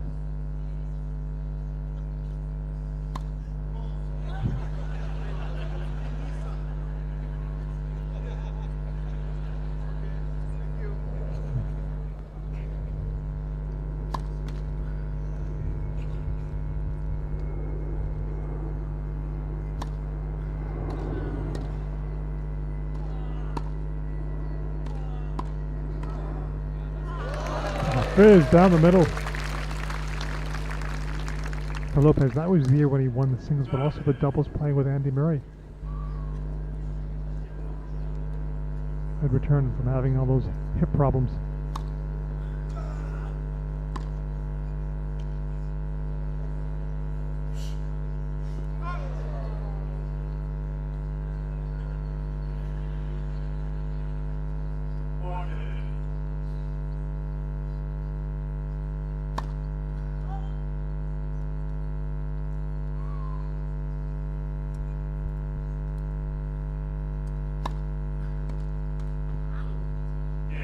Good serve down was by Lopez. 4-2 now in this first set. Come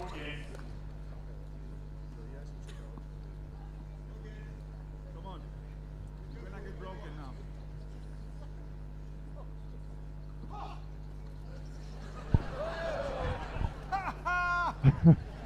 now.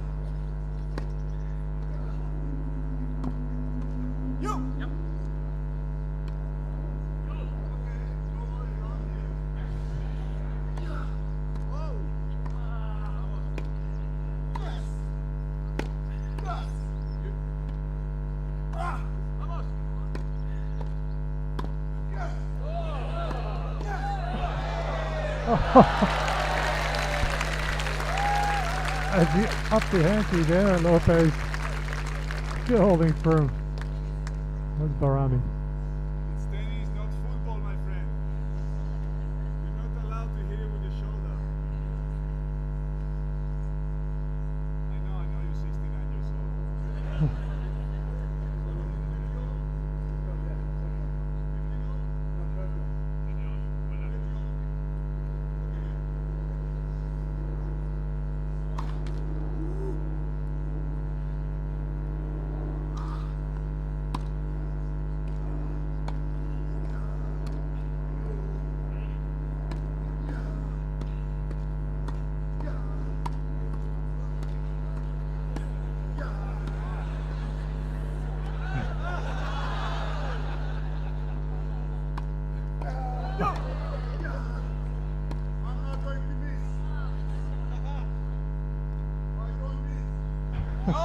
Oh, he just said he doesn't miss, but he missed. Now, how about that work from Ferrer? Not necessarily known for his volleying, but didn't miss one.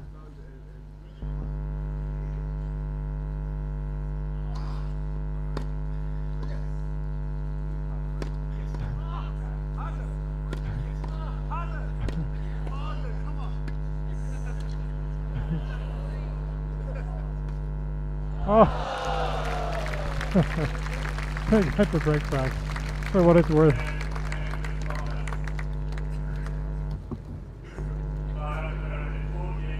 Four three.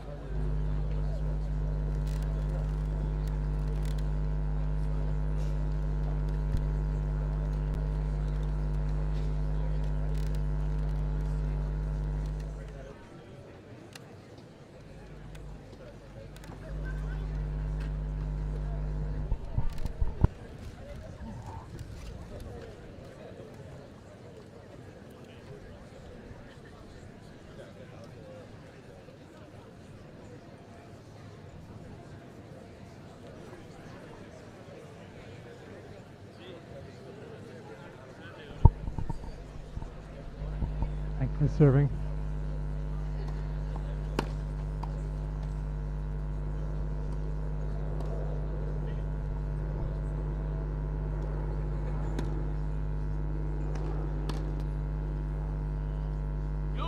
Okay. Yeah. Yes.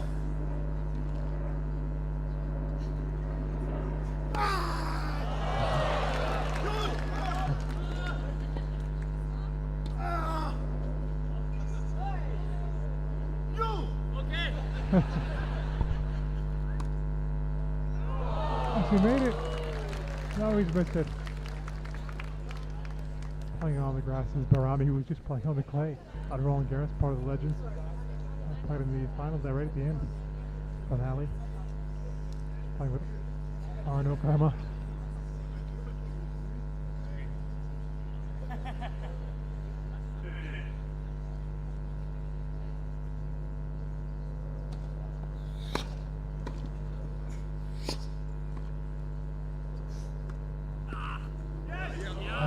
Right into the open space, well done by Enqvist. When he won that showdown against Loder and Santoro, and that's tiebreak 13-11. Yes.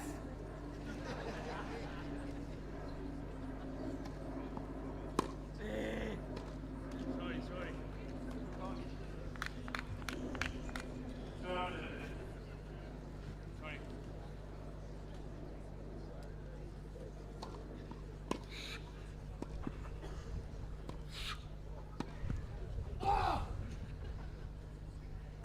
Yes. No. Yes. Yes. No, in the end, as it goes along. Enqvist, when he played, was just a big power player. Ground strokes to the back of the court.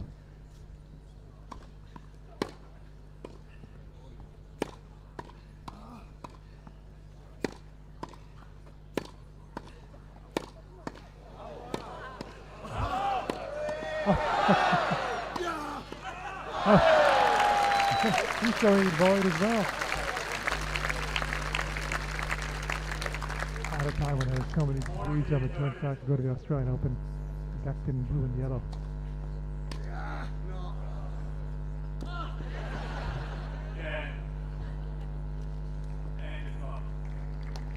Oh well.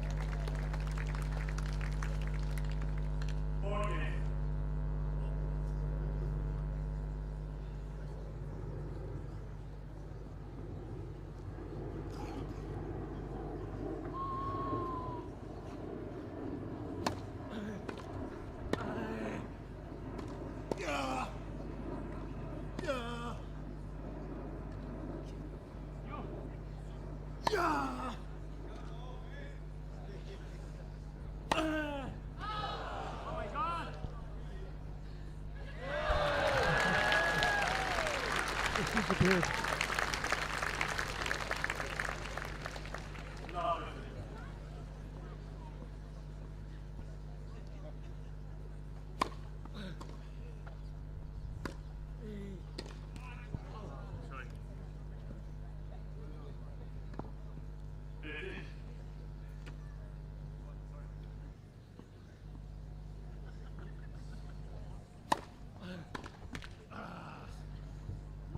Right here. I'm always ready.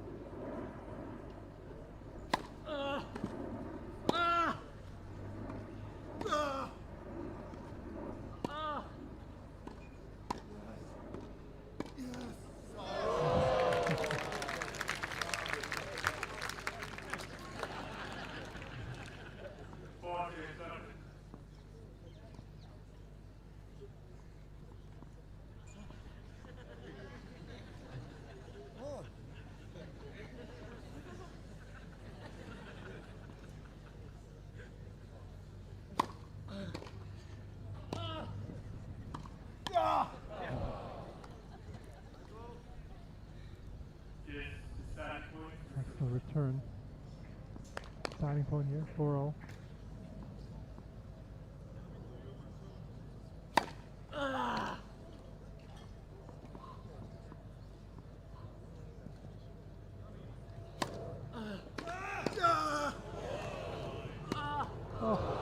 He cranks the return as a fine volley from Bahrami. And the competitor that he is. Amidst that volley. After the volleys have been so good off his racket. 5-4 down the first set.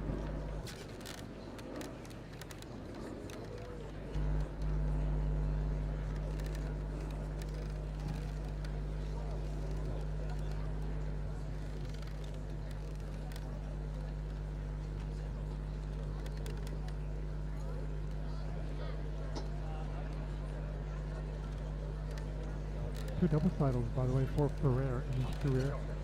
Both came in 2005. Pretty early in his career. Both with Santiago Ventura. They're both on playing Acapulco. Viña del Mar in Chile.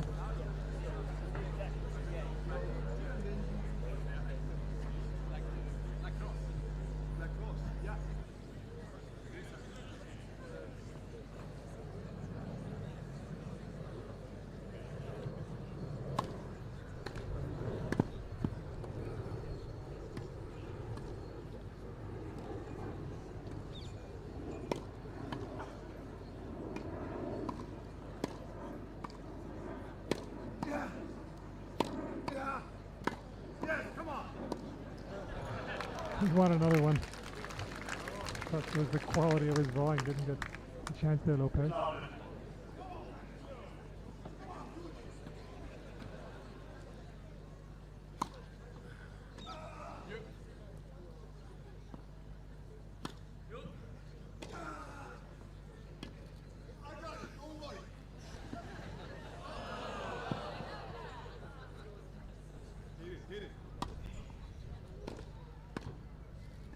this one. Oh, what's wrong?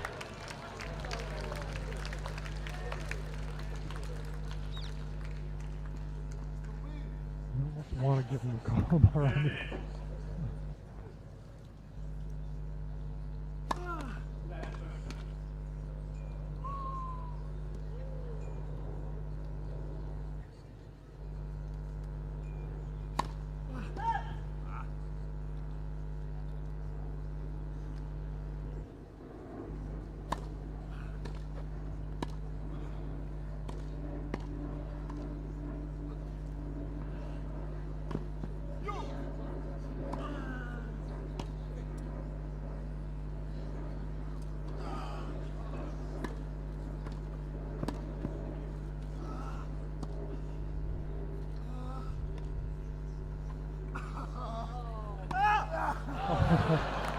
Over the top of him.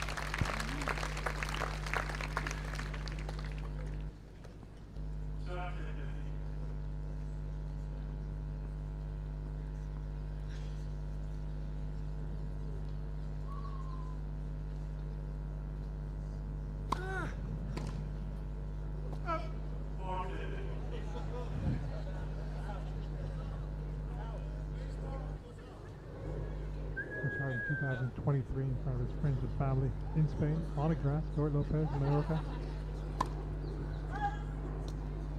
Played 20 consecutive years of majors, didn't miss one. Men's record.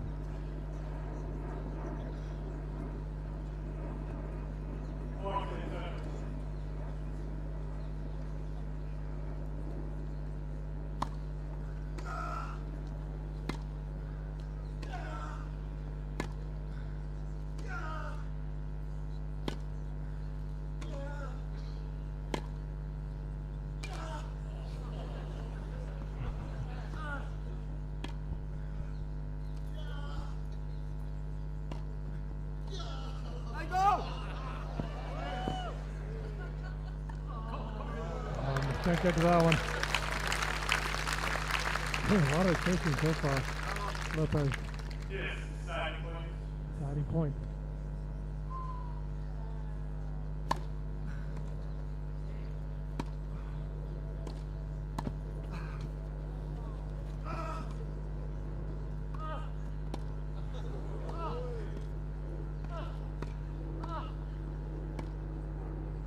Run, baby, run.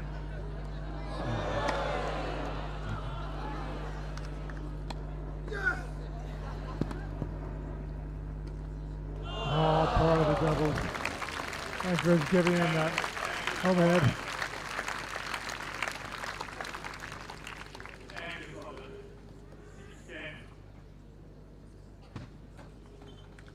Six four.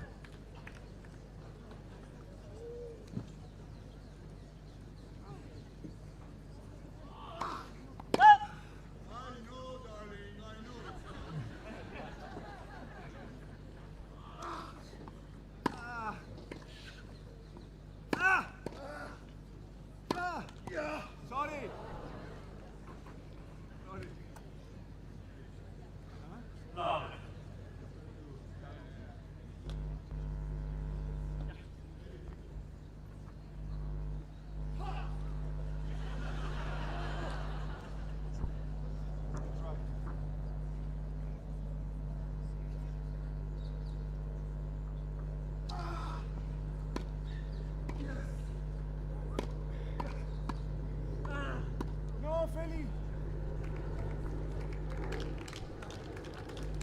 The last event for Lopez, he was ranked 634th. He said he was worried throughout that year as he played tennis because he only played a few events. He still wanted to be competitive.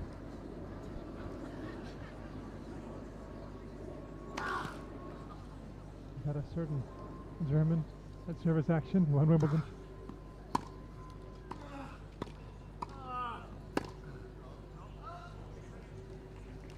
I actually had faced Eubanks earlier in the year. Said he felt quite good playing that match, and also Francis Tiafoe, so it gave him confidence.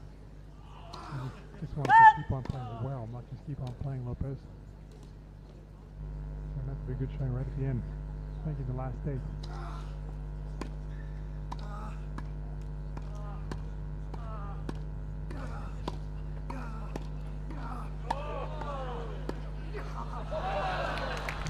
Look at those hands.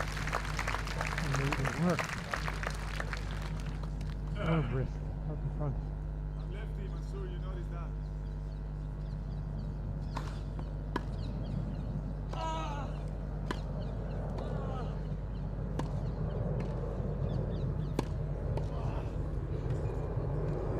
Yes! Championship finishes for Bahrami.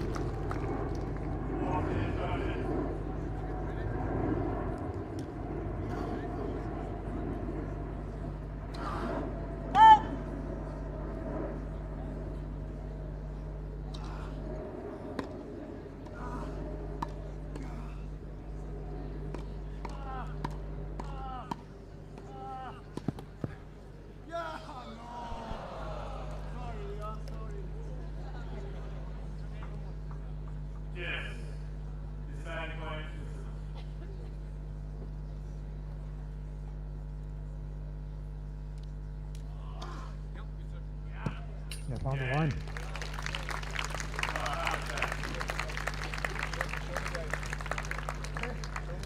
That's 69. Yeah. We're lying.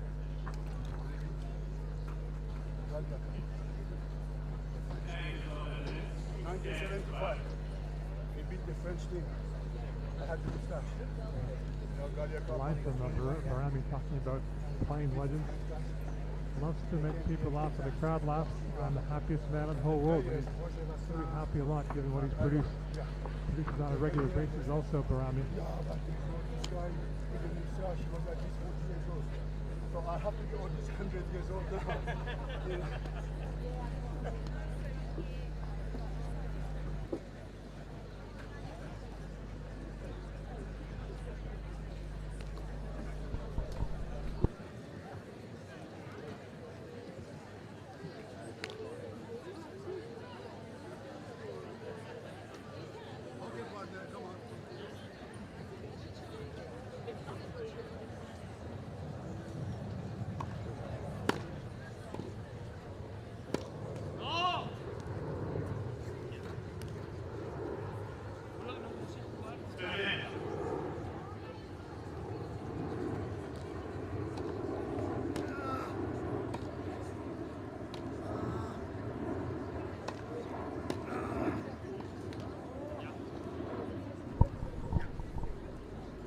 Something talking about the legends has been adopted widely around the tour now of the Grand Slams.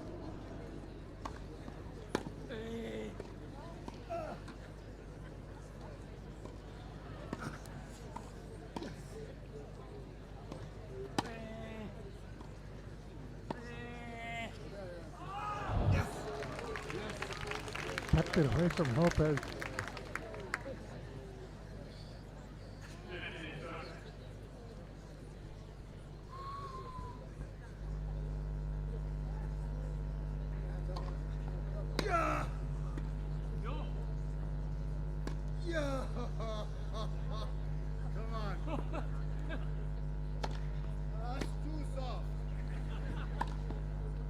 Come on, Feliciano, hit the bloody ball.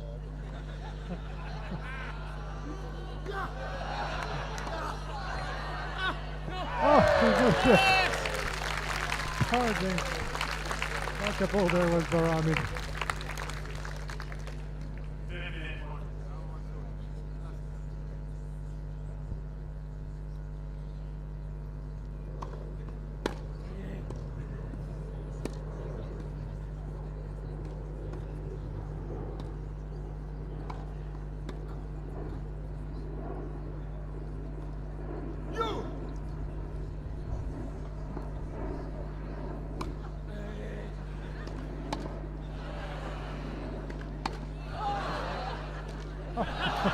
He's tried to do it again.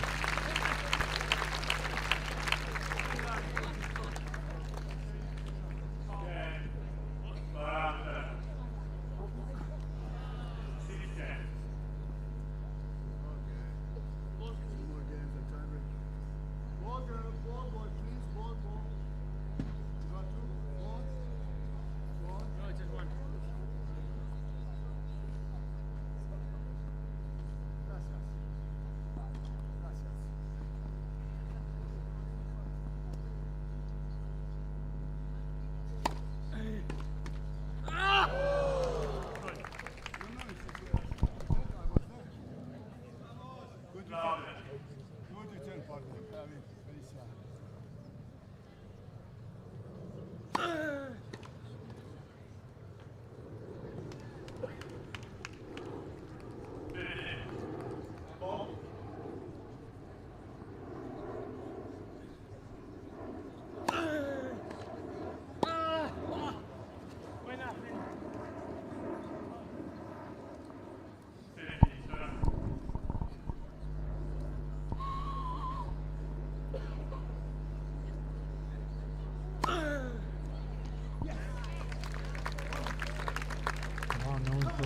Nasty when he played on the tour. Ferrer being encouraged by Bahrami. Well, Candy is going to serve like that for service that to produce the aces more than.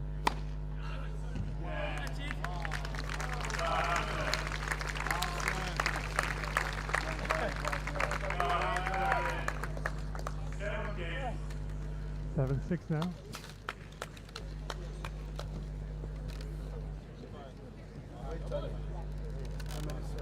it's 8 minutes to 7. More on that.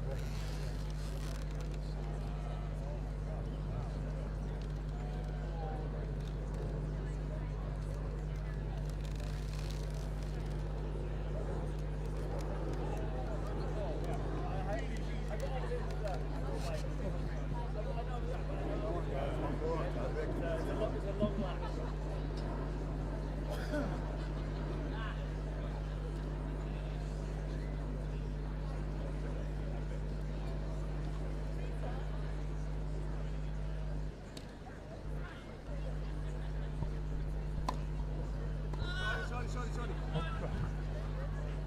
My fault, sorry.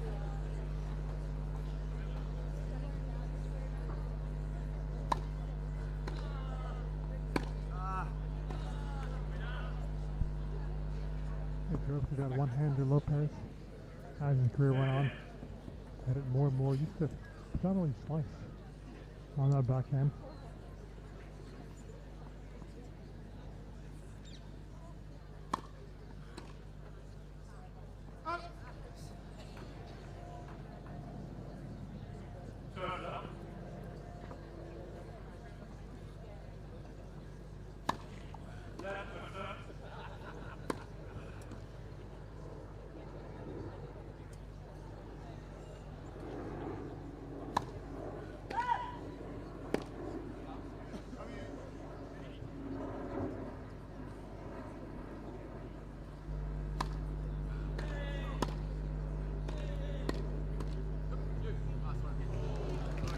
No, you take it.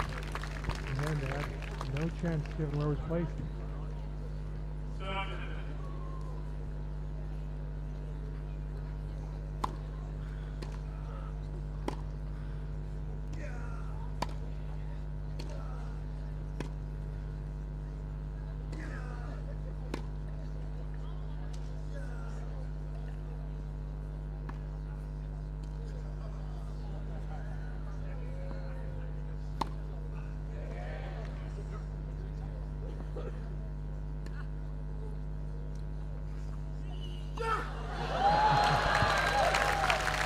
Like a fencer.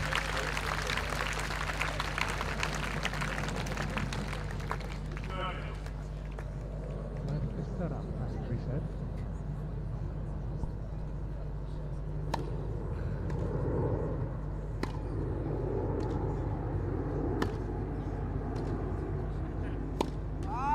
Good hitting. Not scored.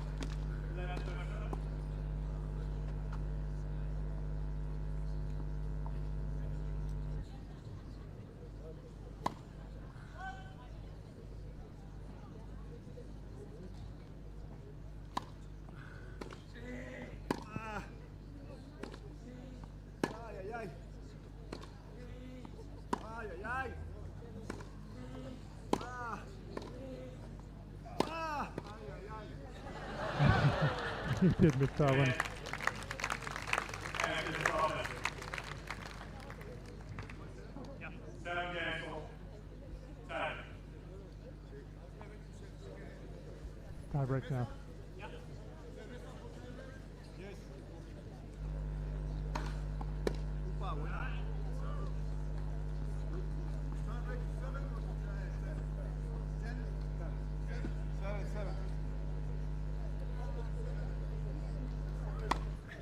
Tie break up to 7. We'll soon find out.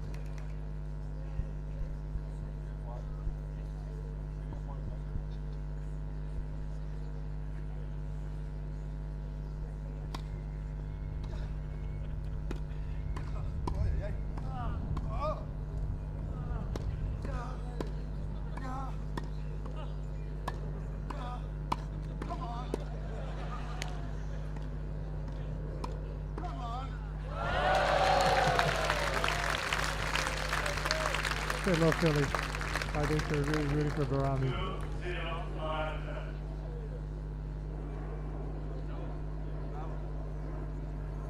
Early mini break, if it matters.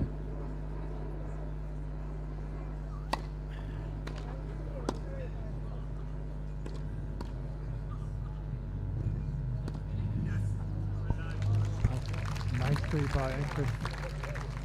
He kind of stands at any age watching this. He's having a real treat. 2-1.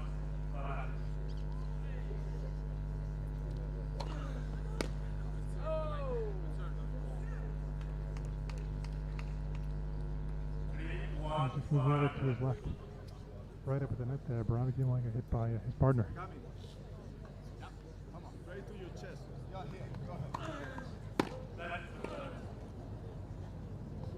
You work.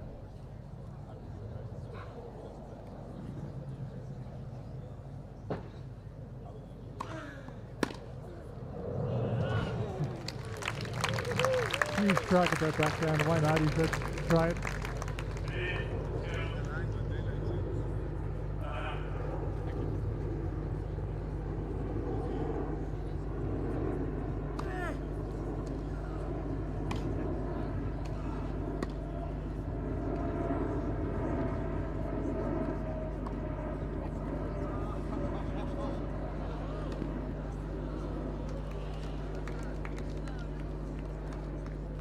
Had the lead.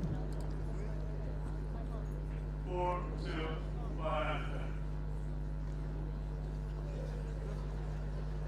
Taking the quickest way over the net. Chuckle. Ferrer, when he played his tennis, it was all business. Ferrer.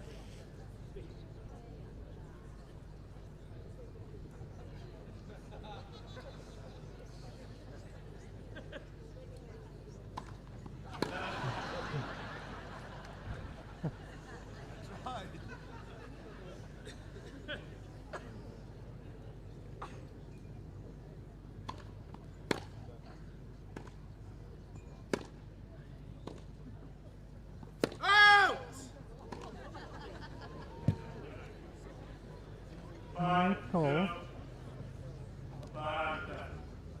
But everybody heard it. 5-2.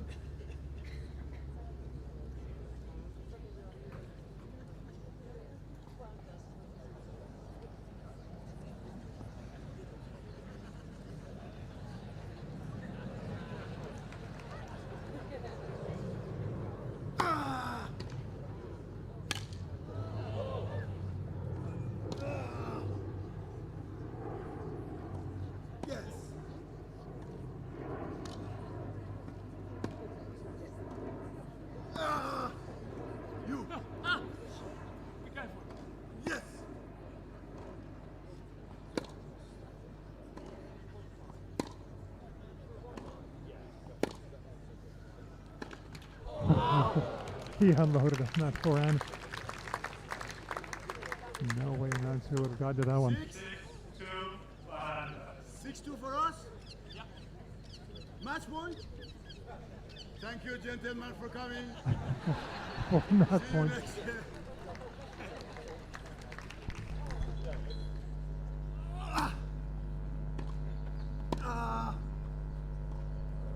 Yeah! You And that's how it ends. He's the winner again. This week was Bahrami, this time alongside David Ferrer. With the result of no matter really. To bring out these smiles as the quartet did.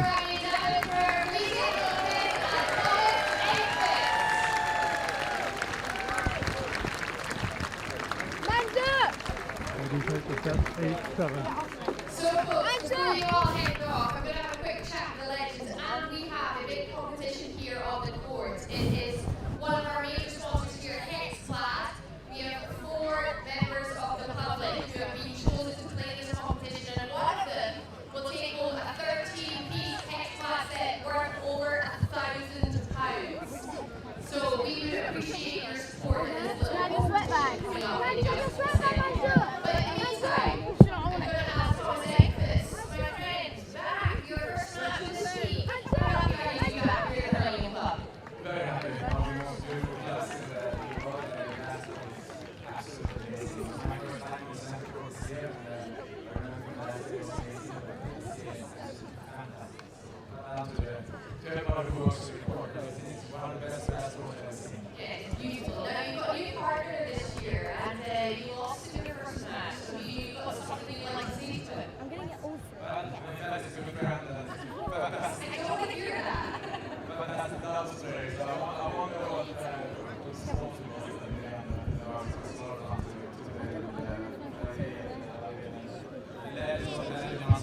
David! David, can you sign this? Yes, Can you sign this? Great. My only goal today was on Did you achieve your goal? Can I have a photo with it? Can I have a photo? Yes. So where are you? I'm here. I'm here to show you everything. 69. Come on. Please. He doesn't believe your age. You know, I have to say something about this thing. You know, in 1975, I was playing the Italia Cup 45. And we beat the French team. And it was a disaster for the French. They came here, bad losers, and they said they went to France. And the French said, what happened? You know, you talk to Euros to the Iranian players. And the guy said, you know, the Italia Cup is 121. They started at 120. I was 19. So, but I had no such. This guy they lost me, and they came home and they said, yeah, I had this guy with the mustache at least 40 years ago. 40 years old. So I'm happy that I'm 100 years old now. So I'm showing you what I did. Were you born with a mustache? Almost, yeah. Almost, yeah, very much. Okay, right, we're going to get this competition underway. And legends, I need you guys you're all going to be involved in this. I need you all in the tennis bracket. So what we're going to do is we're going to run on our contestants. We've got Sophie, Susie, Benedict, and Rex. So you guys come on over. Legends, we're going to get you a musical apron. You know, can any of you do mixed between you? Yeah. Extra word for tennis player. David, can you cook? Yeah? Dad? You don't sound too sure. What about you? Do you cook, Kelly? Thomas? Swedish cuisine? Yeah, Swedish meatballs, somehow. There we go. Okay, our legends are going to be in an apron, and the cats are on a contestant. So, Sophie, I believe, requested Feliciano. I don't know why she requested Feliciano. Why did you request this Spanish specimen? Also, it's kind of on course. The blue eyes. Okay, perfect. Why are you looking for a 13-piece set worth over £1,000? I reckon my husband will do lots of cooking for me. I reckon that will be a bonus. Love your answer. Okay, Susie, tell me about yourself. Oh, well, I'm for a long time. But I'm really good. Love that for you, Susie. Oh, good. But I would recommend beforehand, though. Your partner's master, your partner's Susie. And David, who's your partner? Rex. Is that correct? Yes, Rex. How are you, Rex? Tell me a little bit about yourself. I believe you're in the restaurant business. I'm a resting restaurateur. Right, did you know that's the title? Well, I've been in service for for many, many years in my life. And now I'm retired, so I'm resting. What was the best one? Foxtrot Oscar. Anyone know it? Thank you! Is it going to administration? We'll do a pop-up one day soon. That's why you're on the board. Okay, not from you next. Tell me about yourself. You're the youngest one here, hoping for all the best tennis. And how do you want a 13%? Oh, you're kidding, you are. Okay, everyone, what's going to happen is we are going to get one left with a racket and their partner over the other side of the net. They will be hitting the ball, the contestant with a frying pan.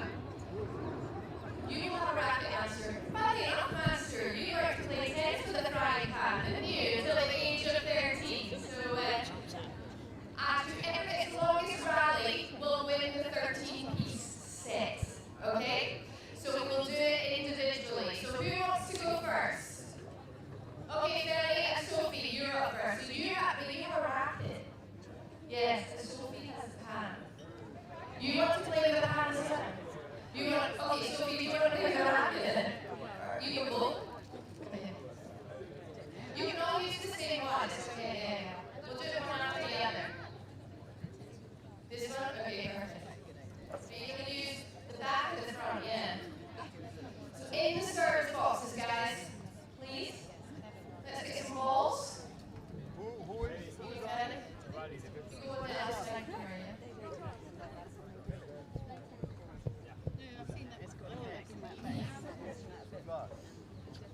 You're just rallying as long as you can. Okay. How many do you think they're going to get? 5? 5? Okay. Ready? Let's go. 1. Oh! We make it not go. Yes. Okay. Let's go. One more time. 1. Okay, forward. Yes. 2. 3. 4. Under. 6. 1. Sophie. 7. 8. 10. 11. 13. 14. This is epic. 15. 16. 17. 18. 18. Righty, Sophie. That's a start. But everyone's going to get feels now if they need to there. So, who's up next? Yeah, do you want to go next? What hand are you taking?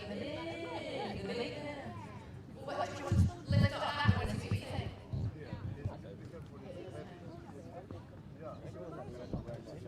Some tactics going on.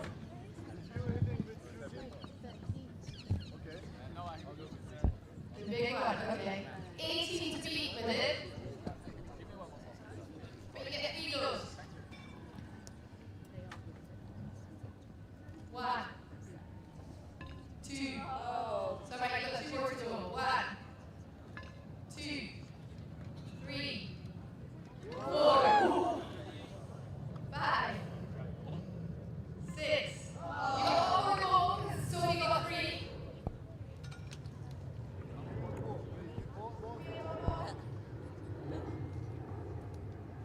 1. 2. Oh, we're dead. Hey, you get it wrong. Don't worry, you get a prize. You do get a prize. Oh, Susie, I think that might be a bit harsh. I know size doesn't matter, but on this occasion it does. Don't break them. Right, ready, Susie? Okay, Master, you're up, my friend. Susie is very small. I don't know how to. You better take my Well, racket. let me get you one here. You better Yeah, take let's my do racket. that.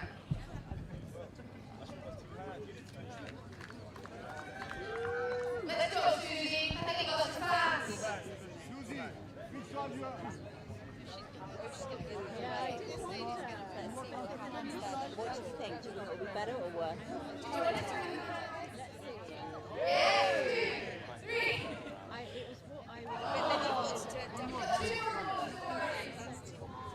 One more ball. You have